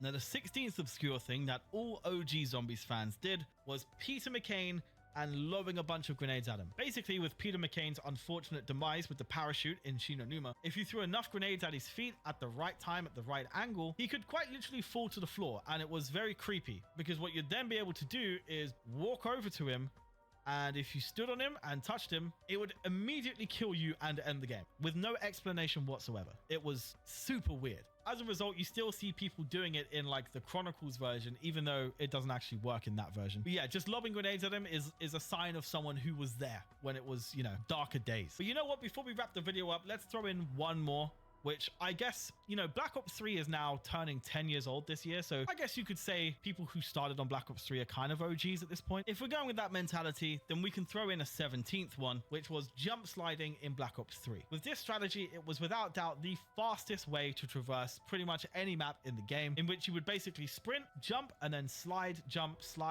on an endless loop and get around the map way faster. Everyone was doing it, especially speedrunners, and it was a strategy that once you got down really well, it made doing Easter eggs and getting out of tricky situations a lot easier. But that concludes this video, lads, ladies, and gentlemen. I do hope you enjoyed it. If you did, please be sure to leave a like, subscribe, comment down below if I missed anything, because I can almost guarantee that I missed some really obvious, blatant, important one.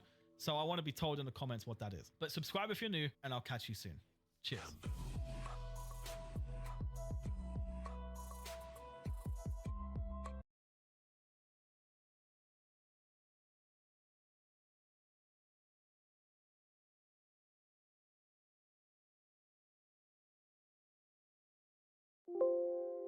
Alright, so in today's video, we're going to be playing what is probably my favorite custom zombies map of the year. This is Reversion by Alpha Theseus. Rather than tell you what makes this map so good, we're just going to play it. And of course, if you want to check out the map right now, there's a download link in the description.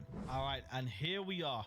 The corrupted timeline of Reversion. Now, we're going to grab Quick Revive, obviously. And the first thing many people are going to notice is that it looks gorgeous, and that's because it is. And this map does have a main Easter egg and a bunch of side Easter eggs as well, and we're just gonna be doing a complete playthrough. We're just gonna beat the Easter egg and do a couple of the side Easter eggs as well, because why the hell not? This map is fresh to the workshop. It only recently dropped, and I've already got a complete map guide as well out on the channel if you guys want to learn how to do all of the steps yourself. Yeah, this map looks honestly so stunning. I love it. But what makes it cool is yet to be shown. Right, we've got a fire sale already. That is... okay, that's lucky for sure. Right, spin it up. Now, interestingly, fire sales in this map cost 500 points, which is, I guess, a contra... oh, hello. Guess we'll just get some points real quick. Why not? Yeah, the boxes in this map, they aren't actually in the map. Fire sales are the only means you can actually access the mystery box. Everything else is wall buys. But when you see what makes this map so unique, it will all... no way. Really? Bro, that's ridiculous. Okay, I mean, I'm not gonna complain, but yeah, it would all make sense when you see what makes this map so interesting. I'm gonna stop teasing you guys. I'm gonna try and get to it right now. We need to open the next door. The fact we have an RPD and a thunder gun on round 4, that's that's honestly ridiculous. Okay, right, let's get the power on. So this power will follow through this cable and it will eventually charge this teleporter, but this is where it gets absolutely crazy, right? Check this out. We just literally hop timeline and the enemies stay in place. Everything stays in place, but the whole environment shifts. How sick is that?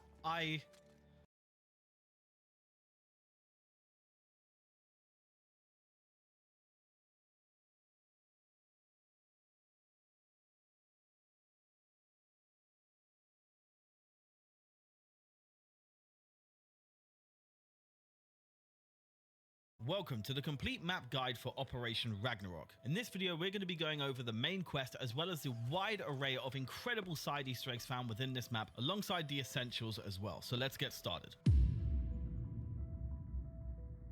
Turn on the power and then we're going to need to find 3 parts to craft a radio. Part 1's the antenna and it can be found in these 3 locations. In the outhouse near the barracks, in the Trials tribute room on a stool, and on the barrels behind the barracks near Double Tap. The next part's the radio, 3 locations here as well. One is in the bunker entrance, one is at the end of the tunnel in the control room, and another location is just opposite Speed Cola. The third and final part is in the forest outpost. The first location is on the barrels opposite the FG42. The next location is just past the MG42 wall buy, and the final location is in the ammo bunker just near the fire.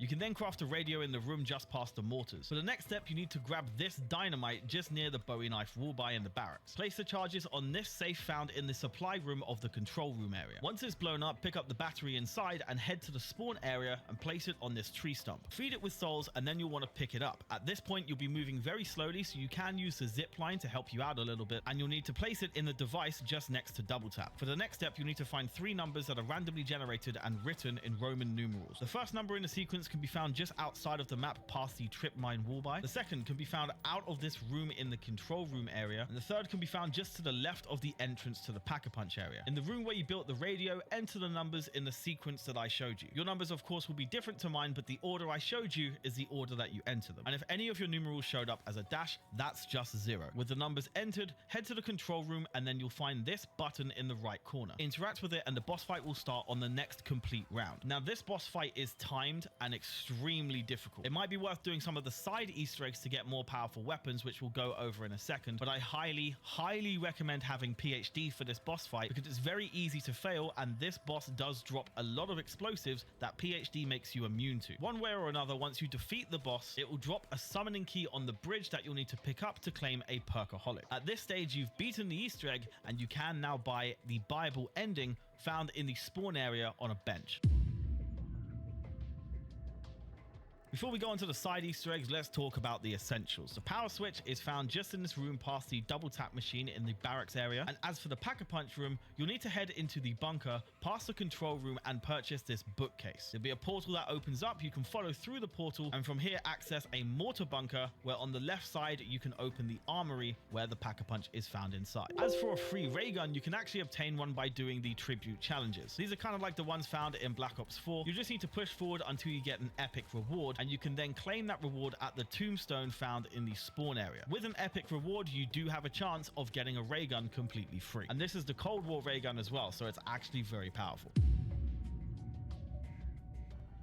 For the music Easter egg, you'll need to find 3 teddy bears. One can be found in the fires of the forest outpost. Another can be found just to the right of Juggernog by these barrels. And the final one can be found in the corner of the spawn room forest. By default in this map, we have a perk limit of 4, which can be frustrating if you want to get that one extra perk that can really change the tide. To increase the perk limit to 5, all you need to do is find and shoot 4 posters around the map. There's a quick revive poster found just to the left of the PhD machine, a speed cola poster found in the portal room, a juggernog poster found just to the left of the bunker entrance as you enter it, and lastly, a double tap poster found in the power room just by the exit. Once you've shot all 4 posters, you'll find you'll be able to just simply walk up to a 5th perk and buy it like usual. Onto some of the awesome side weapons now. We start with Polina's rifle. For this, all you need to do is melee 4 posters around the map. The first can be found opposite the mortars in the forest outpost. The second can be found right in the spawn room by the zip line. The third can be found on the door of one of the barracks. And the fourth can be found right next to where you buy armor in the bunker. Once you've meleeed all 4 of these posters, you'll be able to head to the Juggernog area and you'll see the rifle ready to claim. It's an extremely powerful Mosin Nagant, and the best part is it can also be taken to the Pack-a-Punch. Once it's Pack-a-Punched, you get an iron sight instead of a scope, and the damage output is truly ridiculous. Like, it can collapse so many zombies with a single shot, and you'll be wiping out trains at a time whilst using barely any ammo whatsoever. Like, it's truly overpowered. This is one of the most overpowered weapons I've seen as a side quest in zombies, and thankfully it's very simple to do. Once you head through the portal on the left side, you'll see a red key card held by a deceased soldier. All you want to do is pick that up and head back through the portal. With that, in the control room, interact with these electronics found opposite where you purchase armor, turn around and you'll see a secret doom area now open. On a table, you'll find a sawed-off double-barrel shotgun that has a ridiculous amount of damage, and like Polina's rifle, you can also pack-a-punch this shotgun. Once you do that, you have one of the most overpowered weapons in the entire map. It's capable of wiping out entire trains with a single shot. It has plenty of ammo and it's just completely ridiculous. It also looks great with the World War II pack-a-punch camo. To get Reznov's PPSH, all you'll have to do is find and shoot 3 Russian hats around the map. The first is found in the portal room just on the left side. The second is placed on the railing next to the gobblegun machine in spawn. And the third and final one is sneakily placed atop a lamppost near Juggernaut. From there, you'll be able to claim Reznov's PPSH in the spawn room. This version of the PPSH, again, is very overpowered. It's got incredible strength and you can pack-a-punch it to make it even crazier. It carves through hordes like butter and gives you plenty of ammo to do so as well. Now, I've spoken to the map developer here, and I believe this was also associated with the painting that we see in the portal room. Though the side quest associated with this painting was scrapped, and so you can acquire the Leviathan axe through the mystery box. Though there are so many weapons in the box that it will be very hard to obtain it. But once you do, you have a very powerful melee weapon that can easily one-hit enemies. But like most standard melee weapons in Black Ops 3, it can only kill 1 zombie at a time. This weapon, unfortunately, cannot be taken to the Pack-a-Punch, but it still deals amazing damage nonetheless. And that there is your complete map breakdown for Operation Ragnarok. I do hope you enjoyed this video. Make sure you check out this map. I've linked it down below in the description. But if you enjoyed this, please leave a like, subscribe if you're new, and I'll catch you in the next one. Cheers.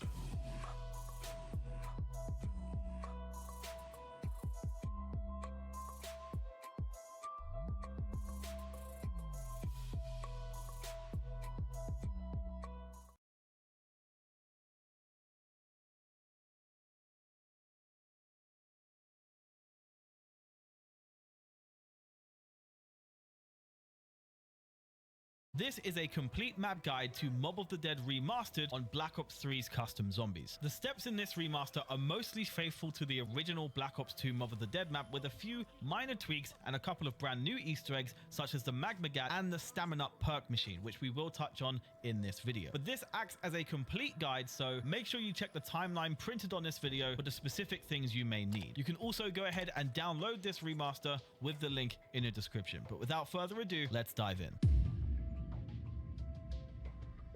To pack-a-punch on Mob of the Dead Remastered, it's the same procedure as the classic Mob of the Dead map from Black Ops 2. To begin, you're first going to need to grab the Warden's Key. This can spawn in one of 2 places. The first location is just outside of the entrance to the Warden's office, where you'll need to head into Afterlife, jump through this hole in the wall, and zap this generator. Once you're back out of Afterlife mode, you can simply grab the key from the floor. The second location is found just outside of the entrance to the cafeteria, and for this one, you'll also need to enter Afterlife, jump up above the entrance entrance to the showers and zap this generator. And of course, just like the other one, once you're back out of Afterlife mode, you can pick up the Warden's key right from the floor. Now we'll need to gather 5 parts to craft a plane on the rooftop. These parts can be gathered in any order. Part 1, which is the laundry sheets, can be found in the showers. If you're not sure how to access the showers, you'll need to enter Afterlife mode near the entrance, head into this gap in the wall revealed by the MP5 wall buy, proceed to the end and then jump up behind you to zap this section that powers the entrance to the shower area. You'll then be able to head back out, revive yourself,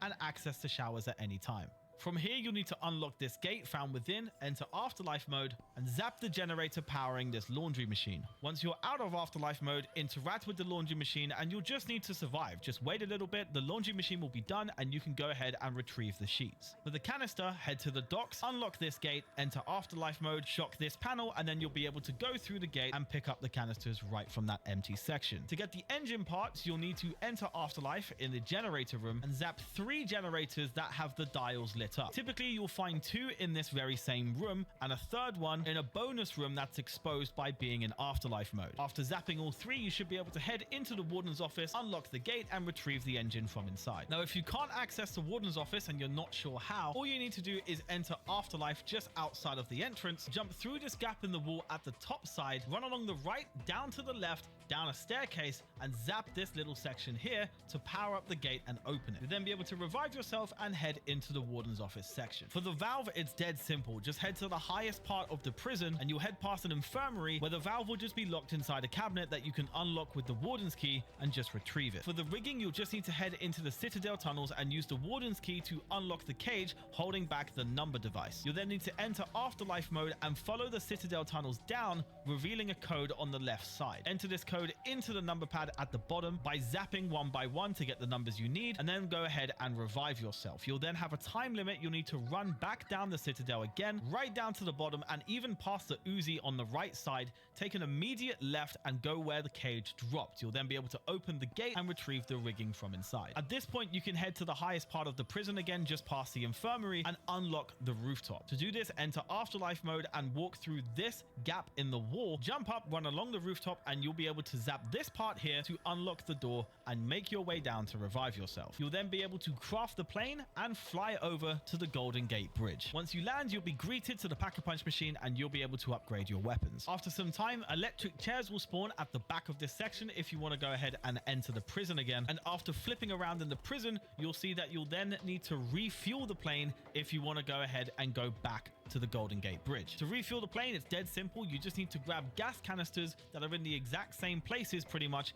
where you found the parts. You won't need to do the steps to get the parts at all. You'll just need to go to where the parts were to grab gas canisters instead, and you'll be able to refuel the plane and head back to the bridge whenever you like. To claim the Hell's Retriever, you need to feed 3 dogs around the map. This is done by killing zombies one at a time in range of the dog and letting it consume them. The first location is in the cell block near the B23R wall buy. The second location is just past the infirmary underneath the rooftop. And the third location is out by the docks. After feeding all 3, head to the underground section, and near the Remington wall buy, there'll be an exposed bit of wall that you can walk into to claim the Hell's Retriever. This dope axe can be charged up as well if you want to do a more effective shot, and the beauty is it will always come back to you, and it can even retrieve power-ups. Upgrading the Hell's Retriever to the Hell's Redeemer requires you to first get around 15 kills with the Retriever. After doing so, you'll hear a very distinct noise that sounds like this. After this, you'll need to head onto the Golden Gate Bridge. You'll need to complete 1 full round on the bridge only using the Hell's Retriever. You cannot shoot your weapon or do anything else but use the Hell's Retriever for this. After completing the round, the same sound will play again. Head back to the prison and cast the axe into the fire found underneath where we fed the first dog. The same sound will play again. You'll need to flip the round, and then from this point, you can enter the Afterlife mode, head back to where we first claimed the Hell's Retriever, and you can now claim the Hell's Redeemer. This version can be charged 3 times instead of twice, meaning it's way more powerful and can even wipe the Brutus with a single throw. To claim the Blundergat, you must first get the Hell's Retriever. You'll need to use the Hell's Retriever to fetch 5 skulls around the map. The first skull can be found in this lit part of the cell blocks just outside of spawn. The second skull can be found on this pole outside of the docks. The third skull requires you to jump up and throw it towards this lamppost just near Juggernog. The fourth skull can be found opposite the rooftop area just on this corner. And the fifth skull can be found on the electric pole outside of the map from the speed cola section in the warden's office. You can retrieve the skulls in any order, but once you grab all 5 in this warden's office speed cola room, you'll be able to claim the Blundergat from the table. You can also go ahead and freely upgrade the Blundergat at the Pack-a-Punch machine with no further steps required. It's a very beefy shotgun, very powerful, naturally, but you can also upgrade it with 2 elemental upgrades found within this remaster for Mob of the Dead. Building the Acid Gat in this remaster is identical to the classic original from Black Ops 2. You need to gather 3 parts and they each have 3 locations. The case can be found underneath the stairs in the main strip of cell blocks. It can be found opposite the Afterlife panel near the entrance to the showers, and it can be found just past the CD Street door from spawn. The motor for the Acid Gat upgrade can be found in the Speed Cola room on the left side in the corner, just to the left of the mystery box location in the warden's office, and the third location also being in the warden's office just like the others to the left of the Uzi wallby. The final part, the sample, can be found in the infirmary section of the map in 3 different locations. One is in this corner in the room full of baths. Another location is on the table just to the left of the solo blood-filled bath. And the third location can be found on top of this trolley in the hallway. Once you have all 3 parts, you can go ahead and craft the Acid Gat conversion kit. There are 3 possible locations for you to do this. One is at the workbench just past Electric Cherry. Another is a workbench found just as you enter the docks area. And the final workbench can be found in the cafeteria. Once you've crafted the Acid Gat conversion kit, just place a Blundergat inside and you'll be able to gain the Acid Gat momentarily. The Acid Gat attracts zombies, which is of course a major pro and can be upgraded directly at the Pack-a-Punch machine. If you've already upgraded the Blundergat that you put in the conversion kit, then the Acid Gat that you take out will already be Pack-a-Punch. So don't fret if you've already upgraded your Blundergat. This weapon is super effective, but it isn't as effective as the Magma Gat upgrade that you can do exclusively in this remaster of Mob of the Dead. To get the Magma Gat in this remaster of Mob of the Dead, you first need to go to the Golden Gate Bridge and back 3 times in total. It doesn't matter if you've done this before or after doing the Blundergat side Easter egg, you just need to have visited Pack-a-Punch 3 times in total for this game. Once you've done so and you have a Blundergat or an Acid Gat, interact with the boards covering this fireplace in the Speed Cola section of the warden's office. You then be able to place the Gat in the fire and you'll be in a lockdown. You'll just need to kill a fair few zombies to build up souls, and just like the Blood of the Dead Easter egg, this will eventually mean that you can retrieve the Withered Gat from the fireplace and head towards the Magma Gat machine. Now you are on a timer here. You'll need to use this Withered Gat to head towards the generator room found by the docks, being sure to pass by the blue flaming barrels on your way down. This replenishes your timer and keeps the weapon stable enough to upgrade. This is represented by the blue flame at the end of the barrel. Keep heading down, being sure to stop by the blue flaming barrels and then interact with this machine in the generator room. At this point, it will be converting your Acid Gat or Blundergat into the Magma Gat, which is far superior in my opinion. This version can be upgraded directly at the Pack-a-Punch, and again, if you've already upgraded it before doing this step, then the Pack-a-Punch is already applied. The most effective way to use the Magma Gat, for those who don't know, is to shoot it at the floor and let zombies run towards it and get completely incinerated. Now, there's a small bug at the time of making this video where it doesn't seem to kill the Brutus, but this is definitely going to get fixed. And the sheer firepower of this weapon, it just works in pretty much any round. You can go straight to the high rounds with this very, very easily indeed, and it basically just never really lets you down. It gets you out of corners. It just does the job. It's definitely the best elemental upgrade for the Blundergat in my opinion, and the one that everyone should try and use. What's even cooler is that you can freely swap between the Acid and Magma Gat upgrades whenever you like. So if you've already crafted both in your game, you can take the Magma Gat to the Acid Gat kit to make it the Acid Gat again, and vice versa. And you don't even need to repeat any of the actual steps. And you can do this as frequently as you like, which in my opinion is a pretty dope feature. To grab the spoon, there's 2 things you must have done first. One is head to the Golden Gate Bridge and return to the prison at least once during your game. And 2, you must have gotten the Hell's Retriever. If you've done this, head into the main strip of cell blocks and use the Hell's Retriever to break this poster found in this cell block. Then head into Afterlife mode, head to the rear of the cell block through this wall, and you'll see a spoon embedded in the floor. You just need to keep zapping it until you hear a demonic laugh. You'll then want to go ahead and revive yourself and head towards the cafeteria. Use the Hell's Retriever on this table found at the back of the cafeteria and you'll get the spoon. It's really as simple as that. But of course, you can upgrade the spoon into the golden spork. Now, to get the golden spork, you first obviously need the spoon, but you also need the acid gas. If you have these things, head into the infirmary and place the spoon in this lone blood-filled bathtub. You'll then see the spoon stirring and descending. At this point, you want to head into the showers with your acid gas and just get a bunch of kills. Around 75 should do it. The laugh will play again to signal that you've done the step. All you need to do at this point is head back to the bathtub you place your spoon in, interact with it again, and you'll be able to retrieve yourself the golden spork. This thing is crazy powerful and it will one-hit zombies all the way up to round 34. To get Stamina Up, which is exclusive in this remaster of Mob of the Dead, you first need to get the Magma Gat. With the Magma Gat, all you need to do is head to this door in the hallway of the infirmary and shoot this wooden block. After a short period, this wooden blockade will disintegrate and then the door will open. Inside, you'll find the Stamina Up machine, and if you haven't powered it up already, of course, you can enter Afterlife and do that, and then you can buy Stamina. There is a 4 perk limit in this remaster though, so do keep that in mind. To craft the shield in Mob of the Dead and Mob of the Dead Remastered, you first need to grab 3 parts, and these parts have 3 different locations. The clamp for the shield is found in the generator room just before the docks. One location is on this mini table facing the entrance. Another part is in the corner of the room on this shelving, and the third and final location is found next to this big generator at the back of the room. The cell door for the shield can be found in the Citadel tunnels. One location is against the wall ascending the staircase. The second location is towards where we find the rigging for the plane in the corner just before entering that section, and the third and final location is tucked away in a corner just before entering the generator room. For the last part, the frame, this can be found in the docks area. One location is in the corner just near the unlockable gate for the part for the plane. Another location is in the corner right by the trap purchase, and the third location is in a corner facing the tower trap. You'll then be able to craft the shield in one of 3 potential locations. The first location is in the docks area, the second location is just past Electric Cherry in the top part of the cell blocks, and the third and final location is a workbench found in the cafeteria. And at this point, you will have crafted the shield for this map. Just don't forget to grab another one when yours breaks.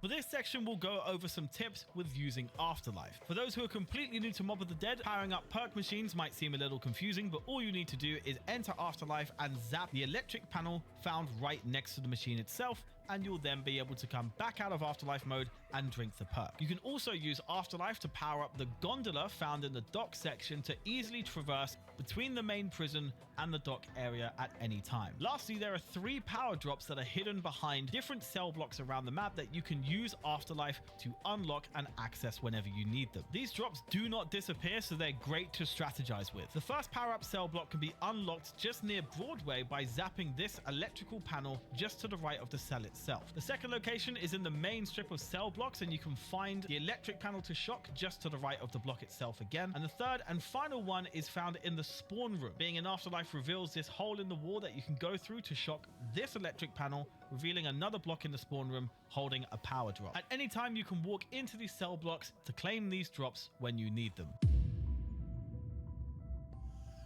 There are 2 music Easter eggs found in Mob of the Dead and Mob of the Dead Remastered. The first song, Where Are We Going, requires players to have unlocked the number machine found at the bottom of the Citadel tunnels, and you'll need to enter Afterlife mode and shock the numbers 935 into the machine to start playing the song. The second music Easter egg is Rusty Cage, and to play this one, you'll need to interact with 3 whiskey bottles found around the map. One is to the right of the Olympia wallby near spawn. The second can be found in the docks area just to the right of this crate right in the back corner, and the third and final whiskey bottle can be found in this section of the infirmary near the wheelchair. At this point, the song will play. To do the main Easter egg, it's first worth mentioning that only the remastered version here on Black Ops 3 Custom Zombies would allow you to do this Easter egg on solo. If you're watching this video whilst playing the original Mob of the Dead on Black Ops 2, unfortunately, you cannot do this Easter egg on your own. You're gonna need to play at least with one other player. Now, to start the Easter egg, you must first complete the spoon step. You don't need to do the golden spork, but you do need to do the spoon. You'll need to have headed to the Golden Gate Bridge and back at least 3 times in total for your game, and you'll need to have gotten the blunder gap. Of course, at this point, we've touched on guides for doing all of these things. Once you've done them, you're pretty much done with the Easter egg already. All you need to do is enter 4 different prisoner numbers at the bottom of the staircase in the Citadel tunnels by zapping the number pad in the Afterlife mode. The numbers are the same for every game. They can be done in any order and with any number of Afterlife uses. So don't try and do all these numbers in one go. Make sure you revive yourself before your timer runs out, otherwise you will die. The numbers you need to input are 386, 101, 872, and 481. Once inputting all 4, once you revive yourself next, your screen will go to black and white and you'll hear the story behind Mob of the Dead. Stay in this section though, because once this audio cue finishes, you'll need to do another one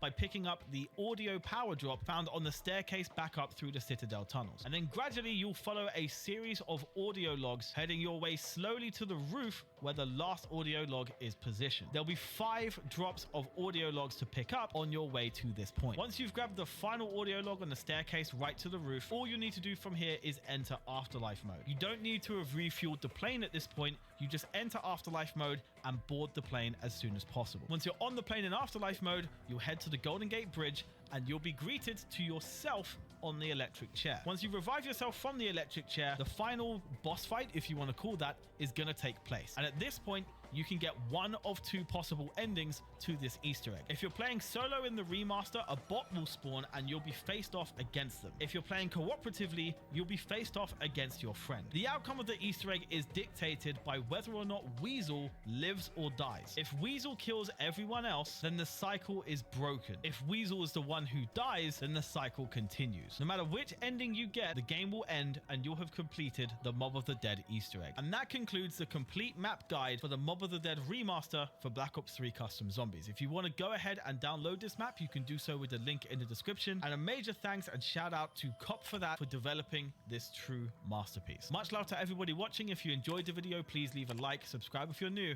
and I'll catch you in the next one. Cheers.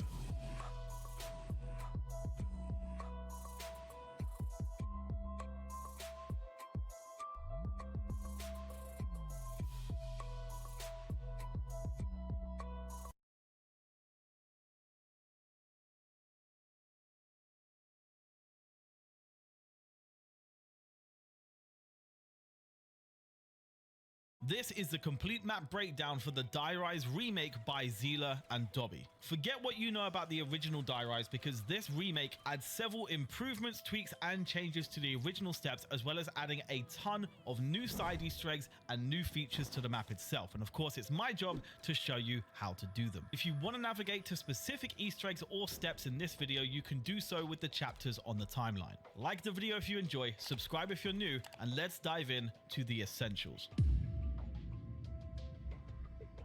The essentials in this Die Rise remake are 1-to-1 with the original Die Rise map. This means that first off, you'll find the power switch in the same original place in the lower levels of the opposite building. You'll also find the Pack-a-Punch machine inside one of the elevators. And because it's Black Ops 3, you can double Pack-a-Punch to grab an alternate ammo type. And what makes it even cooler is that there are multiple incredible custom Pack-a-Punch camos that actually reflect the ammo type you receive. What's even cooler is that because this map uses a save data system, the bank and the fridge are both also fully functional. The bank is in the same place as the original Black Ops 2 Die Rise, which is the 2 shower heads near the power room. So on a good run, you can head to the left shower, look down and deposit as many funds as you want, and you'll be able to claim those funds via the right shower head in a new game. This is fully functional and does mean that you can get yourself loaded with cash on as early as round 1. Around the corner from these shower heads is also a functional fridge where you can store any non-wonder weapon inside. So you can quite literally throw a Pack-a-Punch weapon from a good run into the fridge, and like the funds from the showers, you can retrieve it from the fridge as early as round 1 in a new game. And as if all of that wasn't dope enough, the perma perks from Black Ops 2 also make a return in this remake of Die Rise, and they also save. So those of you remember how to buff the box, how to improve your headshot damage, and also buff insta-kill, you can do those things in this remake of Die Rise, and the methods are exactly the same as the original. And to top it off, this map also has the Black Ops 2 ranking system. Now let's talk about the elevator key. The location of the elevator key depends on how many players are in the game. Each player effectively gets assigned their own elevator key. Now in the case of solo, it will always spawn in the underground tunnel section from the spawn elevator that can drop down after you stand in it. There's multiple locations in this corridor, one of which is the door to the right as you land, another is a little further down to the left, and another spawn in the back right corner of the room. Amongst these locations, there are other possible spawns, but they will only appear if there are multiple players in the game. One of them is in this kitchen area found on the higher levels underneath the rooftop, and another location is on this table found in the room just past the kitchen. One welcome change that this remake does is that the key does not destroy itself once it's used. Instead, there's just a 15-second cooldown between uses, which means once you've grabbed your key, that's it, you have it for the rest of the game. Usage of the elevator key is dead simple. All you do is you walk up to a panel right next to the elevator, use the key, and it will summon the elevator to the floor that you're standing on. Another neat feature of this key is that it can be used to interact with the panel at the end of the corridor that you drop down from the spawn elevator to force the elevator to go back up once you stand in it. But there's now an all new trick that this remake introduces.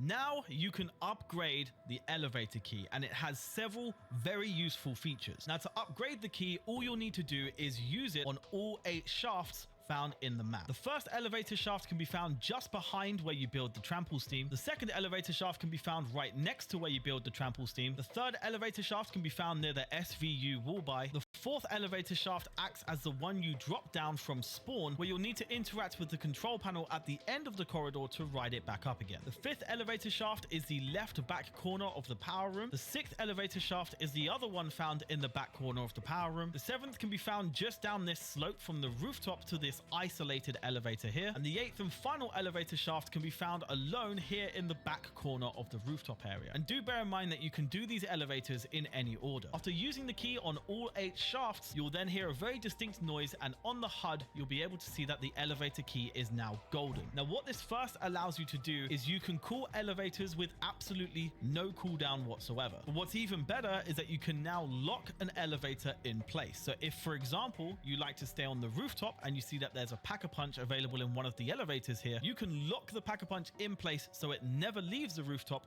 whilst you get yourself geared up. Another incredible feature is that it can also be used to change perks altogether. This was so that there could be more perks added to the map, and what you can do, for example, is lock double tap in place, and then you'll be able to go to more options and convert it into stamina. Similarly with Juggernog, you can convert that machine into Deadshot, and you're free to change the perks back and unlock and relock the elevators as you please. The idea of this golden elevator key is brilliant, and honestly, it elevates the gameplay loop of Die Rise to a level that's just far better than the original. This is definitely something that's worth doing every game. Now, let's talk trample steam. The part locations are identical to the original 2013 Die Rise, but one welcome change is that you can now carry all of the parts at once as opposed to only being able to carry one at a time. There are 4 parts, each with 2 locations. The bellows can be found on the staircase here in spawn, or against this wall just found past the spawn area. The compressor can be found on the welcome desk in the spawn area, or in this dark back corner found behind the M14 area. The flag can be found here on the chair in the spawn room, or it can be found against the railing opposite the M14. And lastly, the gate can be found against the wall of the M14 area, or it can be found here in spawn right next to the gobble gun machine. The buildable bench for the trample steam is found in the same location as the original, 2 floors below the spawn area. Functionality for the trample steam has also been improved. Like usual, players can use it to jump from point A to point B, and it can be used to kill zombies as they stand on it. And like before, it also has a level of durability where it can only make contact with zombies so many times before it breaks and you'll have to go and grab another one. However, one welcome change to the trample steam is that in certain areas around the map, you'll see small white arrows. These arrows signify a locking point for the trample steam, where if you place it where the lock takes place, it can be used to launch you on a path that was previously not doable in the original version of the map. This completely opens all new traversal routes throughout Die Rise. Next, let's touch on PhD Slider. Yes, you can now grab PhD in this map with an all-new Easter egg that pays homage to the tease that Treyarch gave us back in 2013. To pull this off, you'll first need to grab the golden elevator key, which I've already touched on in this guide. So if you haven't seen that part, go back on the timeline and head to the elevator key upgrade. With your key upgraded, make sure the elevator found in the spawn room has already descended to the ground floor, and then head to the end of the corridor and use the golden key on the control panel. Quickly head back into the elevator to ride it back up again, and then immediately repair the panel found in the corner of the elevator itself. Once you've done this successfully, stay in place and the elevator will then descend to this hidden corridor where you can then access PhD. And yes, this does make PhD accessible for the rest of the game. Not only this, but the perk itself has been improved dramatically. Now, first off, of course, like the original perk, it does grant the player complete explosive resistance as well as full damage resistance. Landing from a height will trigger the explosion, as well as a full slide triggering the explosion also. I want to also mention that the power of the explosion once you do a full slide with this perk is genuinely crazy. You can wipe out entire trains in the early side of the rounds within this map. But one feature makes this perk even better for this remake. If you're like me and you're a complete moron who tries strafe jumps or very ambitious leaps with the trample steam and it kind of just all goes wrong, PhD Slider in this map will save you. It will drop you back in the spawn room, preventing you from plummeting to your death. And whilst it gives you a red screen, you don't even go down, so your perks will also be safe. This feature makes PhD Slider a must for this game, and I absolutely love the fact that the devs added new features to make it even more useful in the context of this remake.